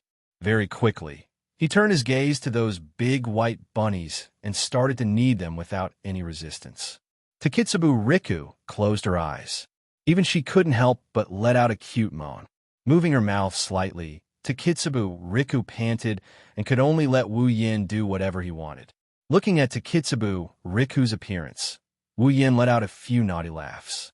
He freed one of his hands and reached towards Takitsubu Riku's lower body. On the other side, Ikaros watched from the beginning to the end. She looked at Kinu Hadasai, who was just trained by Wu Yin, and then at Takitsubu Riku, who was panting in Wu Yan's arms. She pinched her own chest. Master seems to like it a lot. After sending Takitsubu Riku to the peak, Wu Yin gently placed this nice body beside Kinu Hadasai. Under her unwilling glare, he turned his gaze to Frenda. In the end, don't tell me you're planning to do the same to me. Even though Frenda already knew that she might fall into the devil's claws when the real thing is about to happen, she still couldn't help but panic. Wu Yin didn't say anything. He just gave her a big smile. Then, amidst her screams and screams, he stripped her naked body. The result of this is, of course, a soft moan soon appeared in this space. Looking satisfyingly at the three girls who were sent to the peak by him, Wu Yin welcomed their complicated gazes with a smile and said with an "I'm a good person" tone, "Well, you're finally a little more obedient." The result of this sentence was the angry glare of Kinuhada Sai and Frenda. Wu Yin ignored them and took out a camera from his space ring. "Hey, what are you super trying to do?" Seeing Wu Yin take out a camera, the three girls didn't want to bother about where Wu Yin took it out from. Their female intuition tells them that something bad is about to happen. What can I do with a camera? Of course it's to take pictures. Sure enough, the girl's premonition came true. Kinuhata Sai screamed hysterically, "You super pervert! It's fine if you're done with us, but you still want to take pictures." "Well, I don't have a choice." Wu Yin helplessly shrugged and raised the camera in his hand. "In order to prevent you girls from spreading unnecessary information, I can only do this."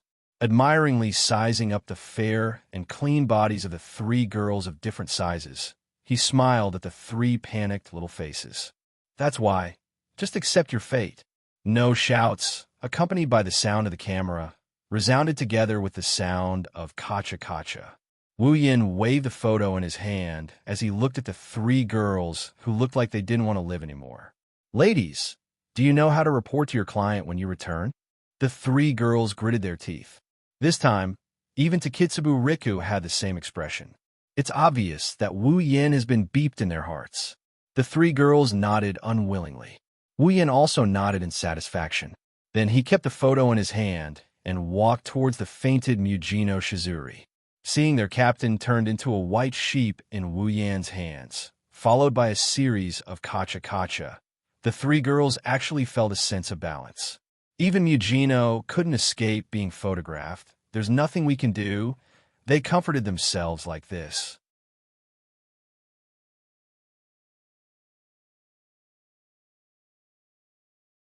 Chapter 162. Academy City, School District 7, inside a windowless building. Here, the greatest person of Academy City. Here, the craziest person of Academy City. Here, the most rational person of Academy City. Here, and here, the best at peeping. Floating in the liquid that never changes, Alistair's projection screen is constantly changing the scene. Whenever the scene is projected to the lab that was destroyed last night, it would turn into a static screen. Looking at the static screen, Alistair didn't say a word. Or rather, he's not a talkative person to begin with. If there's no one here, he might just stay silent for the rest of his life. After a while, the projection screen in front of Alistair changed, and the scene changed. On the screen, there are two small girls and one big girl. They are Mujino Shizuri, Kinuhata Sai, Frenda, and Takitsubu Riku. In the scene, Kinuhata Sai, Takitsubu Riku, and Frenda are hiding in a corner. Mujino Shizuri's face is filled with anger. She's constantly throwing out meltdowns from her palm, destroying everything around her. However, Mujino Shizuri didn't stop because of that. Since there was nothing left to hit, she started hitting the sky and her surroundings randomly, as if she was venting something. One could clearly see that her face was twisted in anger. Alistair quietly watched for a while.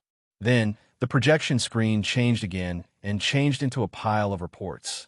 Clearly, there's a very eye-catching summary at the end of the report. Intruder escaped from the lab, evaded items pursuit.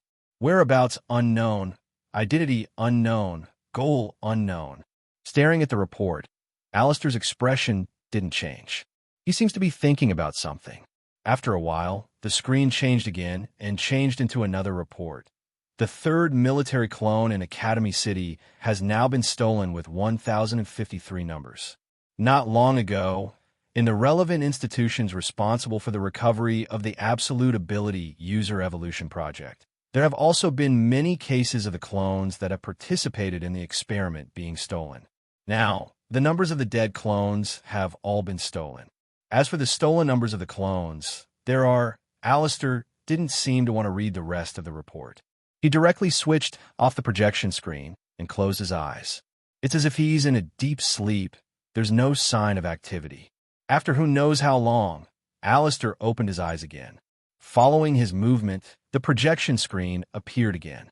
This time, a very new report was imprinted into his eyes. In order to ensure the Absolute Ability User Evolution Project can proceed smoothly, related researchers have decided to find the original military clone and obtain new DNA samples from it to create new military clones to participate in the experiment. As a result, the original body was unusually resistant. Not only did it say that it would never provide its DNA again, it even declared that if its DNA was forcefully obtained, the original body would withdraw from any research organization that participates in Academy City, and would even withdraw from Academy City. Inside the test tube, the liquid containing Alistair's body began to boil like boiling water. Bubbles continued to rise, completely burying Alistair's figure within. The sound of the boiling liquid resounded throughout the room. Since there's almost no sound in here, the sound of the boiling liquid is especially ear-piercing. If someone familiar with this place was here, they'd be inexplicably shocked.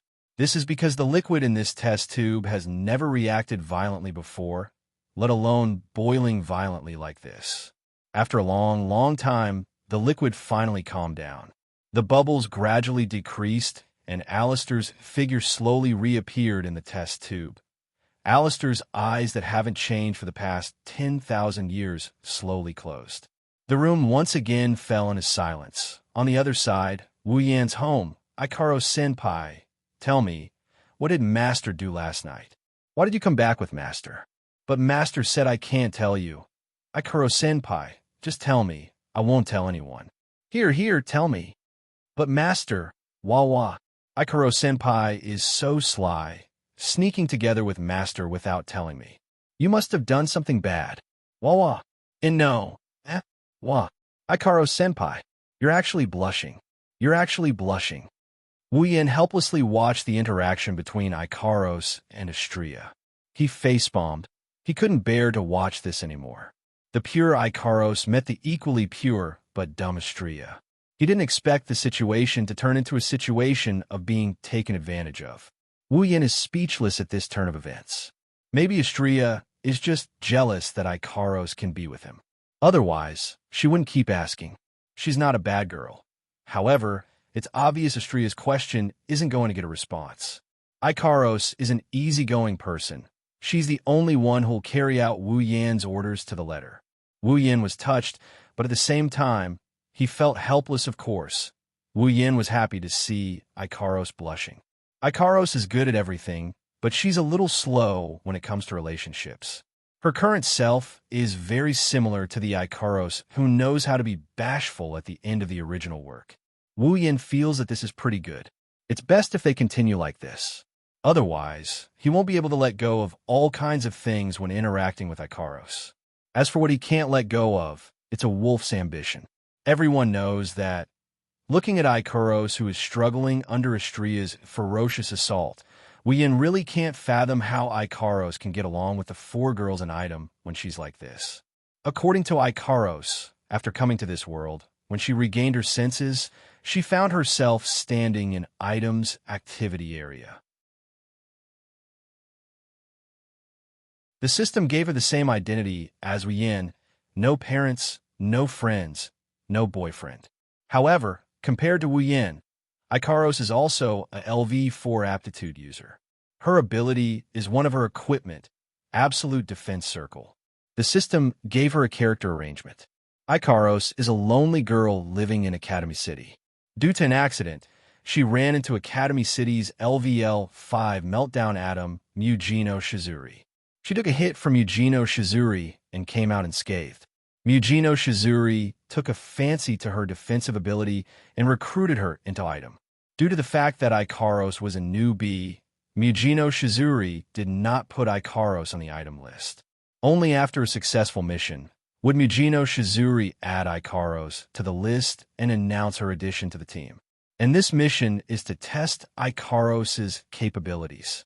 However, Ikaros' heart was filled with her master. Even on the day of the mission, she was still searching for Wu Yan's whereabouts. In the end, she was late. That's why Wu Yan is glad. If Ikaros passed Mugino Shizuri's test and joined item, she would definitely be noticed by the council. Being noticed by the council is the same as being noticed by Alistair. At that time, maybe Alistair would be in the mood to peek at Ikaros, only to be interrupted by the battery shield. That would be bad. Alistair is a perfectionist. He won't let a single chess piece escape his control. In the end, after a round of investigation, fortunately, he had something on item, so they wouldn't leak it out. Ikaros hadn't entered their line of sight yet, so nothing had changed. Wu Yan's plan can still be carried out.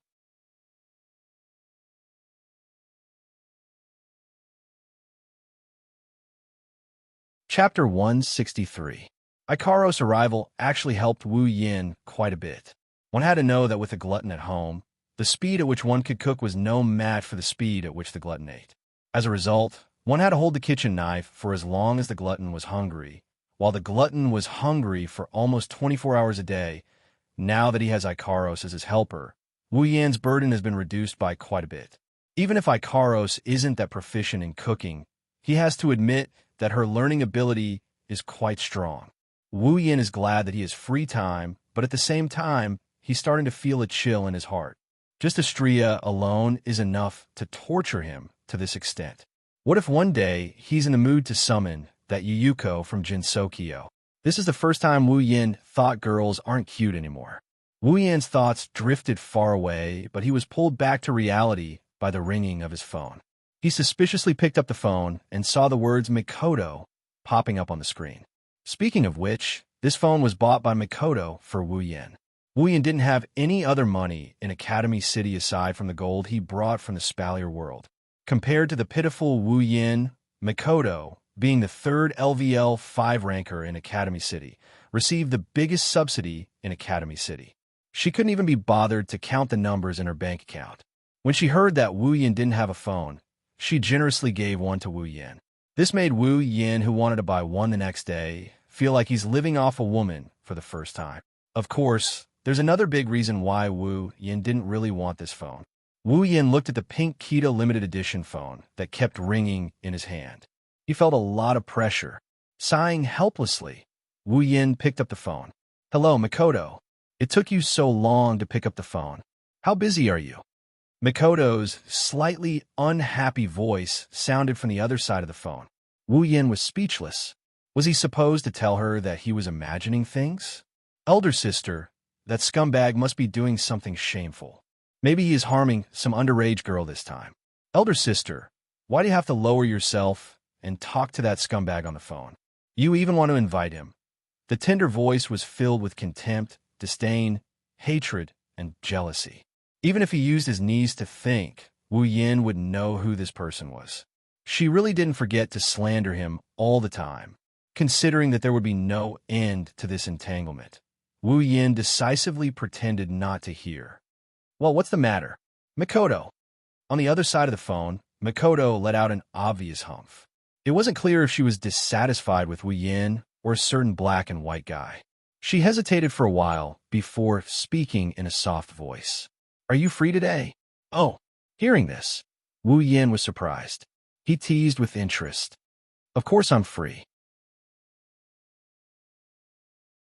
I just didn't expect Mikoto to finally take the initiative to ask me out on a date." "No, of course not. It's not a date. A certain black and white creature yelled again. Why would elder sister go on a date with a scumbag like you? Elder sister belongs to me, Kuriko. If you want to go on a date, you should go on a date with me, Kuriko. Wu Yan's expression turned awkward. He didn't know what to say. He also didn't know where Makoto and Kuriko called him. After Kuriko revealed her preferences, the other side of the phone became noisy. Kuriko, what are you talking about? Wu Yan could already imagine that Makoto was angry from being looked at with curiosity by the passersby. Kuriko, I'm not talking nonsense. Elder sister will always belong to me, Kuriko. Elder sister, let's just ignore that scumbag. Just me and elder sister. The strange laughter didn't only make Makoto's hair stand on end. It also made Wu Yan's expression more and more awkward.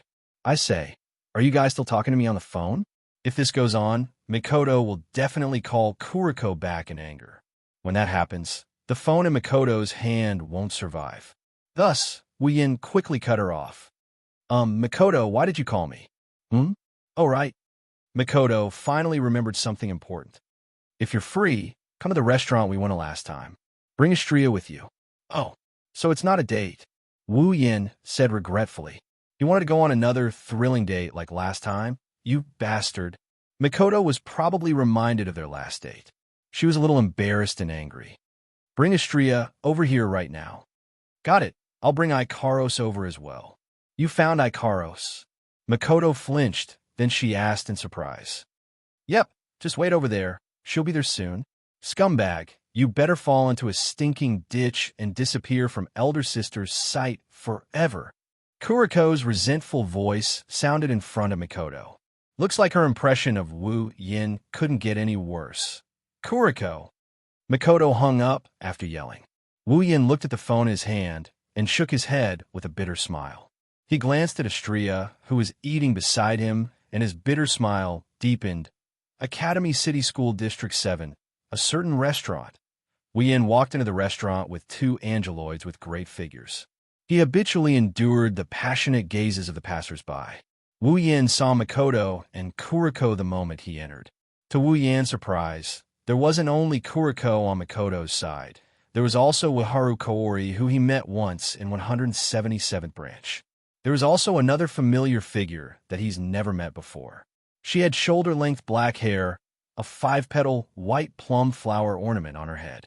She wore the same uniform as Wuharu Kaori.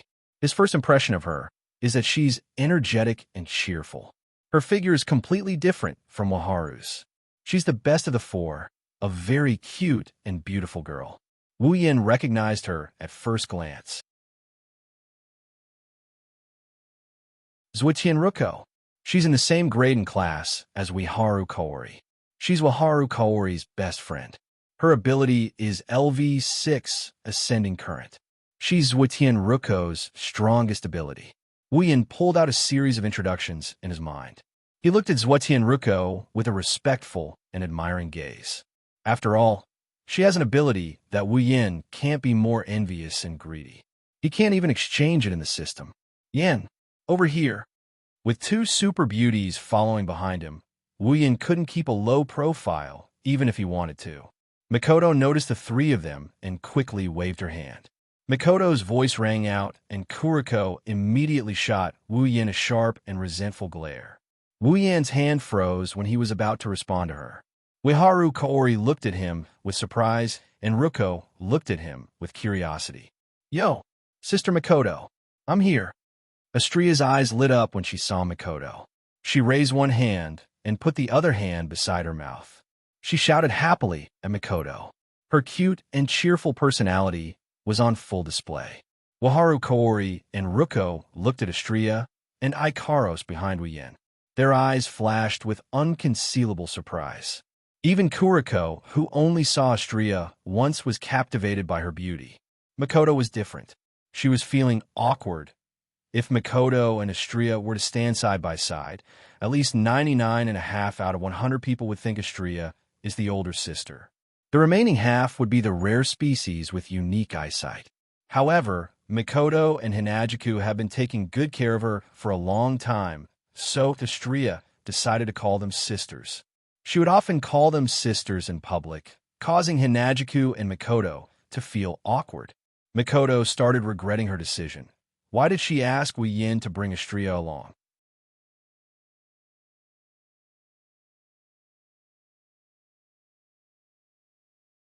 Chapter 164. Wu Yin sat down with Ikaros and Xianxia. Mikoto, Kuriko, Waharu, and Ruko all had different expressions on their faces. Wu Yin felt awkward. There are 7 people at the table, 6 beautiful girls, and he is the only male. Mikoto also felt awkward for a while before she decided to ignore it. Xianxia is like a little sister to her who needs to be taken care of. Her tea-colored pupils turned to Ikaros, and a flash of joy flashed through her eyes. Ikaros, I've finally found you. Where have you been all this while? Ikaros looked at Wu Yin and stuttered. I've been looking for masters, so... Asking Ikaros to lie is really too much for her. Can't help it. She can't just tell anyone about her being in the dark department. Wu Yin already talked to Ikaros about this, so she knows what to do. However, it seems like it's going to be hard for Ikaros to hide something from the public. Mikoto looked at Ikaros in shock. To be honest, she has never seen Ikaros act like this before. Ikaros probably knew that her acting wasn't that great, so she quickly turned to Wu Yin for help. Wu Yin put down his drink with a bitter smile and looked at Zhuotian Ruko. Hey, new face you are? Zhuotian Ruko also looked at Wu Yin and greeted Wu Yin energetically. Hello, I am Zhuotian Ruko, a first-year student of Zhuotian Middle School. My ability is... There's no need to introduce my ability. Wu Yin, who is familiar with the plot, knows Zhuotian Ruko's ability is a pain in her heart. He interrupted Zhuotian Ruko's introduction of her ability. That kind of thing, it doesn't matter what you do. Wu Yin chuckled as he told Zhuotian Ruko the same thing. Zhuotian Ruko's eyes flashed with a strange light. Her beautiful big eyes stared at Wu Yin's smiling face. She was stunned and didn't react. Instead, Hazy snorted. What do you mean by it doesn't matter? It's just because you're LV0 that you don't want to talk about it. Hearing Wu Yin's level 0, Zhuotian Ruko was stunned. Mikoto smiled bitterly. How could she not know why Wu Yin was level 0? Of course, she didn't know that Wu Yin's ability had been upgraded. In response to Kuriko's sarcasm, Wu Yin didn't bother to explain. Kuriko was currently vexed over the fact that my dear Wani-sama invited a scumbag who might be a love rival. If Wu Yin were to get involved, he would definitely give this Yuri girl, who is likely to be corrupted by Mikoto, an excuse to get rid of him. When Blackie saw that Wu Yin had no reaction, he curled his lips in boredom and put down the spearhead against Wu Yin. After all, it was not her style to take advantage of another's sore spot. Hello everyone, I'm Xianxia. Xianxia's cheerful introduction attracted everyone's attention. I'm Ikaros. The other girls expressed their curiosity towards beauties like Ikaros and Xianxia. After some introductions, they got to know each other. While Kuriko, Ruko, and Waharu were curious about Ikaros and Xianxia, Wu Yin sneaked a glance at Mikoto. Mikoto, you didn't call me out just to introduce some beauties to me, right? Mikoto immediately stepped on Wu Yin's foot under the table. Wu Yin almost cried out in pain. You bastard, all you think about is that kind of thing. I really don't know what your brain is made of. Fine, what's the matter? Wu Yin rubbed his sore foot and looked at Mikoto seriously. You look like you have something on your mind, and you still want to pretend to be normal. Mikoto slightly lowered her head and bitterly smiled. Why can't I hide it from you? Wu Yin rolled his eyes and smiled proudly. Of course, what can you hide from me? Don't you know who your husband is? Who is? Mikoto blushed and rolled her eyes at Wu Yin. You better be serious. If you don't tell me what's going on, I'm not going to be serious. You? Mikoto glared at Wu Yin. This is too shameless. This person, after some hesitation, Mikoto whispered. That group of scientists came looking for me a few days ago. Wu Yin narrowed his eyes as a glint flashed in his eyes. Then, they probably came looking for you because of that absolute ability user evolution plan, right? Mikoto turned around and looked at the others. Seeing that they weren't paying attention to her and Wu Yin's conversation, she nodded and said with a bit of melancholy, Yeah, They wanted me to provide my DNA. You didn't do it, right? Even though he knew that Mikoto wouldn't give out her DNA, Wu Yin was still worried. Of course not. Mikoto's voice was unusually loud when she said this. That's right. After the incident with her sisters, how can she just casually give out her DNA? That's good. Wu Yin touched the biocontainment device on his wrist. Mikoto also looked at it. She knows that her sisters are inside. Seeing Mikoto's expression, Wu Yin smiled and comforted her. It'll be over soon, don't worry. Mikoto looked at Wu Yin, and for some reason, her heart relaxed a bit. She nodded and said seriously, if necessary, I'll make a move. There's no more worry in her eyes, only determination. Wu Yin also knows that with Mikoto's personality, there's no way she'll just sit there and wait for him to save all her sisters. If that's the case, the guilt she'll feel towards her sisters will completely crush her. Maybe in her heart, even if it's just a little bit of help, she'll do it with her life.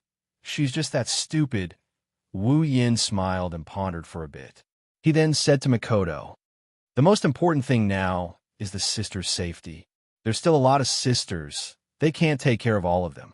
But later, when the number of sisters starts to decrease, they'll be able to focus on waiting for them. And that's when you have to make a move, Mikoto. So let's wait a bit. Hearing Wu Yan's words, Mikoto can only nod unwillingly. At the same time, she swore to herself that she'll play a role in the future. Compared to the original, where she only knows how to blindly work and shoulder all the burdens by herself, the current Mikoto is undoubtedly very happy.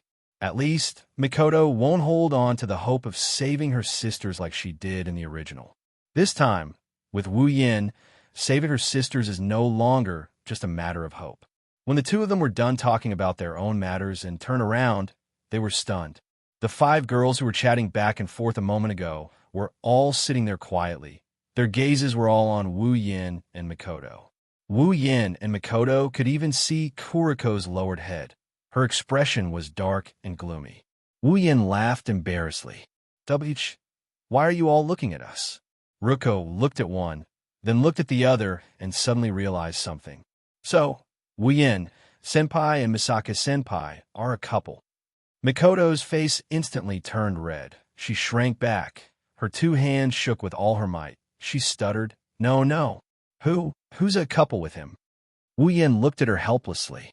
Even if he doesn't mind her tsundere behavior, isn't it more suspicious? Sure enough, Kuriko, who is familiar with Mikoto's personality, immediately went berserk when she saw Mikoto's expression. I'm going to stuff you into the ground, you scum. Kuriko roared, her whole body emitting a strange aura. She hysterically pounced on Wu Yin. Wu Yin and Mikoto were shocked. Just as Mikoto was about to give Kuriko an electric shock, a voice suddenly came from the table in front. I say, you guys, so noisy.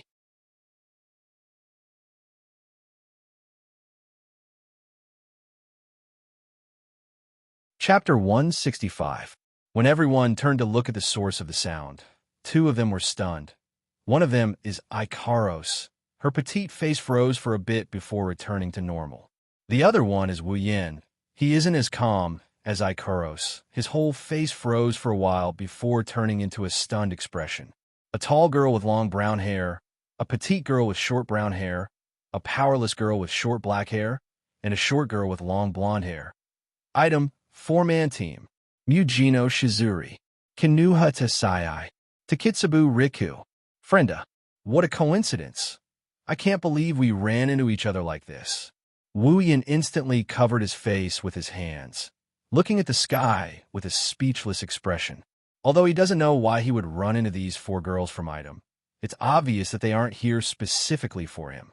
If she was here specifically for him, with Mujino Shizuri's personality, she would have launched an atomic meltdown at him. She wouldn't be standing there and yelling something like it's so noisy. And from the looks of it, Mujino Shizuri still didn't recognize his identity. But that doesn't mean no one else did. On the side, Takitsubu Riku's eyes were fixed on Wu Yan. From the looks of it, she probably recognized Wu Yan's AIM field and recognized his identity. Unbeknownst to him, Takitsubu Riku was actually shocked as well. Because with her ability, There were actually two AIM intruders from that night. That's right, too. One was the black-haired, black-eyed boy. The other was the tea-haired girl. How is this possible? Takitsubu, Riku's seemingly tired face was now covered with a layer of astonishment.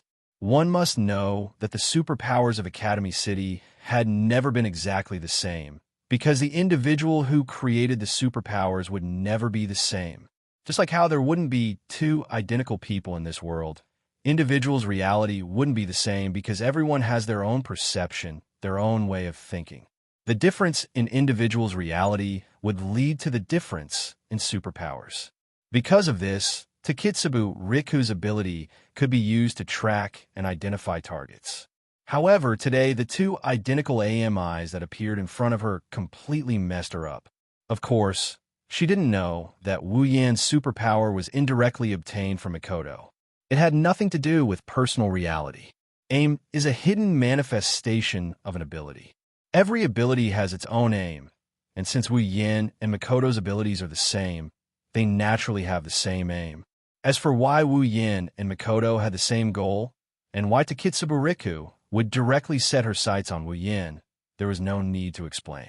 Putting aside the fact that Mikoto's figure is completely different from the one from that night, at least Takitsubu Riku doesn't think that the tea-haired girl would be a Yuri girl who would tease them to death. Knowing that he can't hide anymore, Wu Yan decided to be magnanimous. Looking at Takitsubu Riku, who was staring at him, he smiled at her. Takitsubu Riku was startled and quickly lowered her head. She didn't forget that the other party still has a full-body photo of her, and it's a naked one. On the other side, Mujino Shizuri, Kinuhita Sai, and Frenda didn't recognize Wu Yan, but they definitely recognized Ikaros. Ikaros was once a newbie in item. How could they not recognize her? It's you. When Mujino Shizuri saw Ikaros, she froze for a moment before a murderous aura crept up her face. She sneered and said, "I didn't think a traitor like you would dare to appear in front of me." Mikoto and the others who were planning to apologize were all stunned. They didn't understand how things turned out like this. Only Xianxia stood up and shouted at Mujino Shizuri, "Hey, don't talk about Ikaros-senpai like that." Seeing how Xianxia dared to stand up and talk to her like that, Mujino Shizuri's face darkened. Her anger after seeing Ikaros came pouring out, and she fired an atomic meltdown at Xianxia. Everyone was shocked. Careful! Xianxia was shocked when she saw a beam of light coming at her. Xianxia narrowed her eyes, and just as she was about to block the weak beam of light, an electric bolt flashed by and hit the atomic meltdown. Atomic meltdowns collided with taser gun. A bright light burst out. After a while, the atomic meltdown and taser gun canceled each other out. To be precise, they twisted together and both disappeared. Electricity? Mujino Shizuri's reaction to the electric shock was not small. Her entire face turned incomparably gloomy. This was natural because the rat that humiliated her was using electric ability. However, this electric bolt wasn't released by Wu Yan. Mikoto put down her hand that was surrounded by electricity and looked at Mujino Shizuri, who was also looking at her. "You attacked with the intention of killing Xianxia, didn't you?" Even though Mikoto's expression was normal, those who knew her well knew that this was the only time she was truly angry. Mujino Shizuri frowned when she saw that it was a girl. Even though she didn't see the intruder's face that night, from the figure, voice, and the way the intruder fought, it was obvious that it was a male. In other words, this girl wasn't the intruder from that night. Mujino Shizuri's heart flashed with unwillingness, but at the same time, she let out an imperceptible sigh of relief. "Answer me." Seeing Mujino Shizuri keeping quiet, the electricity on Mikoto's body started flowing out like water from a broken dam. Soon, Mikoto's entire body was covered in electricity. LV5. Behind Mujino Shizuri, Kinuhita Sai and Frenda exclaimed. It was fine when Mikoto didn't use her ability, but once she used it, it was definitely not something a LV4 could do. What they didn't know was that Mikoto had a habit of holding back before a battle. To outsiders, and even Kuriko, Mikoto used her full strength, but to Wu Yin, Ikaros, and Astria, Mikoto didn't use her full strength. This was only natural. After all, Mikoto was no longer the newly summoned Tier 7. Now, she's already a Tier 8. Mujino Shizuri's eyes lit up. Third railgun. Mikoto didn't say anything, but her brown eyes stared at Mujino Shizuri. She looked like she was going to start a fight at any moment. Seeing this, everyone finally reacted.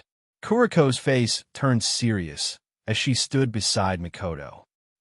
Using your ability to harm others in public has violated the rules. As a member of the disciplinary committee, I have the right to arrest you. Disciplinary committee? Mujino Shizuri curled her lips in disdain. Just a small organization like you, who only knows how to run around, dares to say you want to arrest me? Interesting. Blackie's face darkened. What she hated the most was people looking down on her status as a conduct and discipline committee member.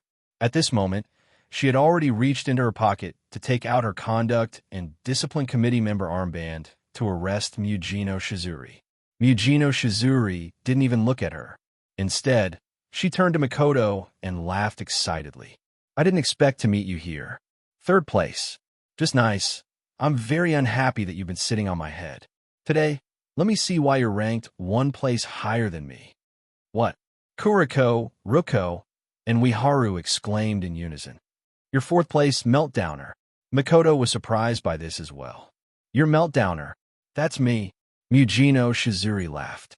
She looked at Mikoto for a while before turning to Ikaros. Her eyes were filled with killing intent. Let me deal with this traitor first, then I'll deal with you. After that, another beam of pure white light shot towards Ikaros.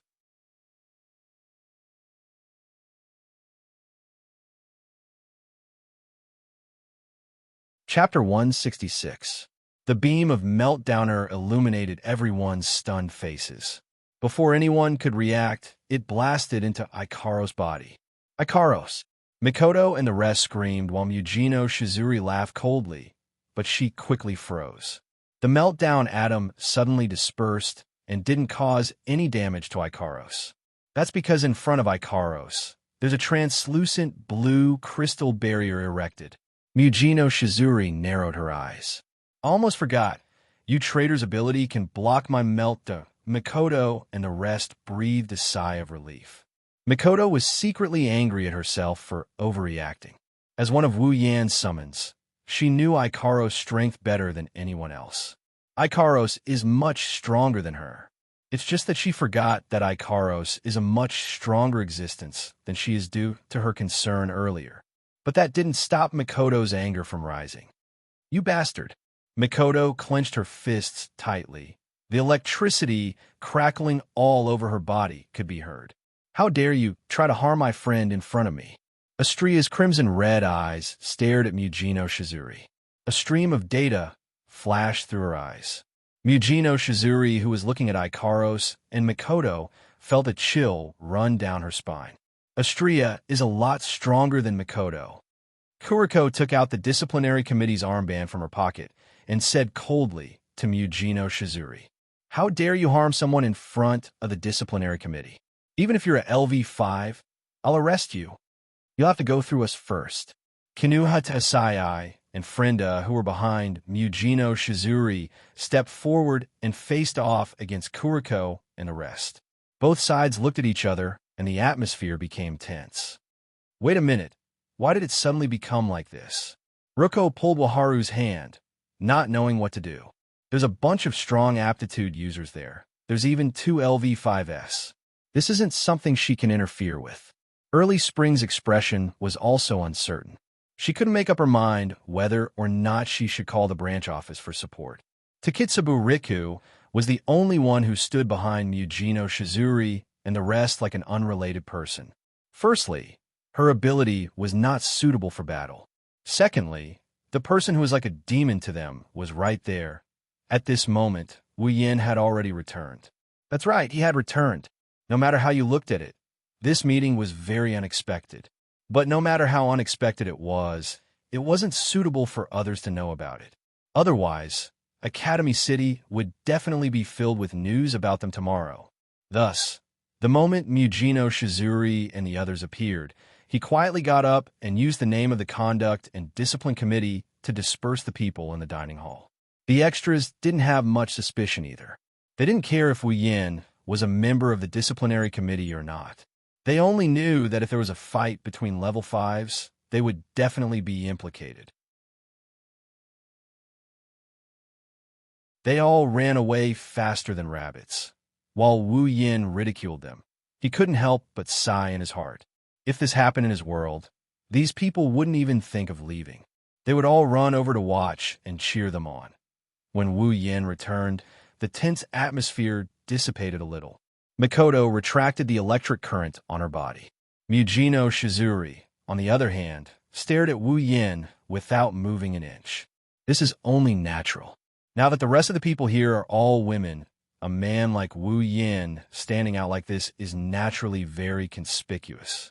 Mugino Shizuri could see that the man in front of her was in cahoots with a third person, a man who appeared beside the traitor in her organization. Mugino Shizuri couldn't help but be suspicious of him. If one were to ask who Mugino Shizuri hated the most right now, it would probably be Mikoto, the little brat who had always been ranked ahead of her. If one were to ask who she hated the most right now, it would undoubtedly be that damned rat from that night. Plus, for some reason, when Mugino Shizuri saw Wu Yan's appearance, her heart inexplicably became irritable. This caused Mugino Shizuri to look at Wu Yin with all kinds of annoyance. Of course, Wu Yin could see the hostility in Mugino Shizuri's eyes. Seeing this, Wu Yin could only roll his eyes. Forget it. Who told me to have a body that attracts hatred easily? Master. With Wu Yin by their side, Ikaros and Astria naturally returned to his side. When Ikaros and Astria called him master, Wu Yin knew something was wrong.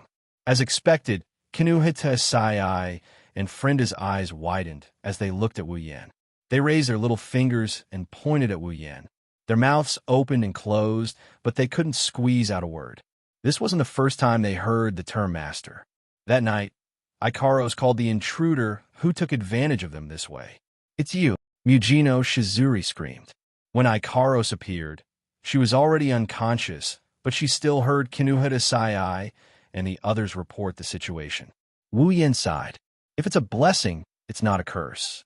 If it's a curse, it can't be avoided. However, Wu Yin quickly smiled as if nothing happened. Even though he tried his best to avoid letting others know that he was the thief who stole his sisters, he wasn't afraid, even if he was exposed. "Yo, long time no see."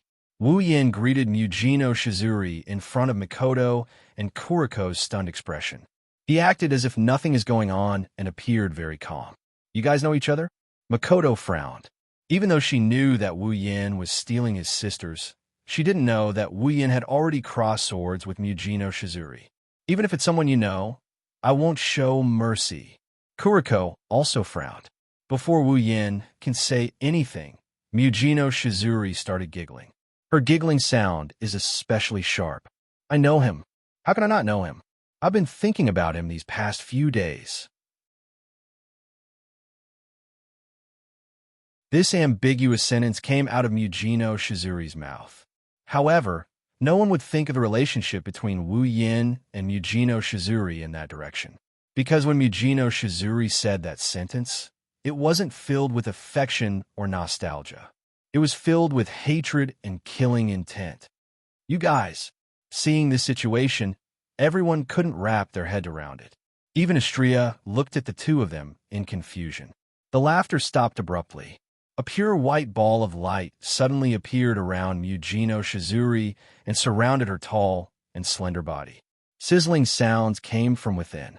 At this moment, no one doubted the destructive power of this ball of light. It was enough to destroy the entire cafeteria. "I will never let you go berserk and hurt anyone again." Kuriko saw that Mugino Shizuri was planning to use her ability to attack someone in front of the disciplinary committee member. She immediately reached under her skirt and pinched a few steel needles between her fingers. Mugino Shizuri still didn't look at Kuriko. Her eyes were filled with killing intent and hatred. They were locked onto Wu Yan. In the next second, she would launch her meltdown at him. Wu Yan glanced at Mujino Shizuri and shrugged. A few photos suddenly appeared in his hand. When they saw the photos, Mujino Shizuri, Kinuhata Sai, Frenda, and Takitsubu Riku's expression changed drastically.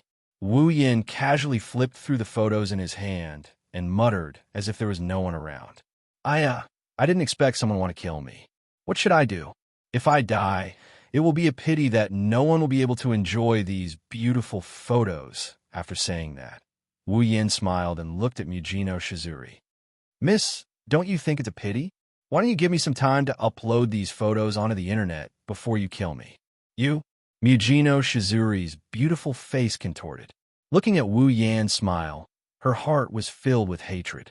On the other hand, Kinuhata, Sai, Frenda, and Takitsubu Riku were shocked and nervous. How could they not know what's inside the picture when Wu Yan took it out at this time? If this gets out, they won't be able to face anyone anymore. You're tuning into the Eternal Immortal Ballad YouTube channel. Don't forget to subscribe and join us on this journey to catch the most captivating stories.